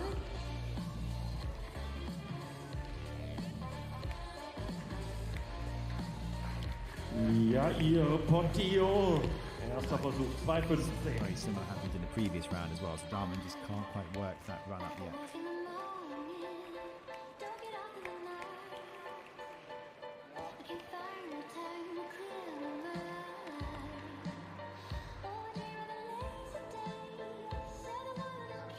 Und Portillo. Nicht sicher drüber. Über die 2,15 Meter. Wo jetzt Fabian Dillried, der Schwede, der nächste Athlet sein wird. Und im Weitsprung Magdalena Bukun. Nach 2 ungültigen Versuchen braucht sie jetzt einen Magdalena gültigen. Bukun, silver at the European Team Championships in 2021 and at the World University Games last year. Needs a PB jump to get anywhere near the European spots.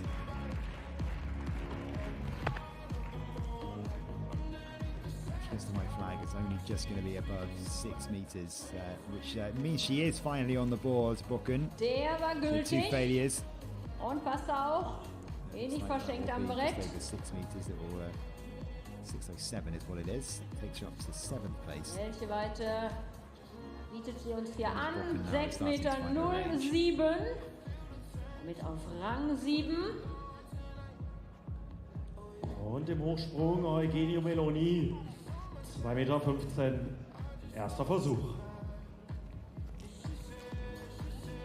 Und den trifft er richtig gut, der Italiener. Drüber. Und im Weitsprung Caroline Klein. Caroline Klein, who sits in 3rd place so far with that opening jump of 6:31. Auf geht's Tribüne. Behind Maya Askag and Lauren Raquel Müller. Für Caroline Klein.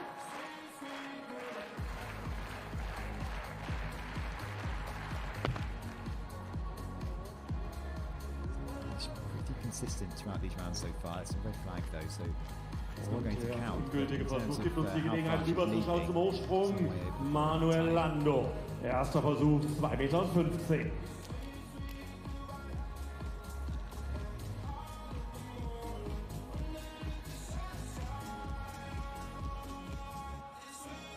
Manuel Lando in the men's high jump.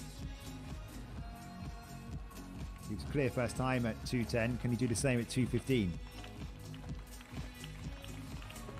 Yes, he can. The European Under-23 silver medalist from 2021, looking in good shape. Der zweite Italiener direkt drüber.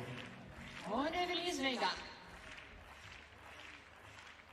It's an event which is dominated in Italy, of course, by Gianmarco Tamberi.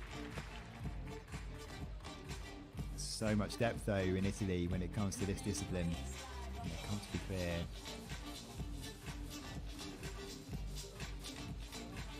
There are 3 who've gone clear at this height. Eugenio Meloni, another one of the Italians, and also Portillo. Shiboko has skipped this round. And Fabian David and Nathan Ismar have both failed at this height so far. Ja, das war schon Absprungvorbereitung. Ungültiger Versuch für den Franzosen. Charlie Singh with her 3rd attempt, and she sits in 6th place so far.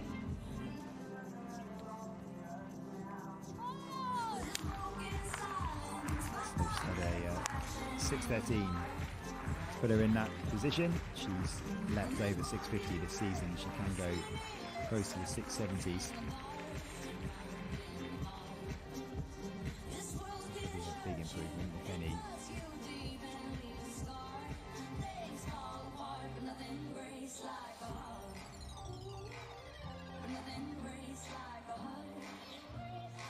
Something short as well. She can't quite get this run up right at the moment, Charlie Singh. Und Fabian Delritz.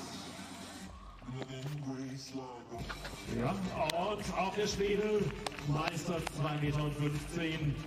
Improvement.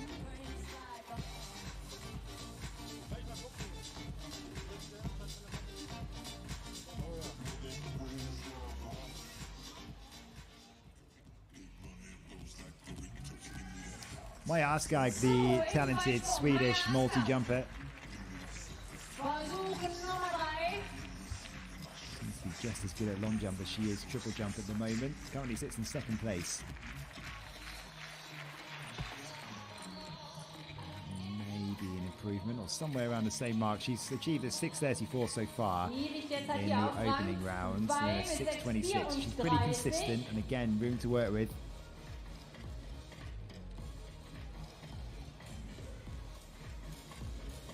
Keine Verbesserung, 6:21.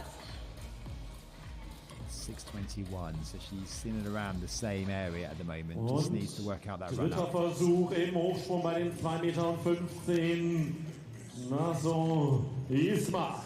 Nathan Ismar in the men's high jump.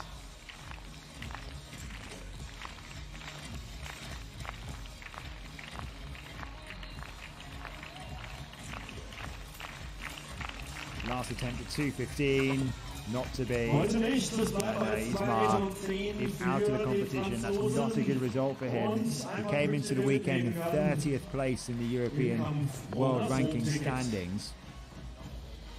So he's already right on the edge, and he might have to sweat on his spot to see if it's going to be good enough.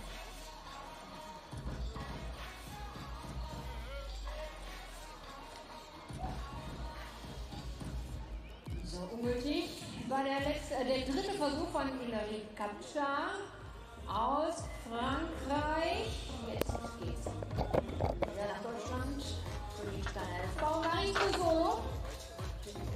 Jetzt geht's auch für sie. Einen gültigen Versuch in die Gruppe zu bringen.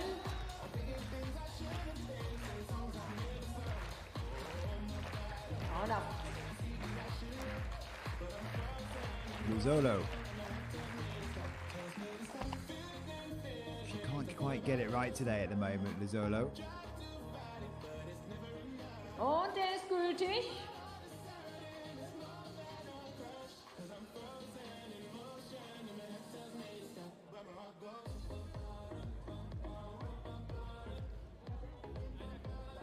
So, was haben wir da? 5,90 Meter.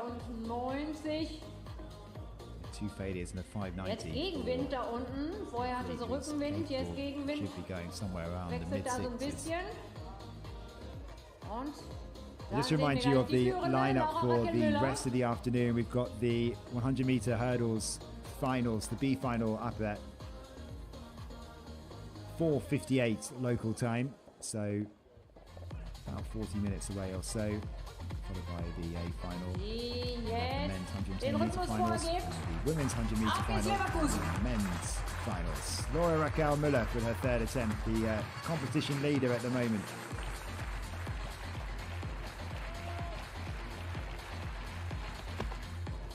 Oh, that's long, and she likes it as well. And this could be a big moment, because what is that going to be?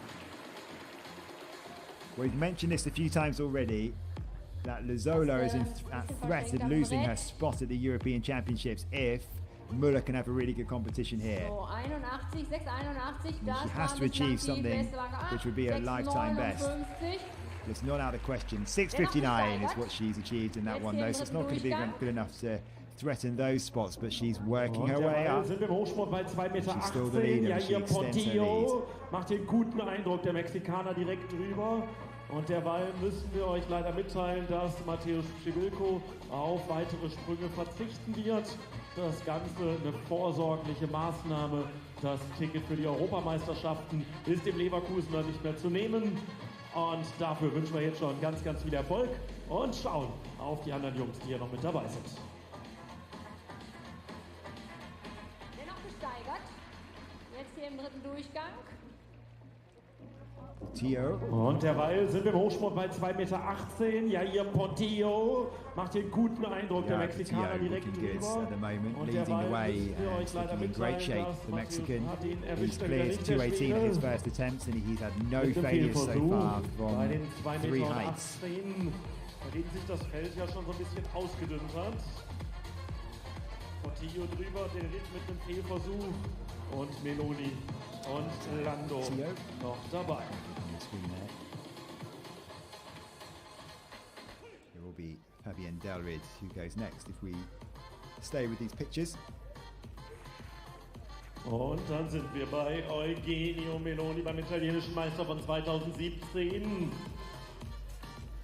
This is Eugenio Meloni. Und da ist sein Rhythmus. So clear first attempt at 2:15. Needs to do a little bit of going for 2:10. This is first at 2:18, and looked like he was pretty close to that. Look at all these spectators enjoying a lovely early summer's day in the sunshine. Some high stakes athletics with European spots on the line. Build up to the Olympic Games in Paris. Big day of athletics generally. There's obviously the Prefontaine Diamond League meeting in Eugene tonight. Bei 25 persönliche Bestleistung. On the way, 23 in dieser Saison schon. Auch hier Deutschland. Ganz in der Nähe des Essen gesprungen. Manuel Lando. Mary Moore in the 100 meters. Manuel Lando. Over first time. At 2:18. Über die 2,8.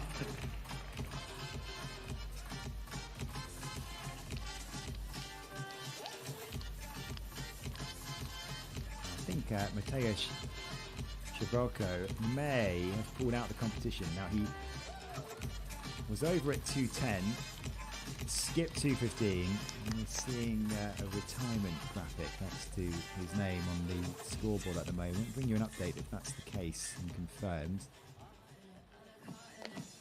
He has the Zweiter Versuch. 2,18 Meter.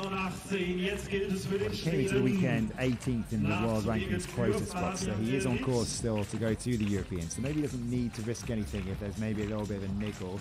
Fabian Delrid failed with his first attempt. Can he make it with the second? He can't. Das kann reichen.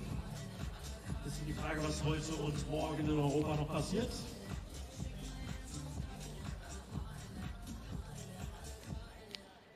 Das ist so ein sicherer 4. Platz, der es auf jeden Fall schon ist.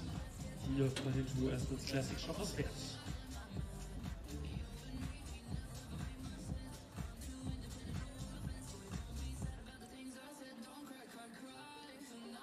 Und dann gehört die Anlage Eugenio Meloni.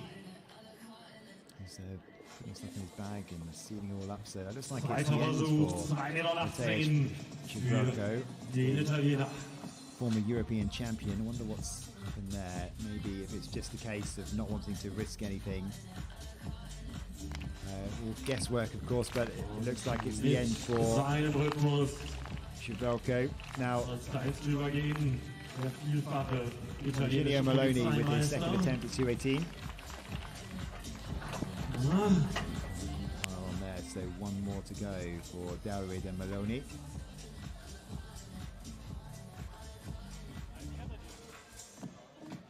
Wir fassen zusammen. Portillo drüber, Lando drüber und Delrit und Meloni müssen ein drittes Mal ran bei der aktuellen Sprunghöhe von 2,18 Meter, dem Hochsprung der Männer. Maloney and Delrid still have one more chance to join Lando and Portillo in the next round, which will rise to 221.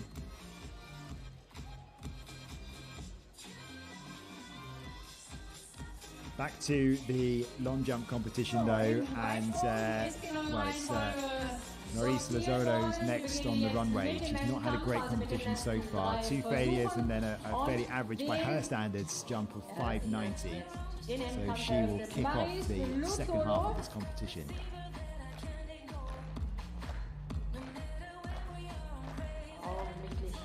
In der deutschen Bestenliste auf Rang 4. Da möchte sie natürlich noch weiter nach vorne. Zolo, we know she can jump in the 680s. She's hit 660 this season. Für die Höhepunkte.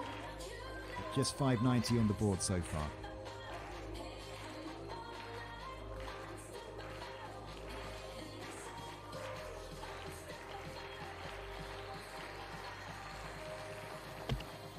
Looks better, but again, it might be a foul.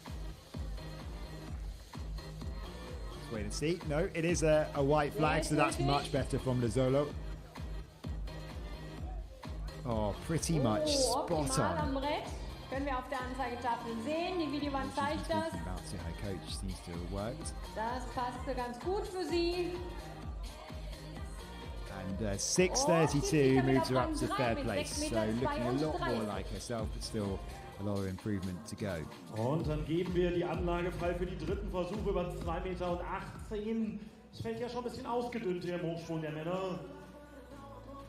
Dementsprechend brauchen wir jetzt eure Unterstützung. Zunächst für den Schweden, für Fabian Delrit.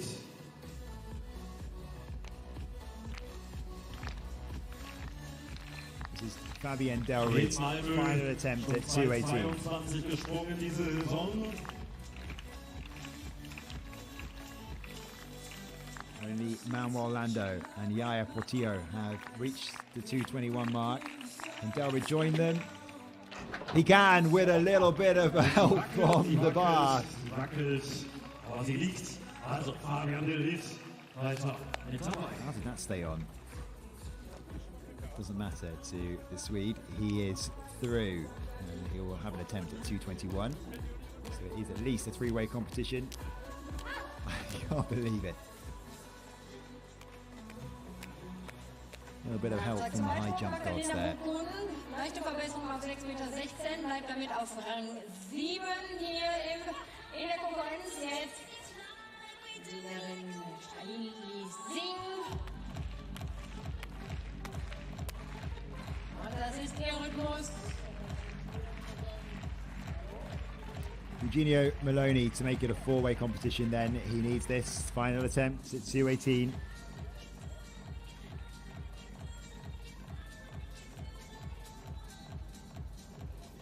Und dritter Versuch im Hochsprung für Eugenio Meloni.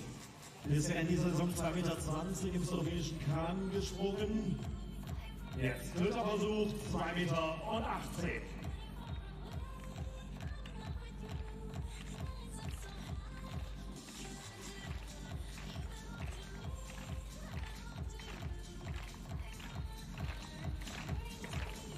Maloney at 218.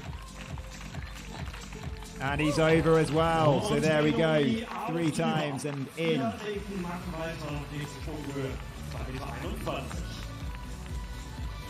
The bar will be raised to what is a PB height for him. Jetzt im Versuch Nummer 4.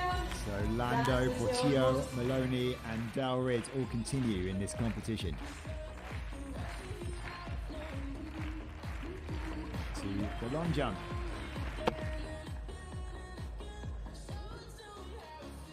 Oh, aha. Ungültig leider von ihr. Bleiben wir also bei den 6,30 Meter. Und ja, da hast du schon mal ein bisschen übergelatscht, wenn man das so salopp sagen darf. By the way, Charlie Singh has had her fourth go. She's gone at 6:17, which is her best so far, but still way short of what we know she's capable of.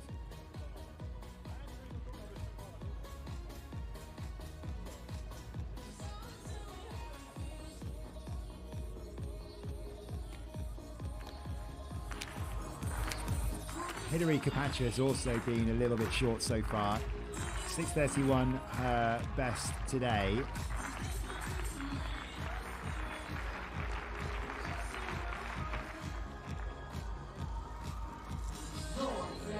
Red flag for French Army officer. Two of these athletes. Ja, das gibt uns die Gelegenheit, rüber zu schauen zur neuen Sprunghöhe im Hochsprung der Männer. 2,21 Meter liegen auf und es beginnt natürlich wieder der Mexikaner GER Portillo. The bar's been raised to 221 and GER Portillo has had a perfect record so far at every height. Can he make it 4 in a row?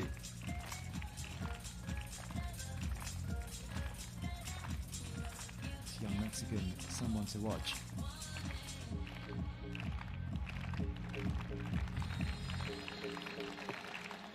Oh, not this time. Very close, but can't maintain his perfect record. Just tells himself to calm down. Still 2 more attempts left. Und Caroline Klein.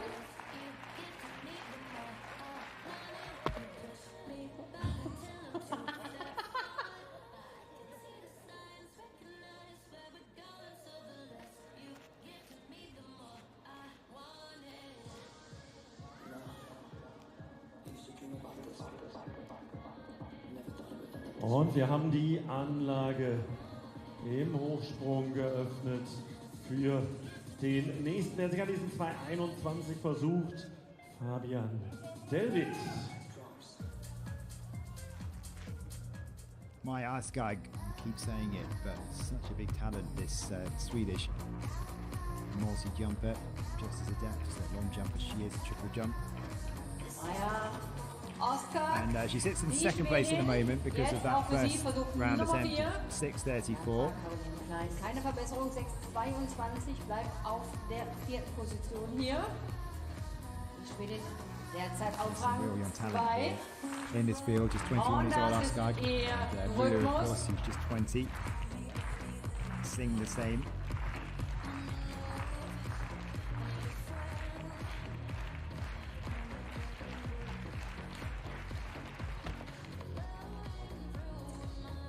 A big powerful run up, but a little bit of hesitancy as she approached the board, and that's not going to be an improvement on her opening round. Oh, ordentlich versteckt am Brett. Die Schwedin.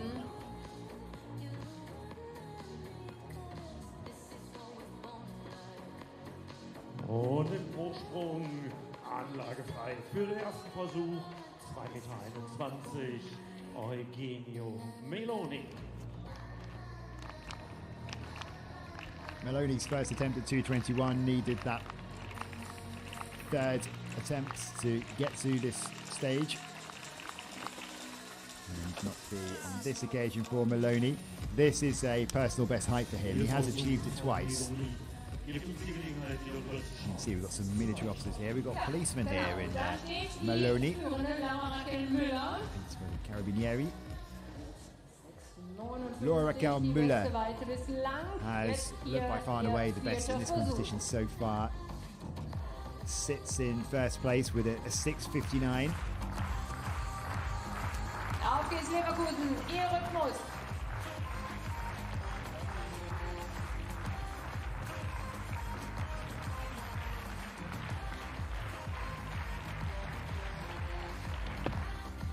gave that everything, but that's going to be a red flag. Isn't it? It's not. It's not going to be a red flag. It looked like she hadn't quite got that run up right, but it is. Has she nailed this? She's actually got a little bit of room left, so she's happy with that. Arm straight up in the air.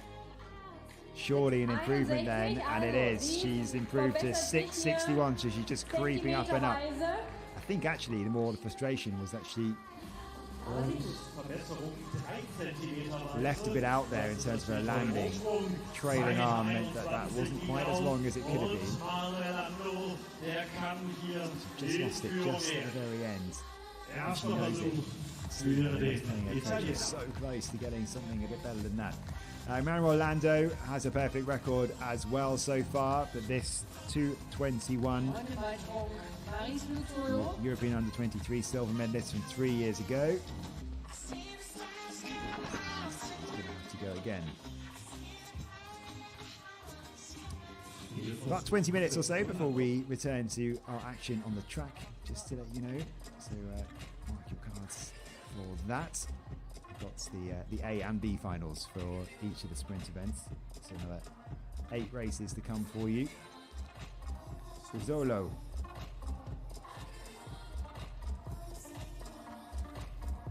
Former World Under-20 bronze medalist, that all the way back 10 years ago now.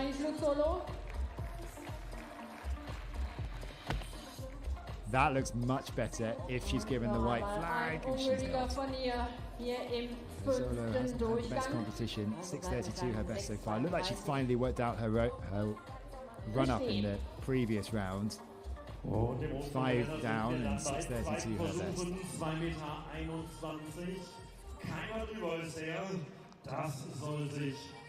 Yaya Portillo, who had a perfect record going into this stage, failed at the first attempt at 2:21. Here he goes, the young Mexican, with his second attempt.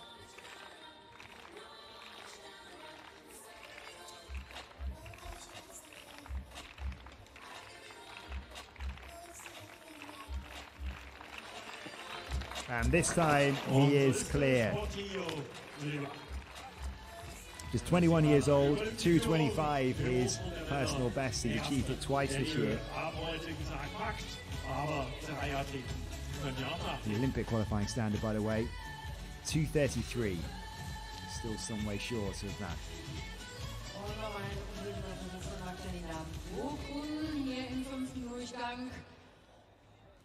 Knappe Kiste bei ihr. 6:16 bleibt damit auf Rang 8.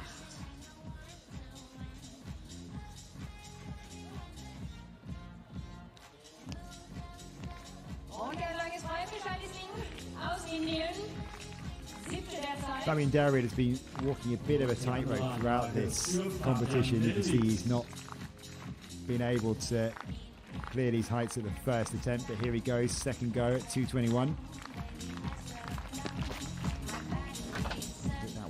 Too hard. I mean, he can jump as high as 2:33, which would be the qualifying standard. He did that back in May 2018, though.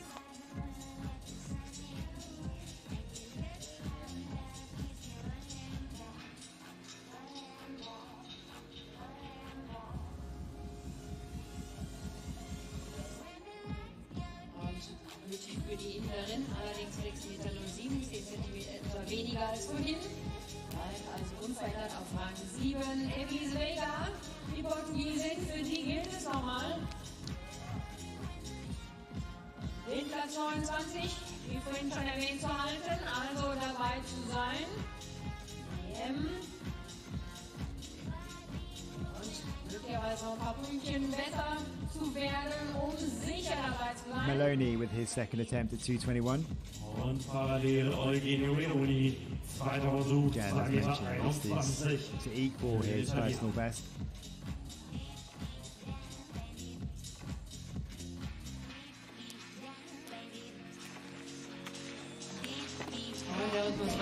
Elise Vega. To go again, showing the frustration.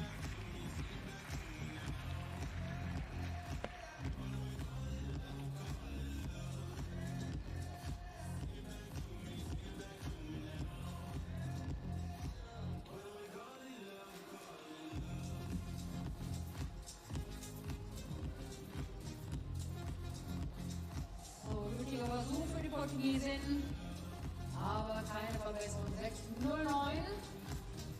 Damit geht es gleich weiter mit der Französin Hilary Pacha. These athletes then struggling to get over this mark, and Manuel Lando, who looked so good in the previous rounds, will try and clear it at his second attempt. 2:21 für Manuel Lando.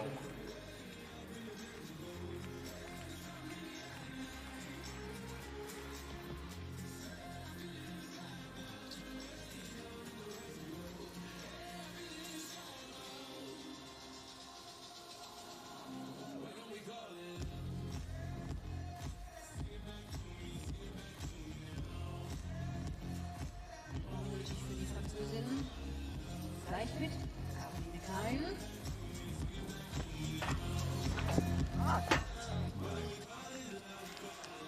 Wheels starting to come off a little bit for Lando. Der 5. Versuch hier in der Weitsprungkonkurrenz. Returning then to the long jump competition, we're in the penultimate rounds. This is Caroline Klein, and she currently sits in 4th position.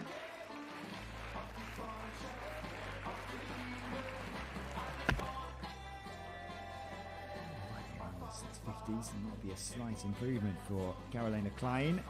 She gets the white flag, and this is probably going to be good enough to go into second off that space. Oh my goodness, that is close. And it's going to take her second because she's gone to 6:39. So she's put down a marker to Maya Askag, who will be next up. 3 Zentimeter zu ihrer Saisonbestleistung, schiebt sich jetzt aber auf Rang 2 vor. Verdrängt also Maya Askag auf Rang 3, die jetzt kontern kann mit ihrem 5. Versuch.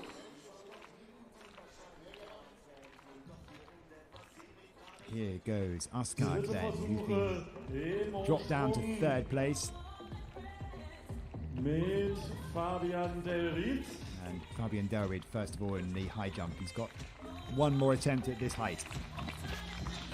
And that's it for Delried, unfortunately for him. Out of the competition. Unable to clear 2:21.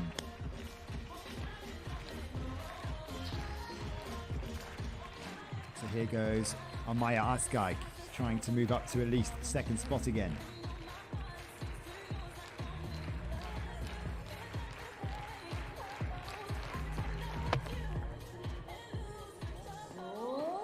A lot better. It's a red flag. Of course it is. So not to be then for Askag on this occasion. Also 5 Zentimeter hinter Caroline Klein auf Rang 3. Da sehen wir es ordentlich über. So Askag dropped down to 3rd place. She looks pretty relaxed about everything. She's heading to the European Championships anyway. She's just trying to work on a few more things. You think a lot of these athletes are. They've already secured their spot in Rome. Now Eugenio Meloni love to compete at these home European Championships. Just inside the world ranking spots at the moment. Let's hang on to those. Of course, the qualifying window ends tomorrow. Himself, last attempt at 2:21. 61 hat noch Bild von mir gesehen.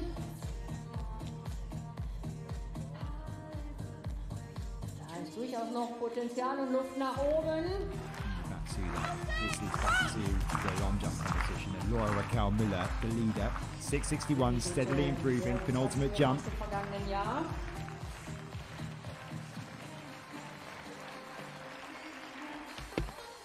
Oh, that's really big if it gets the white flag, and judging by the look on her face, it's not going to. So we know what she's capable of. Laura Raquel, it's really close as well. So she is still capable of pulling off something very special and securing her spot at the championships. But we're talking millimeters here. Maloney was made to wait. Now he gets the go ahead.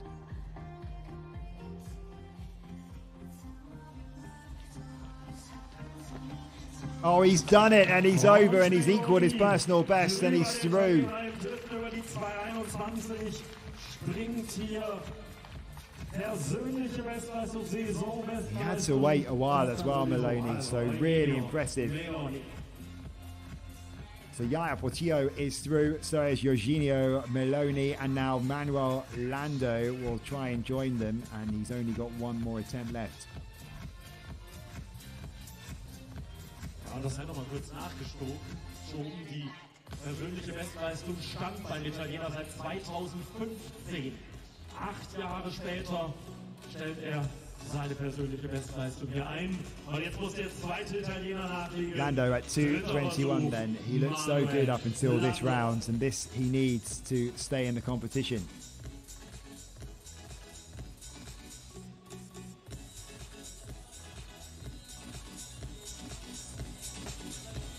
Oh, he looked like he was so comfortably over as well. Leider nein. Richtig guter Sprung von ihm, aber but it's the end of the competition for Lando. 3 failures at 2:21. Let's have a look what happened here. It looked like he cleared it. Maybe his foot just caught it on the way over. Oh. Was ist die Situation? Eugenio Meloni und ihr Portillo drüber.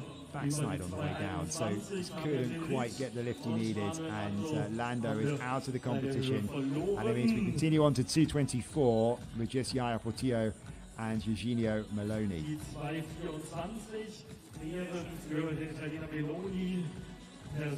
So the long jump is going to be all wrapped up before we focus our efforts on the final track events for the last hour of this competition, but this men's high jump has got a little bit of a way to go, so probably going to overlap a little bit. One more round of this women's long jump to come. Es klingt ein bisschen so, als ob das die Höhe sein könnte, wenn hier heute die Entscheidung fällt. And the bar will raise to 2:24 in the men's high jump. So, vom Hochsprung wir wieder rüber zum Weitsprung. Wir sind jetzt im 6. und entscheidenden Durchgang. Den Magdalena Bokun aus Polen. Magdalena Bokun will get the final round underway. So, wie weit geht's für Sie noch nach vorne?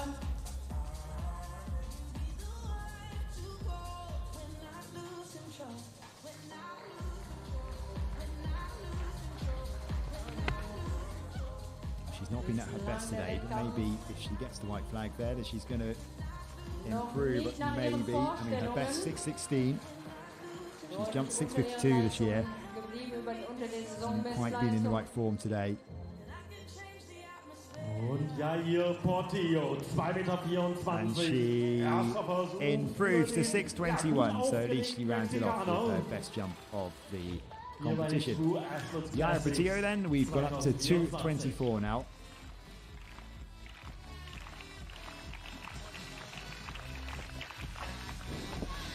Personal best is then the 2:25, which she's managed twice this year. We're right on the verge of what we've seen Portillo capable of on the circuit. Damit wird sie nicht ganz zufrieden sein. Weiter geht es mit Shiny Singh.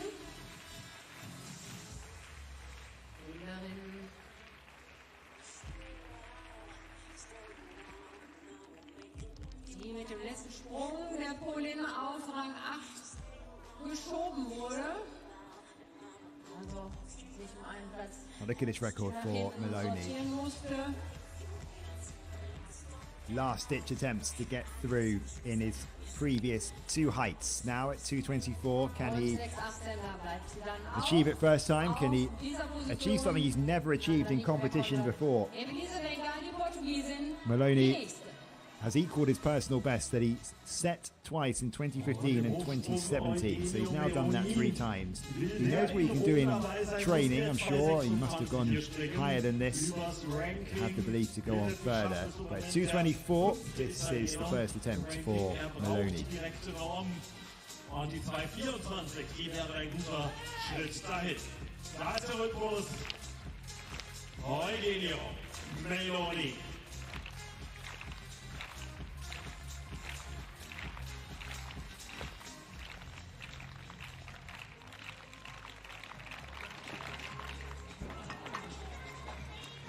kein schlechter für den Einstieg.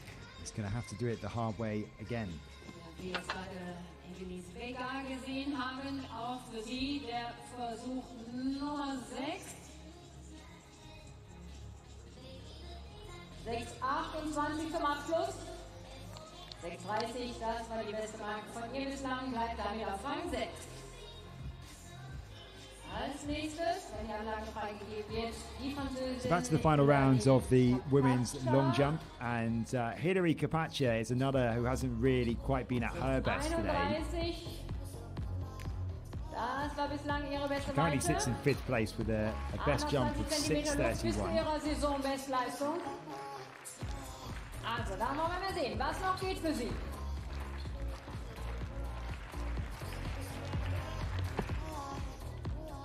Doesn't look like it's going to be much of an improvement either.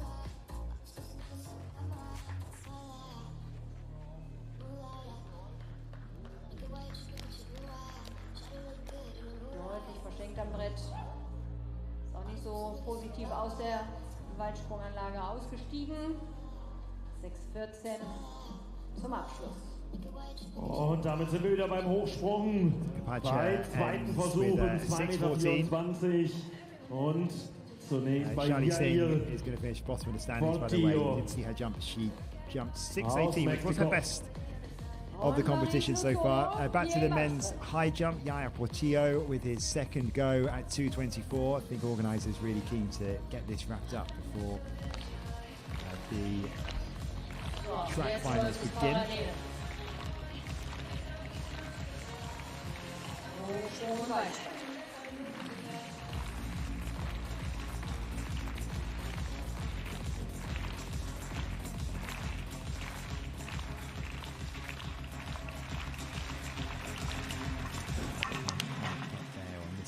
As I said before, Portillo's right on the verge of what he's shown he's capable of in competition. This is just a centimetre down from his personal best, whereas Maloney's never cleared this height before in competition.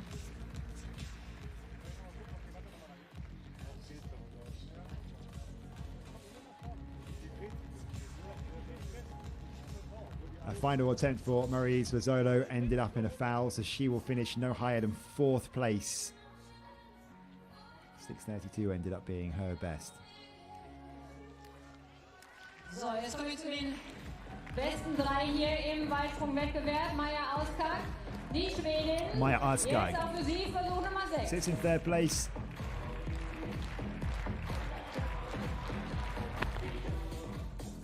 And that's not going to be an improvement for her. Just over 6 meters. She gets the white flag, but 6:34 is going to be her best, so she will finish in 3rd. And she can already look forward to her place in the European Championships in both the triple jump and the long jump. And as we said before, big things to come potentially for Maja Auskag.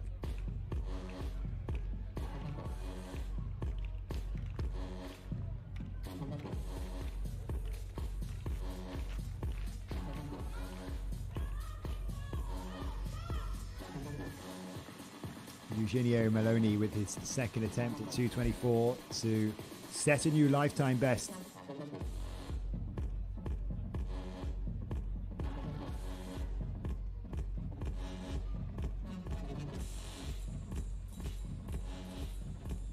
Gets into the rhythm of the music, Maloney, and he'll steady himself and go again.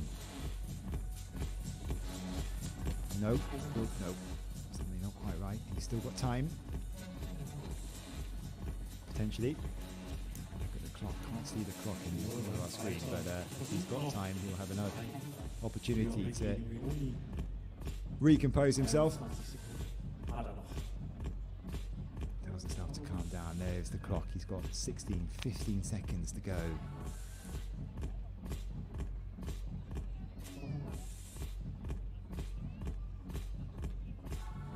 The music's going as well. It just sort of replicates the sound of the clock. But no, on this occasion as well. So both Portillo and Maloney have failed with their first 2 attempts at 2:24. One more chance to go clear. 3 Zentimeter unter ihrer Saisonbestleistung und persönlichen Carolina Bestleistung. Klein in second spot. Can she improve in her final jump? It's not likely, so she'll finish in second. Gültig zum Abschluss.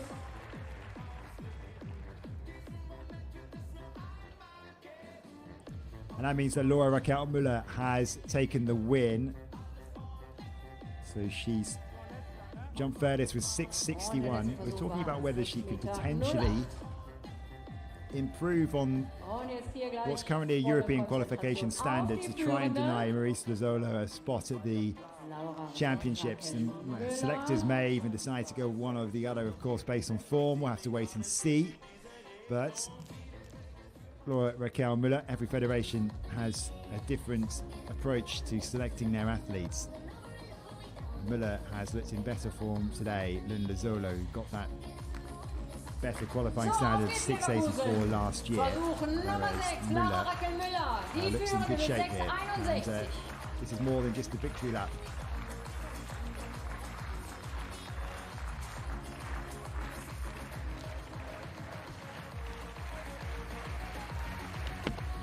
That looked long over the boards, potentially. It is the red flag, so Müller takes the win though.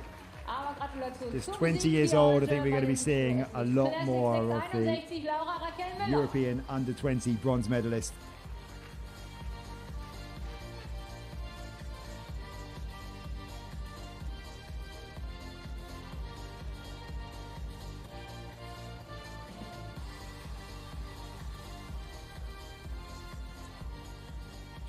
With a bouquet of flowers, so Laura Raquel Müller can enjoy her evening. She's the winner ahead of Carolina Klein and Maya Askag. And now Jaja Portillo has one final chance to clear 2:24. If he doesn't, and it stays this way that neither athlete are able to clear, then he is going to win this countback. But Portillo to go clear of 2:24. And aus Mexico. Try and get close to what he's already achieved in terms of his personal best before, which is this is just 1 centimetre below what he's achieved.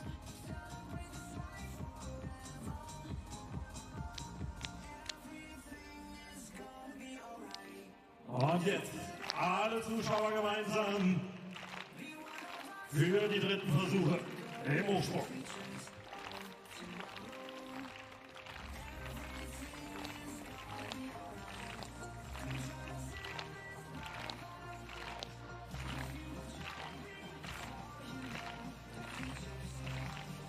Portillo to keep this competition going, potentially.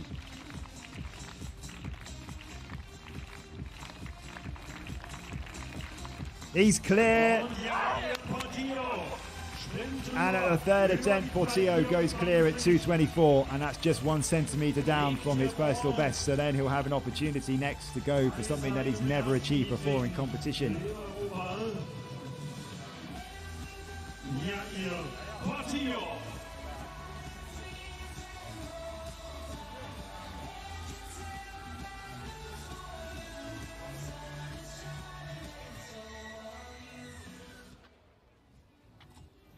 All smiles then for Jaja Portillo.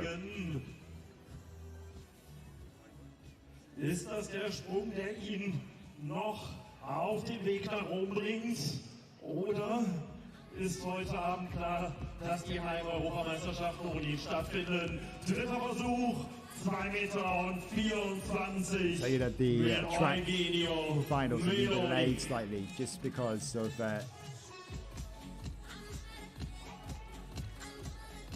this competition which is going on. We're not going to have a B final, by the way, for the 100-meter hurdles. We're going to go straight to the A final, which is in about 5 or 6 minutes time. Maloney then to continue his competition and to achieve something he's never achieved before competitively. Last attempt, 2:24, and not to be for Maloney, but he's equalled his lifetime best today.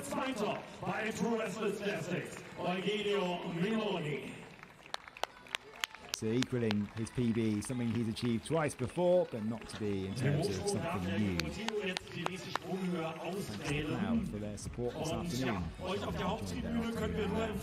Sunny banks there, and they've still got the track finals to go. So now I think they're going through what they like to, what Portillo would like to do next. We'd like to go for the 227, which is the next mark which is set, or will he just go for the 226, which is just a centimetre above what he's achieved as a lifetime best before.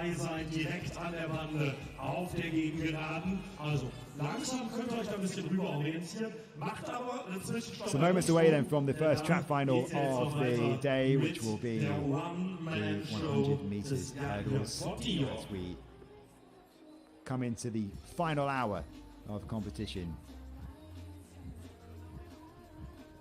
at the True Athletes Classics 2024 in Leverkusen.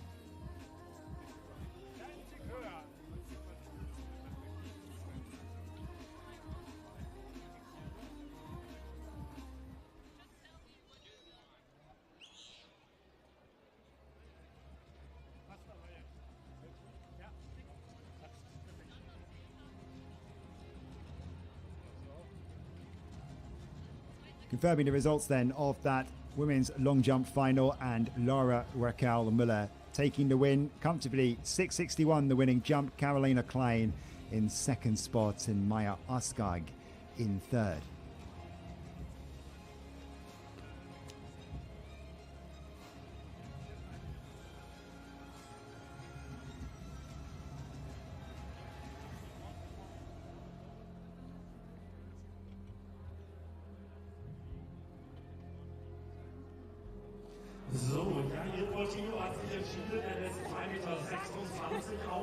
Just posing with some of the crowd for some selfies, signing some autographs. Nice to see the kids still want autographs.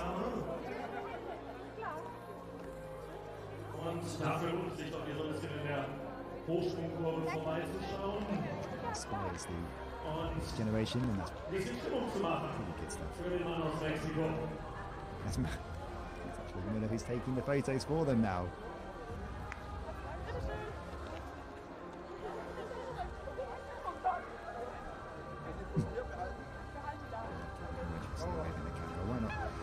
So Müller, a good winner of that long jump today, and she looks like a real talent going forward, just 20 years old. And now on to the final track events of the day, and we have the 100 metres hurdles, 110 metres hurdles, and the men's and women's 100 metre finals as well.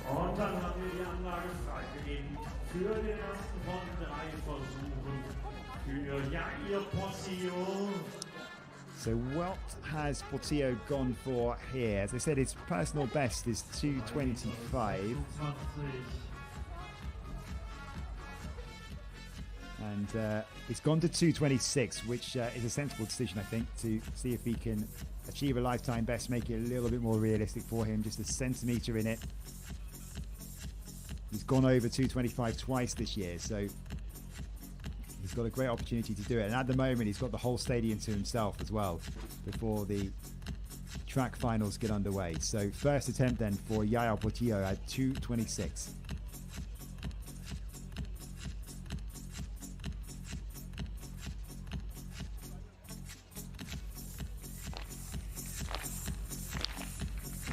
Auf geht's, Leverkusen.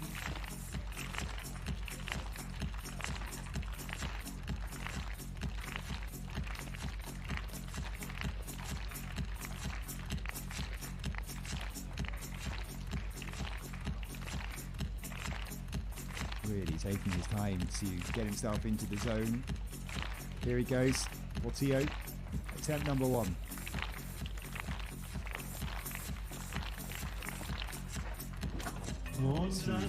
Shots at it. Also, Portillo im ersten nicht drüber, über die 2:26.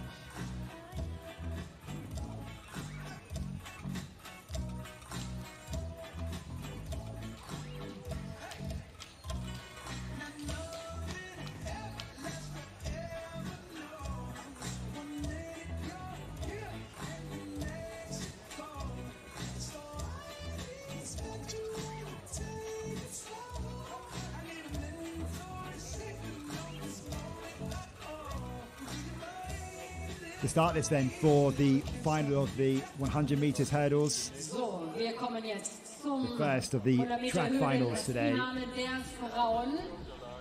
Und beginnen mit der Bahn 1. Und da steht die 8. der deutschen 23 Meisterschaften vom Pulheimer SC, Samita Schatz. Samita Schatz has done well to reach this stage. Season's best of 13.77. Sophie Weisenberg, who of course is usually a heptathlete, but she has reached this stage, finished 7th at the World Championships last year in the heptathlon. Die U20-Europameisterin aus dem Rosina vergangenen Jahr, Schneider. Rosina Schneider. Won the European Under-20 title in Jerusalem last year, just trying to sneak into those European Athletics Championships places. Ricarda Lube, a tiny fraction outside the European qualifying standard. And Marlene Meyer, she has potential to dip under that qualifying standard, which is 12.98. But Meyer, at the moment, on course anyway to go to the European Championships as the top-ranked German in the quota spots, and Ireland's Molly Scott is in lane 6.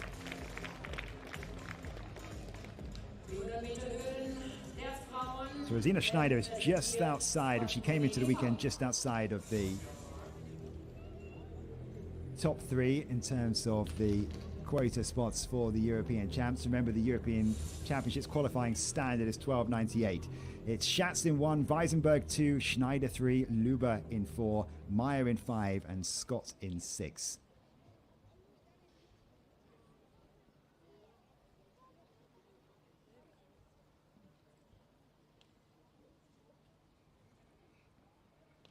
Set. They get away first time. It's been a good start there by Schneider and Scott on the far side, but now Schneider starting to get into her running, and so is Lube as well. Lube starting to head ahead of Schneider. Schneider and Lube head to head. It's Lube, I think, who takes it on the line. 13.08.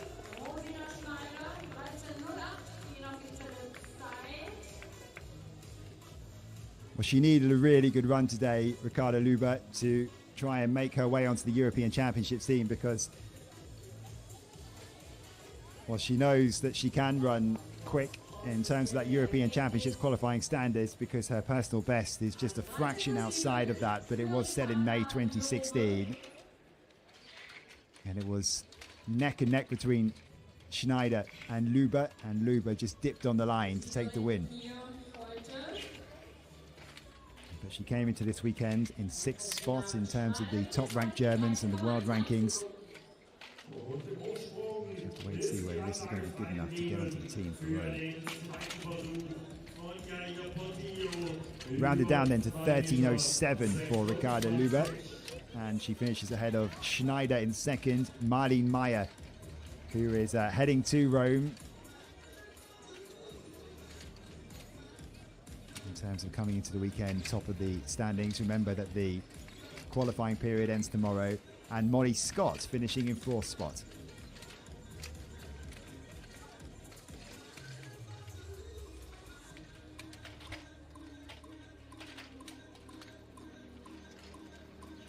Yaya Portillo with his 2nd attempt at this personal best height of 2.26.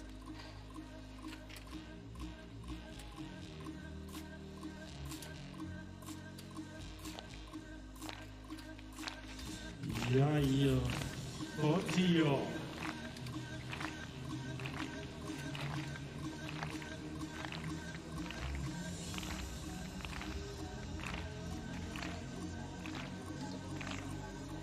Composes himself and gets himself ready to go. Yaya Portillo. We have one more attempt at a lifetime best. Zweiter Versuch. Auch ein ungültiger für Yaya Portillo. Und er zeigt, das war's für heute. Er beendet den Wettkampf. Unser Sieger im Hochsprung mit Übersprung in 2.24. Yaya Portillo.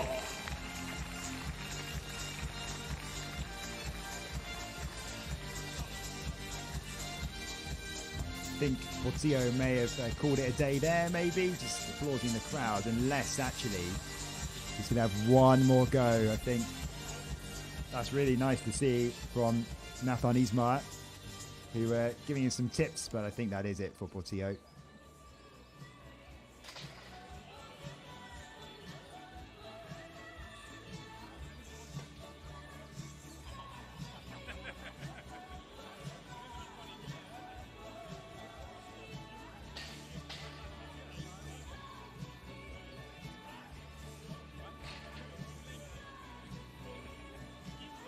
Confirmation of the results then. Jair Portillo winning the competition with a jump of 2:24, just ahead of Eugenio Maloney, who equaled his personal best, and another Italian, Manuel Lando, in third spot.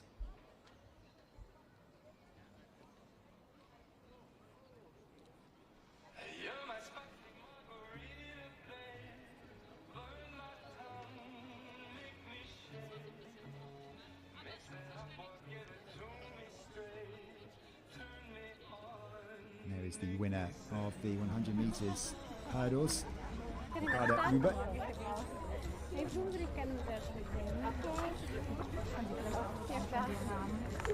Just setting up now for the men's hurdle competition, the 110 meters, and that will have a B final. So there's the photo finish. Lubert with the dip on the line to win ahead of Schneider.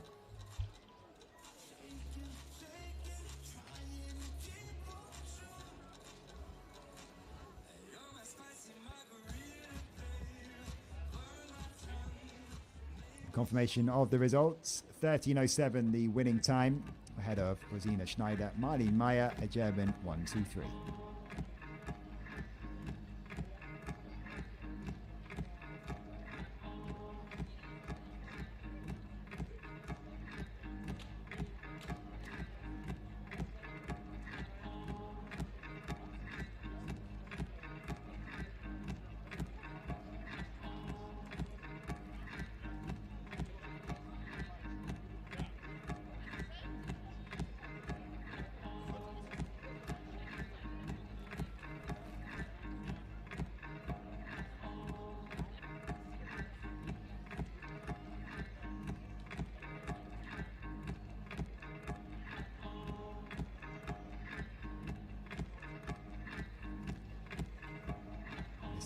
Gets the signed bib, the winning big for Ricardo Lubert. She's still receiving the congratulations. So on to the 110 meters hurdles B final, and just three athletes in this: Stefan Volzer, Abdelkader Loringa, and Vladimir Vukasevich. Stefan Volzer there, the 23-year-old German, with a personal best of 13:72, maybe in lane 3. Abdelkader Larinaga from Portugal, formerly represented Cuba outside the world rankings European quota. Ran 13:79 this year, and Vladimir Vukasevich, who hit one too many hurdles in those heats, but still finds himself in the B final, the experienced Norwegian. And he's outside the world rankings for European qualification. The European Championships qualifying standard is 13:42, and Vukasevich is still capable of running that.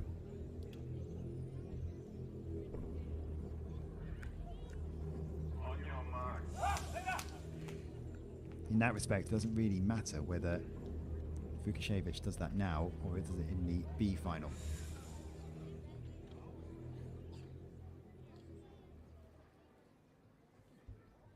Volzer in 3, Larinaga in 4, Vukasevich in 5.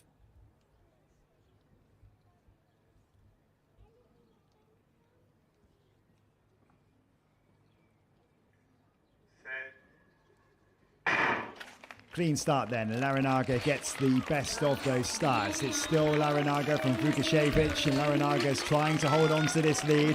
Larinaga ahead of Vukasevich, and Volzer pulls up, and Larinaga's going to take it ahead of Vukasevich on the line. 13:86, not the quickest.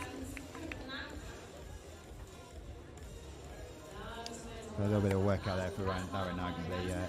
They already had some meters in the legs, and Larranaga takes that victory, the Portuguese.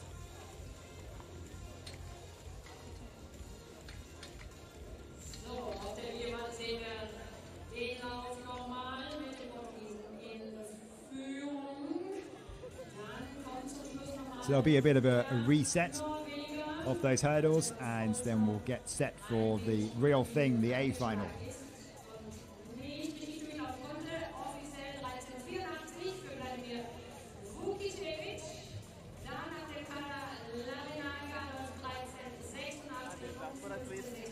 Good to be back in Leverkusen. Dankeschön.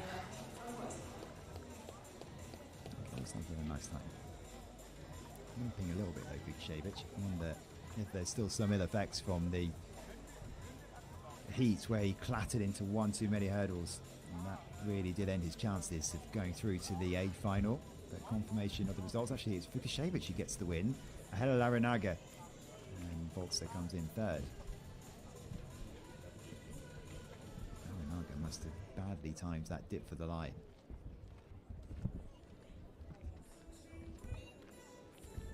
There we go. Really good dip on the end then for Vukcevic. It looked like Larranaga had it. And it's the Norwegian who gets the win. Ja, der erste Lauf 110 Meter Höhe, der ist hier gerade durchgelaufen. Wir haben uns mal eben dazwischen gedrängelt und entschieden, ihr dürft ja auch mal kurz stehen. Ich stehe hier mit Laura Müller, die den Weitsprung gewonnen hat bei den Two Essex Classics. Just a few minutes away then from the A final. Wie zufrieden bist du mit dem Wettkampf? Ich bin an sich super zufrieden mit dem Wettkampf, weil es heute für mich tatsächlich auch Premiere war, weil ich das erste Mal aus 19 Schritten angelaufen bin. Deswegen bin ich voll und ganz zufrieden mit der Weite und ja, so kann es weitergehen. Und jetzt wissen wir ja, das ist unter euch deutschen Springerinnen im Moment ziemlich eng, was so die internationalen Meisterschaften und so angeht. Was ist denn dein Plan in deinem Kopf? Wie geht die Saison weiter, wenn Laura Raquel Möller das entscheiden könnte? Natürlich auf jeden Fall jetzt die EM und dann die Deutschen in Braunschweig und dann hoffentlich Olympia. Ja, das ist eine Aussage, würde ich sagen. Wir haben gesehen, wie weit du springen kannst, und wir alle hier in Leverkusen drücken dir ganz fest die Daumen für den Rest der Saison. Laura Raquel Möller.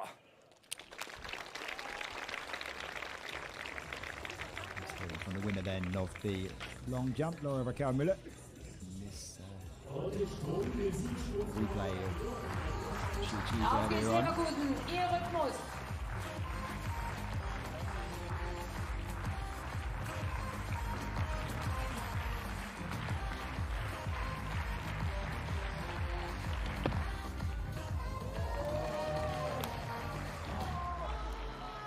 That was the winning jump.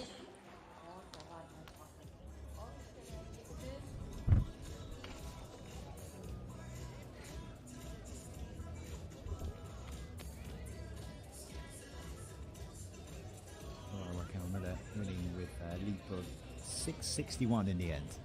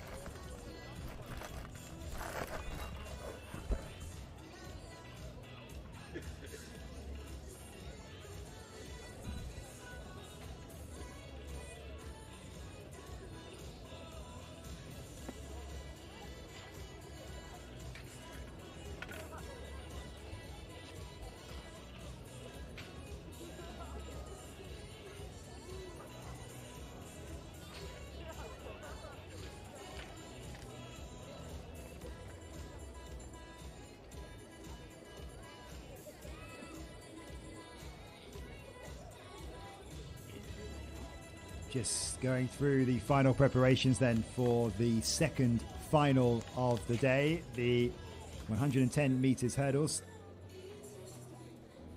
And we just saw Tim Eickermann. There's David Yefremov. Tim Eickermann, the surprise winner of one of the semi-finals earlier on.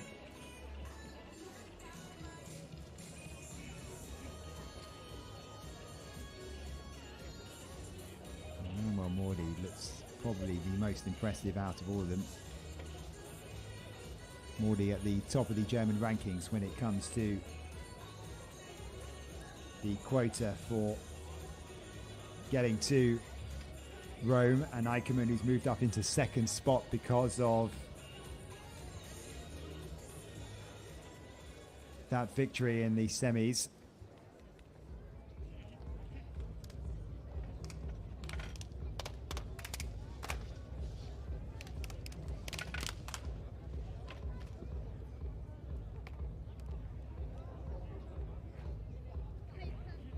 So we'll run you through this lineup for the 110 meters hurdles final.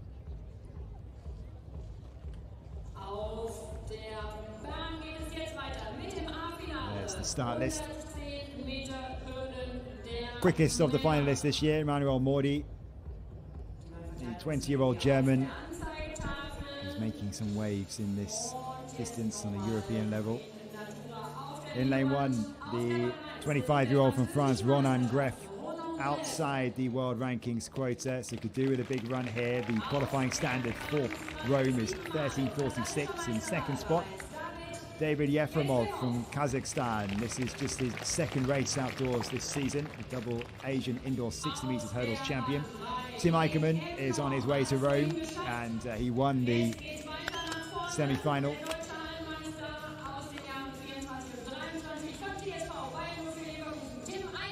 Let's go! That personal best time set in the semis, and he's psyching himself up. Manuel Mordi set a season's best in the previous round, a personal best as well of 13:51. He's getting better all the time. Christoph Kilian already has the European qualification standard, which he secured in June last year. And Cohen Smet has been on the circuit for some time, the 31-year-old Dutchman. On European under-23 silver all the way back in 2013, outside the world rankings entry standard. All set then for the final of the 110 meters hurdles. In lane 1, Greff. On your marks. Yefremov 2, Eickermann 3, Mordi 4, Kilian in 5, and Smet in lane 6.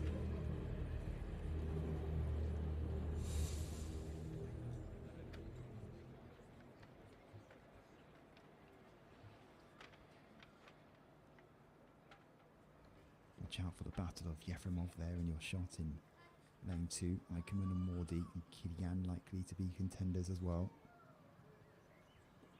Mordi probably going into this as the favourite.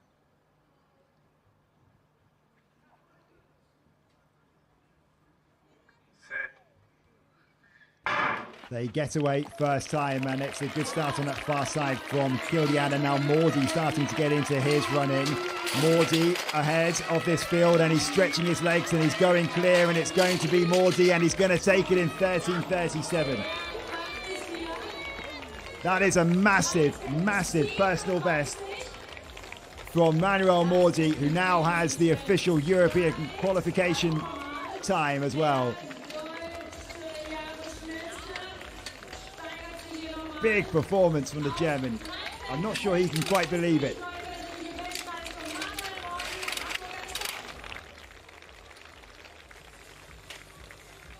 But he looks so in control.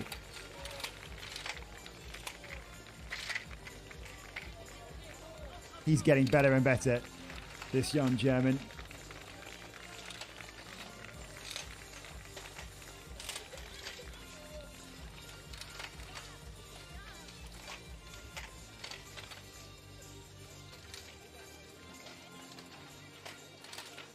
And a big win for Manuel Mordi. 13:37, the winning time.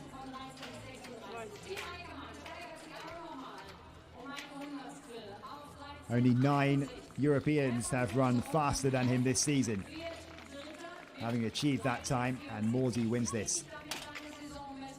It's actually been rounded down to 13:36.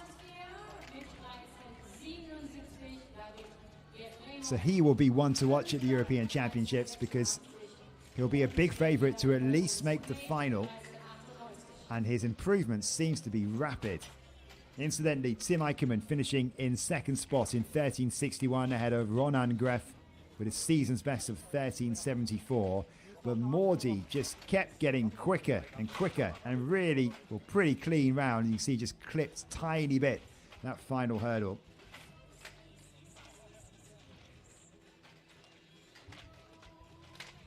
But bearing in mind, Mordi came into this event with a PB of 13.56. He lowered that to 13.51 in the semis, and now he's done it again, 13.36. Huge improvement in one day.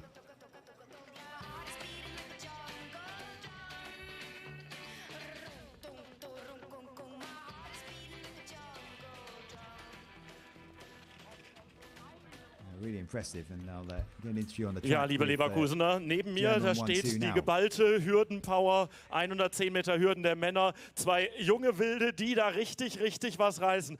Manuel, unglaubliches Finale, das hast du gerade direkt danach gesagt. Wie fühlt es sich jetzt so 2 Minuten danach an? Ja, eigentlich unglaublich. Also ich kann es nicht fassen, als ich im Ziel ankam und die 37 sah. Ich wusste, dass es gut wird, aber so gut. Ich meine, das ist knapp an Olympianorm vorbei. Also ich kann es nicht beschreiben, ich bin einfach nur glücklich. Ja, und mit so einer 13,36, erzähl uns mal, wie geht das jetzt weiter? Was sind die nächsten Pläne für diese Saison? Was willst du noch reißen? Also eigentlich bin ich morgen noch mal in Belgien. Ich schnack noch mal kurz mit meinem Coach, ob wir das wirklich machen, aber EM steht auf dem Plan, dass ich da noch mal performe und mich beweisen will. Mit der Zeit bin ich guter Dinge. Ja, und es sieht so aus, als ob du da nicht alleine hinfahren musst nach Rom, als ob ihr zu zweit fahren dürft. Tim, es ist so ein ganz kleines bisschen untergegangen, als Manuel da durchs Ziel lief. Aber für dich nochmal persönliche Bestleistung im Finale. 61, wenn ich das richtig auf dem Ohr gehört habe. Nahezu der perfekte Tag im Heimstadion, oder? Ja, auf jeden Fall 2 geile Rennen. Also ich bin 2-mal PB gelaufen heute, 62, 61. Das zeigt, das Grundniveau ist da. Ich habe echt gedacht, dass ich noch einen Touch näher an Manuel dran bin. Aber was der Mann ab der 3. Hürde gemacht hat, war geisteskrank, wie er weggeflogen ist. Aber das heißt, wir haben endlich wieder richtig Niveau in Deutschland. Und ja, damit können wir uns in Rom, müssen wir uns nicht verstecken. Ja, Jungs, und da wünschen wir euch ganz viel Erfolg. Wir sind mächtig stolz auf euch und das ist euer Applaus. Manuel Mordi und Tim Eickermann. Und wenn ihr das Rennen noch mal sehen wollt, habt ihr jetzt eine gute Perspektive hinten auf dem Videowürfel. Und heute Abend könnt ihr euch das Ganze ganz in Ruhe bei Eurosport anschauen. Really Manuel Mordi, Tim Eickermann und wahnsinnig schnelle 110 Meter Hürden auf der Fritz-Jacobi-Sportanlage in Leverkusen.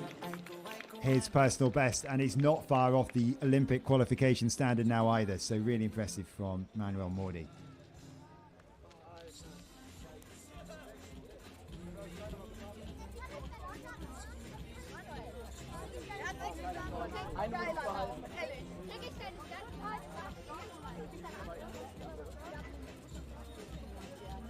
So 4 races left. We're just clearing the track at the moment in Leverkusen, ready for the B final for the women's 100 meters.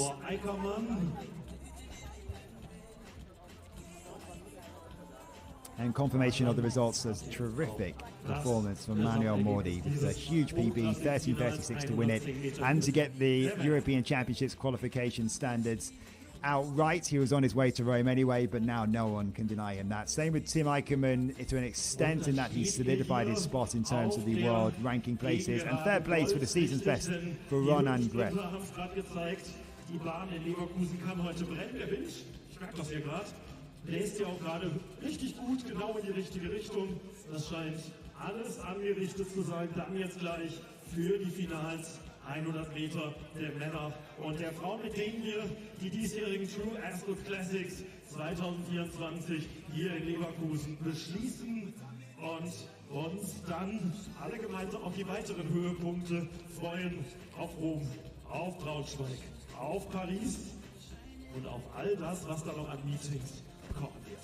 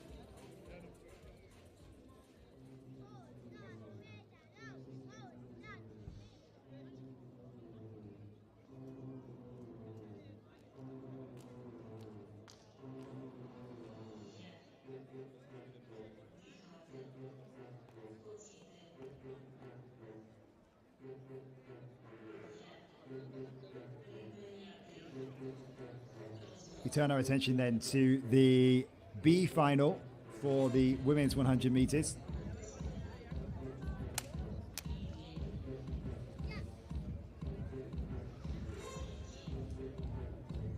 And not sure if we're going to go through these lineups with stadium announcer, but this final we're seeing on our screen actually it's not quite the lineup that we've got. So Jessica Bianca Wasoli is going to be in lane 1, lane 3 Louise Wieland, Nelly Jarowski in 4, Rosalina Santos was in 5, but withdrawals from Molly Scott and Yasmin Quadro-Brunner.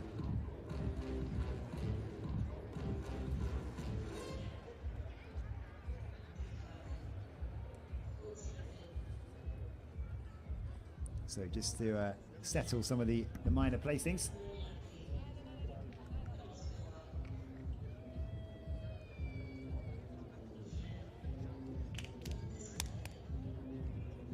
Just a little bit of a wait here on the start of this race. The athletes ready to go, very much so.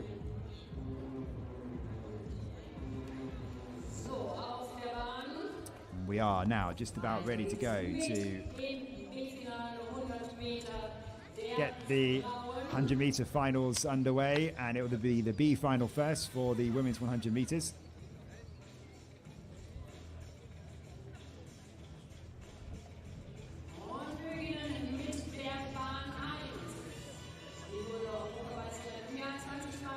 They had a couple of withdrawals as well. Jessica Bianca Vasoli in lane 1, part of that European winning relay squad in Munich 2022, and then we skip forward to Louise Wieland.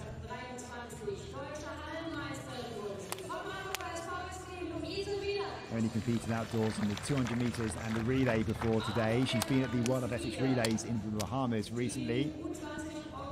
Nelly Jarowski, just 19 years old, part of the European Under-20 Championships, gold medal winning relay team last year.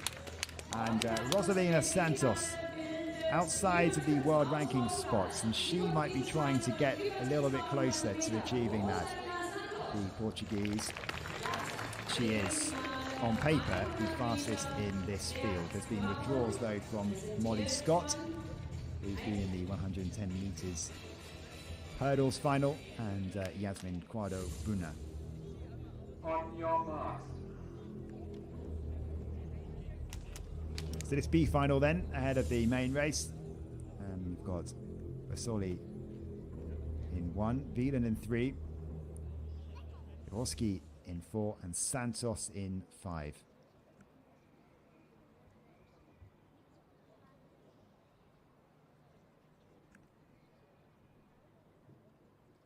Set. So away they go first time, and Santos is quick out of the blocks, isn't she? Jarowski trying to chase her down, but Santos and Jarowski starting to come through now. It's going to be Nele Jarowski who takes this one in 11:42, and that is a personal best for the teenage German.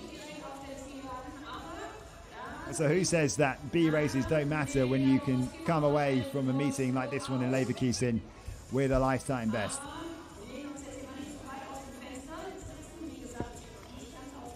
So that's a big moment then for Jarowski. Just dips inside her PB.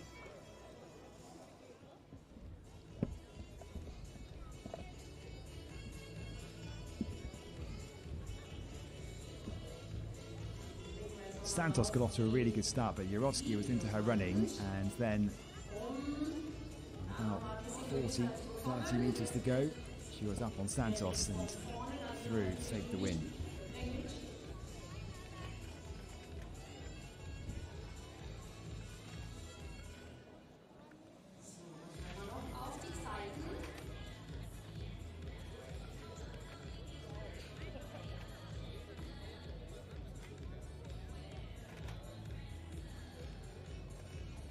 Some good confirmation of those timings and results.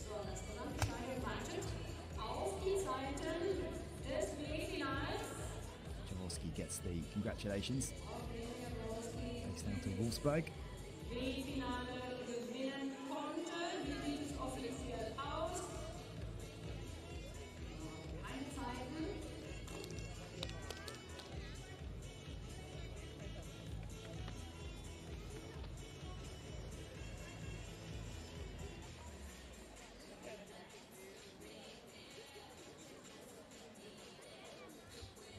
Confirmation of a personal best then for Nelly Jarowski, winning that in 11:42 ahead of Rosalina Santos, who faded badly in the closing stages. She finishes 11:53.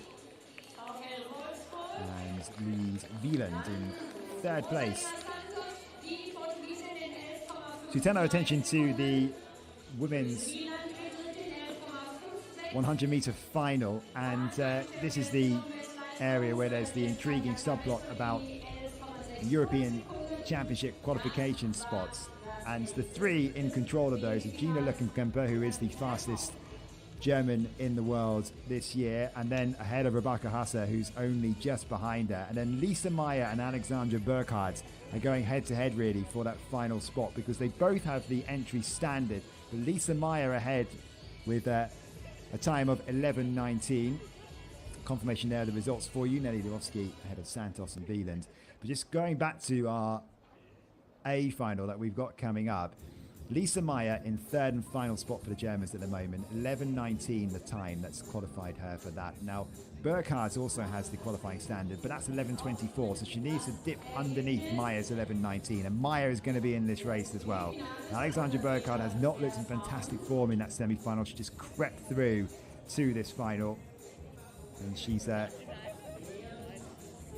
yet to get the Olympic standard as well. This multi-sport athlete, fascinating athlete, isn't she, Alexandra Burkhardt, with the Olympic silver medal in bobsleigh from the Beijing Winter Games.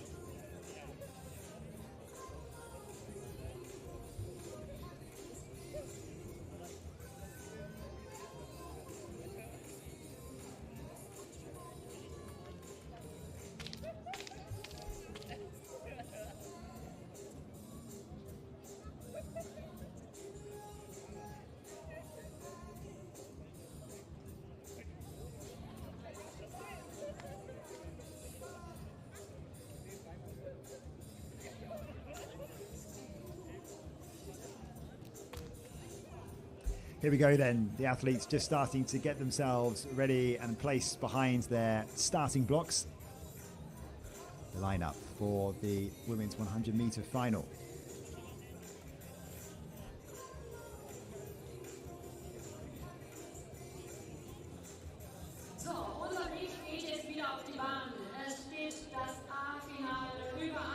Jennifer Montag in lane 1 has not got the European qualifying standard, but her personal best of 11:19 would suggest that she could get there, and she could also upset the current 1, 2, 3 who are on their way to Rome.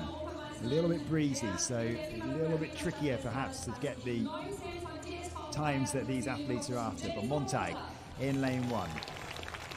In lane 2, Angela Tenorio, the only one of this Fields who's managed to dip below 11 seconds in the past, but that was 9 years ago, from Ecuador.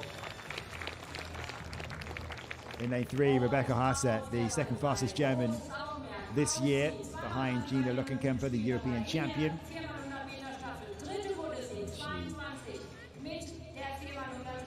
has that PB of 11:07 set earlier this year, which surely secure her spot, of course, at the European Championships. Sophia Jung was one of the winners of the semi-finals, and a little bit of surprise winner maybe. 25 years old now, a member of the relay setup, pushing for a place in those squads for the Euros. Lisa Meyer is currently in third spot for those German qualifying places, because that season's best of 11:19 has her in pole position to go to Rome, ahead of the woman next to her, Alexandra Burkhardt. 30 years old now, Olympic silver medal winning bobsleigh athlete, part of the German gold medal relay winning team in Munich 2022. That of course was Meyer, but it really is between these two for that final spot to Rome. Burkhardt's going to have to achieve something pretty special to deny Meyer as the window for qualification ends tomorrow. They'll settle into their blocks now.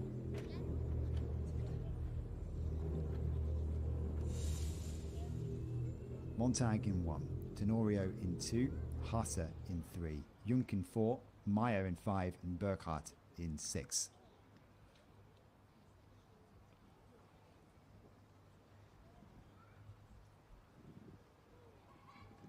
Third.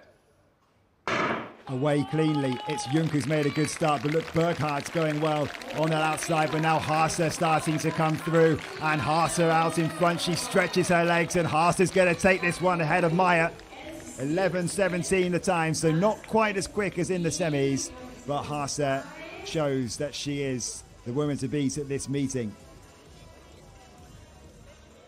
Maybe not the best start from Hasse. She lost a bit of time there, and Lisa Meyer coming through for second spot means that she is going to be on the plane surely to Rome, and she can breathe a massive sigh of relief.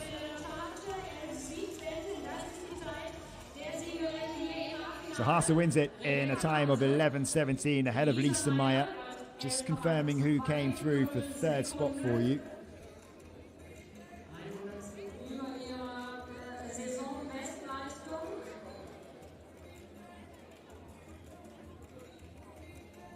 Let's take a look at this replay. Junk started really well, so did Burkhardt, but look at Hasse. She started to really get into her running, and she was into her stride, and she was clear. Tenorio was in the mix at this stage, but she might have come through for third. In fact, Tenorio was beaten into third place by Sophia Junk, who's had a really great meet.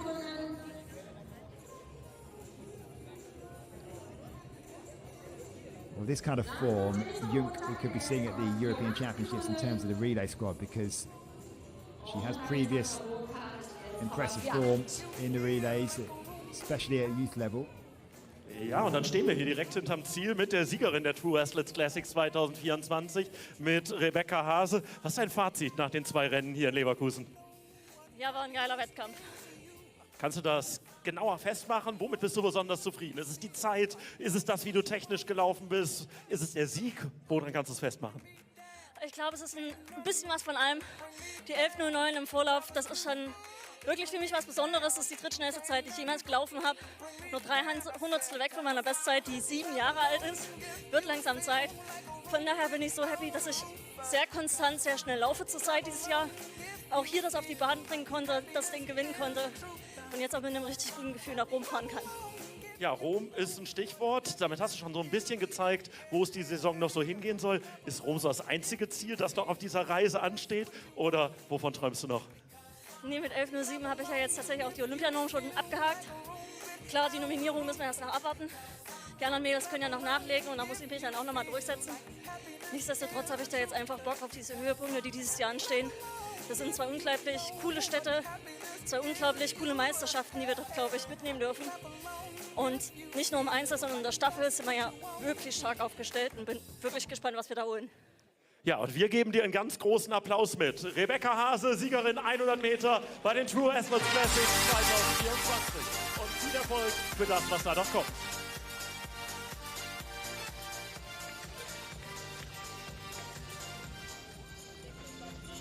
Congratulations to Rebecca Hase, who's been around for some time now.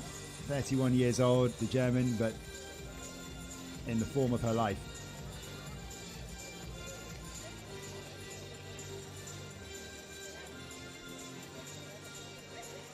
She's in demand for that signed bib. So one off the back and one on the front. Big remove for her. Lucky to get the front bib.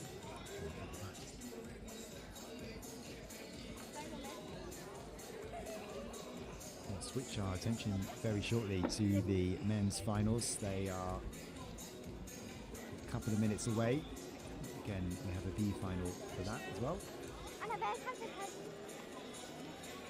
Danke. Ganz kurz, können wir eine Schlange machen? Das wäre mir übelst lieb. Einmal alle da lassen.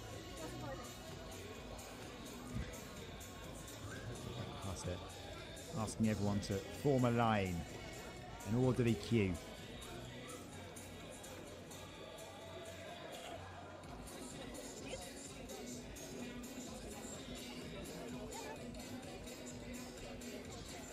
great to see so many people out in Leverkusen today for this meeting. Lovely, warm, early summer's day.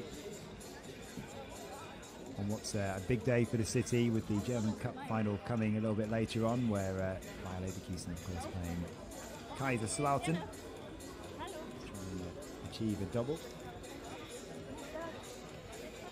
It's fine to be in this city, isn't it?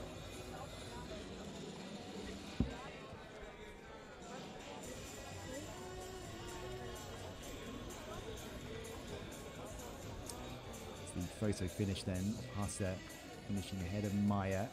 More interesting, I think, maybe is what happens here at the end with Junk and Tenorio. See, this is the shot on the line at the moment with Hasse. But Tenorio dipped a little bit too early, you can see him. Junk actually started her dip there. So confirmation of the result, Rebecca Hasse the winner, 11:17 the time. Lisa Meyer just behind her, and Sophia Junk, and the challenge from Alexander Berhard for that final spot at the Europeans. Being lost with Meyer taking it. And a window closing tomorrow. So, similar situation in the men's event, where it is also pretty close between a couple of the athletes to get through to the European Championships, which start in just 13 days' time. But first we're going to have the final.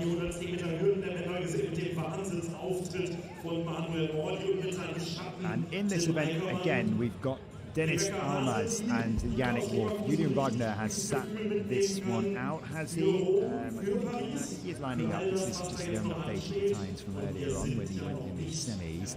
So, as things stand, the top three spots for the men's 100 metres for the German team are Julian Wagner, Josh Hartmann and Yannick Wolf. But Wolf only ahead of Dennis Almaz on ranking points. In fact, Almaz and Wolf have identical qualifying standard times of 10:16. So they're both underneath that standard. Now, if Almaz can better Wolf's performance here, then he may well be on the plane instead. Alexander Askovic will go in lane one. He would have to produce something very special indeed to try and deny either of those men a spot on the plane. Almaz knows what he has to do here. Try and get below 10:16. PB is 10:08, so he's definitely capable of it.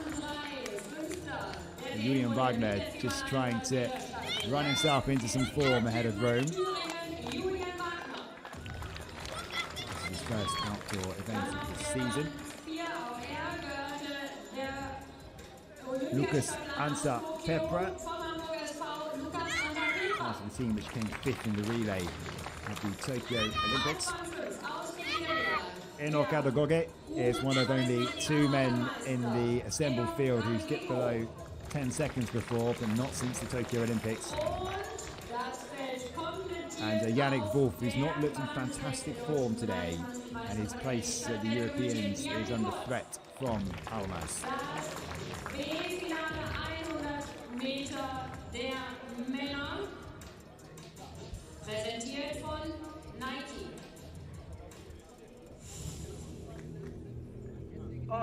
The B final then for the men's 100 metres. Askovic in 1, Almaz 2, Wagner 3, Ansa Pepro in 4, Adegoge in 5, and Wolf in 6. Keep an eye out for Ansa Pepra and Almaz, both trying to beat the third best German qualifying spot of 10:16.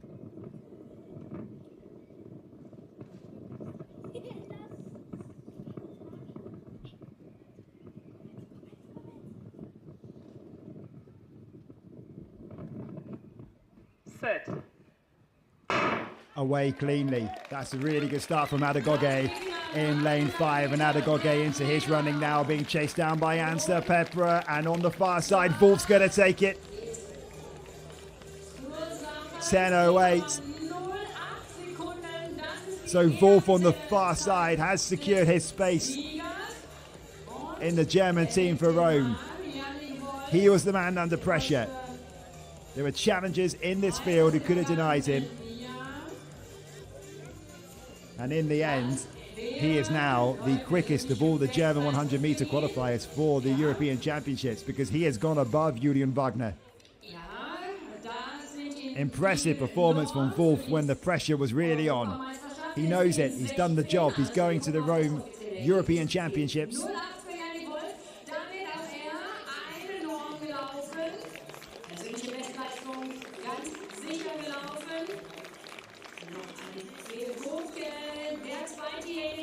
And now actually it's Joshua Hartmann who's not at this event who's under threat.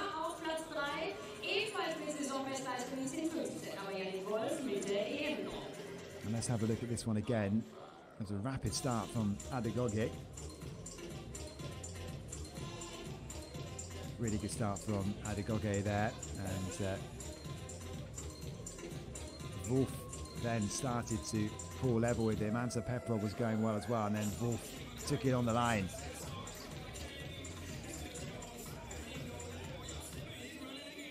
But just the main final to come then. And what that means for the standings is that Yannick Wolf is now the quickest of all the Germans to have achieved the qualifying standard for the European Championships. He's ahead of Julian Wagner, who of course was in this race. Wagner, who ended up finishing in 5th spot, by the way. And then in the third and final spot, because only 3 men can go, is Joshua Hartmann, who's not at this event.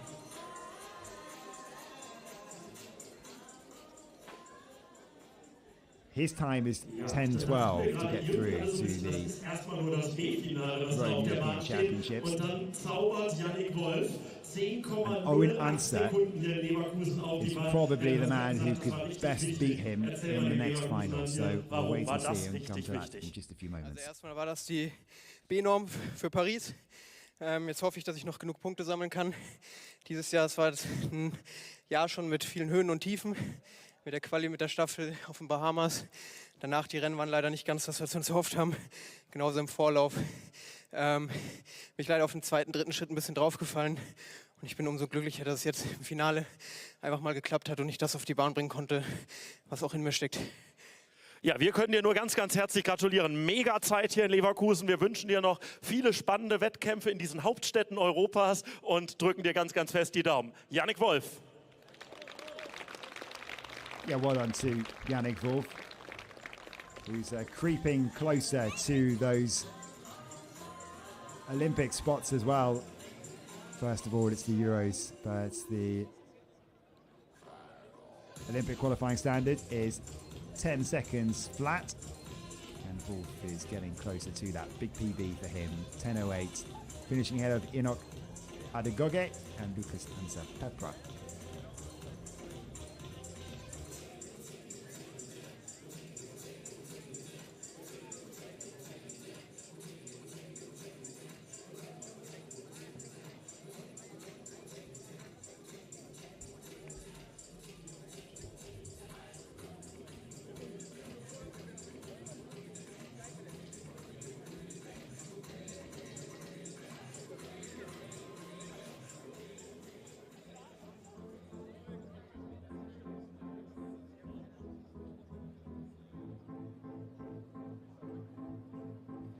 Just one event left then, the A final for the men's 100 meters. And it's coming up in just a few moments' time.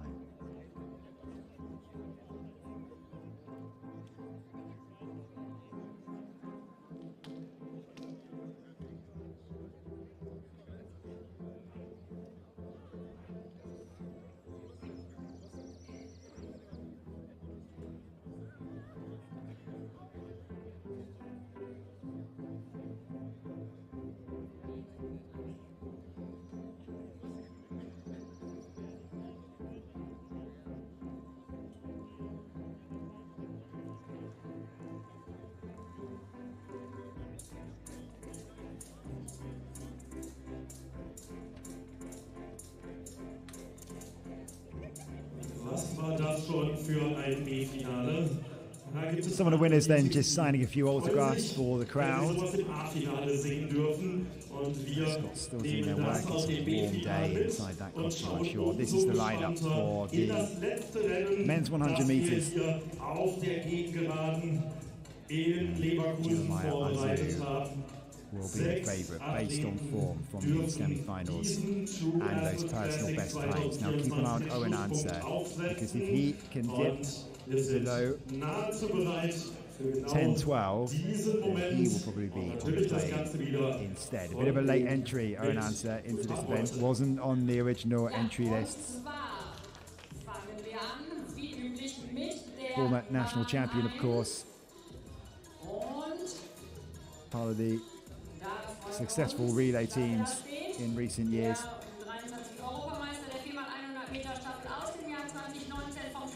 In lane 1, Kevin Krantz.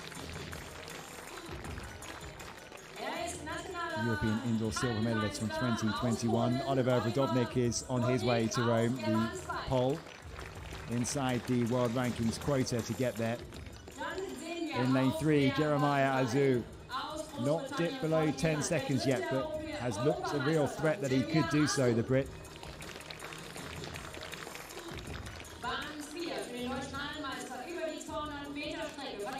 In lane 4, Robin Ganter. PB of 10.16. It's not good enough at the moment to go to the Euros. Owen Answer is the biggest threat to Joshua Hartmann, who's in that third and final qualifying spot. And the legendary Frenchman, Jimmy Vico, one of the best European sprinters of all time, goes in lane 6.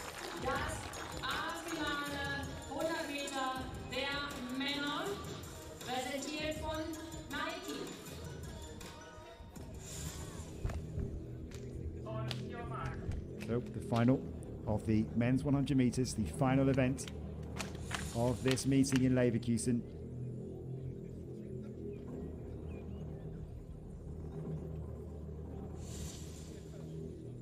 Form and places on the line for Rome. Krantz in 1, Vrdovnik in 2, Azu in 3, Ganter in 4, Ansar in 5, and Vico in 6.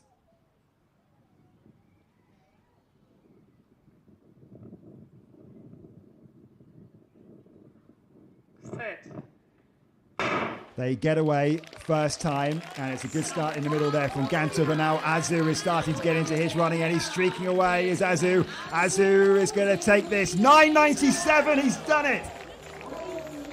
Something special from the Brit. He dips below 10 seconds, and we'll just wait to see whether it is legal in terms of the wind assistance, but below 10 seconds for the first time, Jeremiah Azu.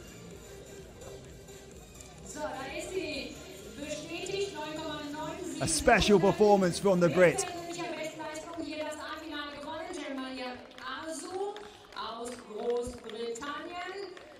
Becomes just the 12th British sprinter to dip below 10 seconds. A superb performance from Azu.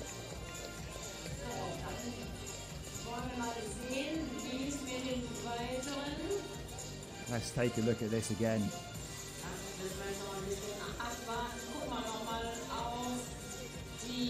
It wasn't the most amazing start from Azu, but look at the way he powered through that field.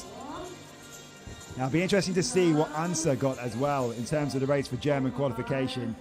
But let's just focus for now on that performance from Jeremiah Azu.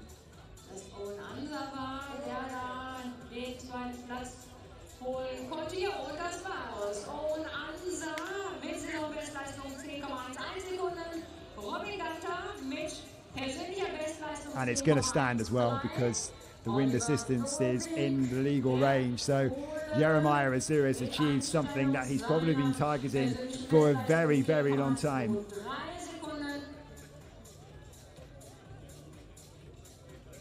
Not even Noah Lyles has dipped below 10 seconds this year yet.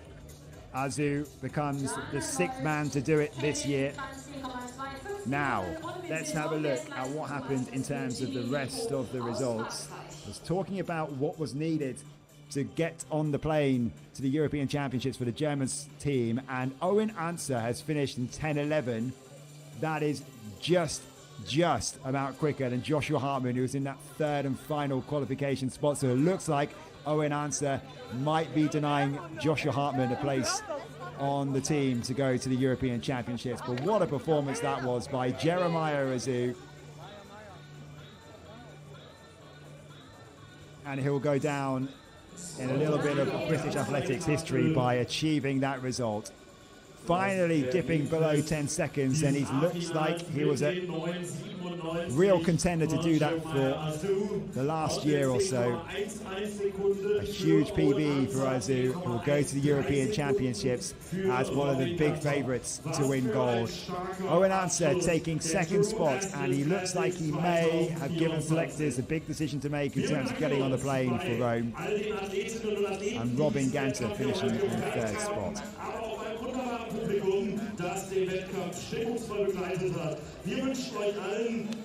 Brilliant from Jeremiah Azu. Really popular member on the circuit as well. You can see what the other athletes thought when he finally achieved that. They would look so happy.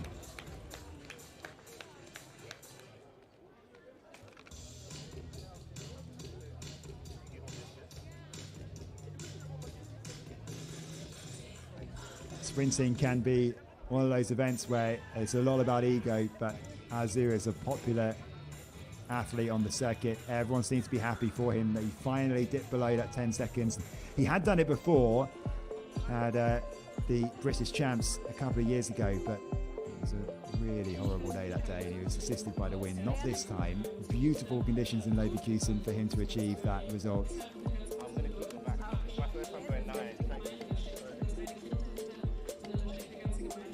And yeah, I think someone was asking for his bib, and he just said, I'm going to keep it. That's the first time I've got a 9, and you can understand why. So a prize piece of memorabilia for Jeremiah Azu to keep hold of. And that brings an end to our coverage then from European Athletics for this event in Leverkusen. There have been some stunning performances, and the best saved to last from Jeremiah Azu.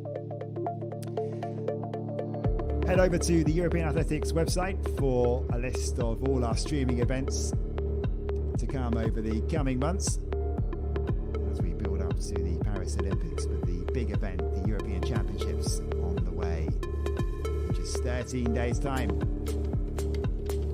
Thank you very much for your company throughout the afternoon. I hope you've enjoyed the coverage from Leverkusen. For now,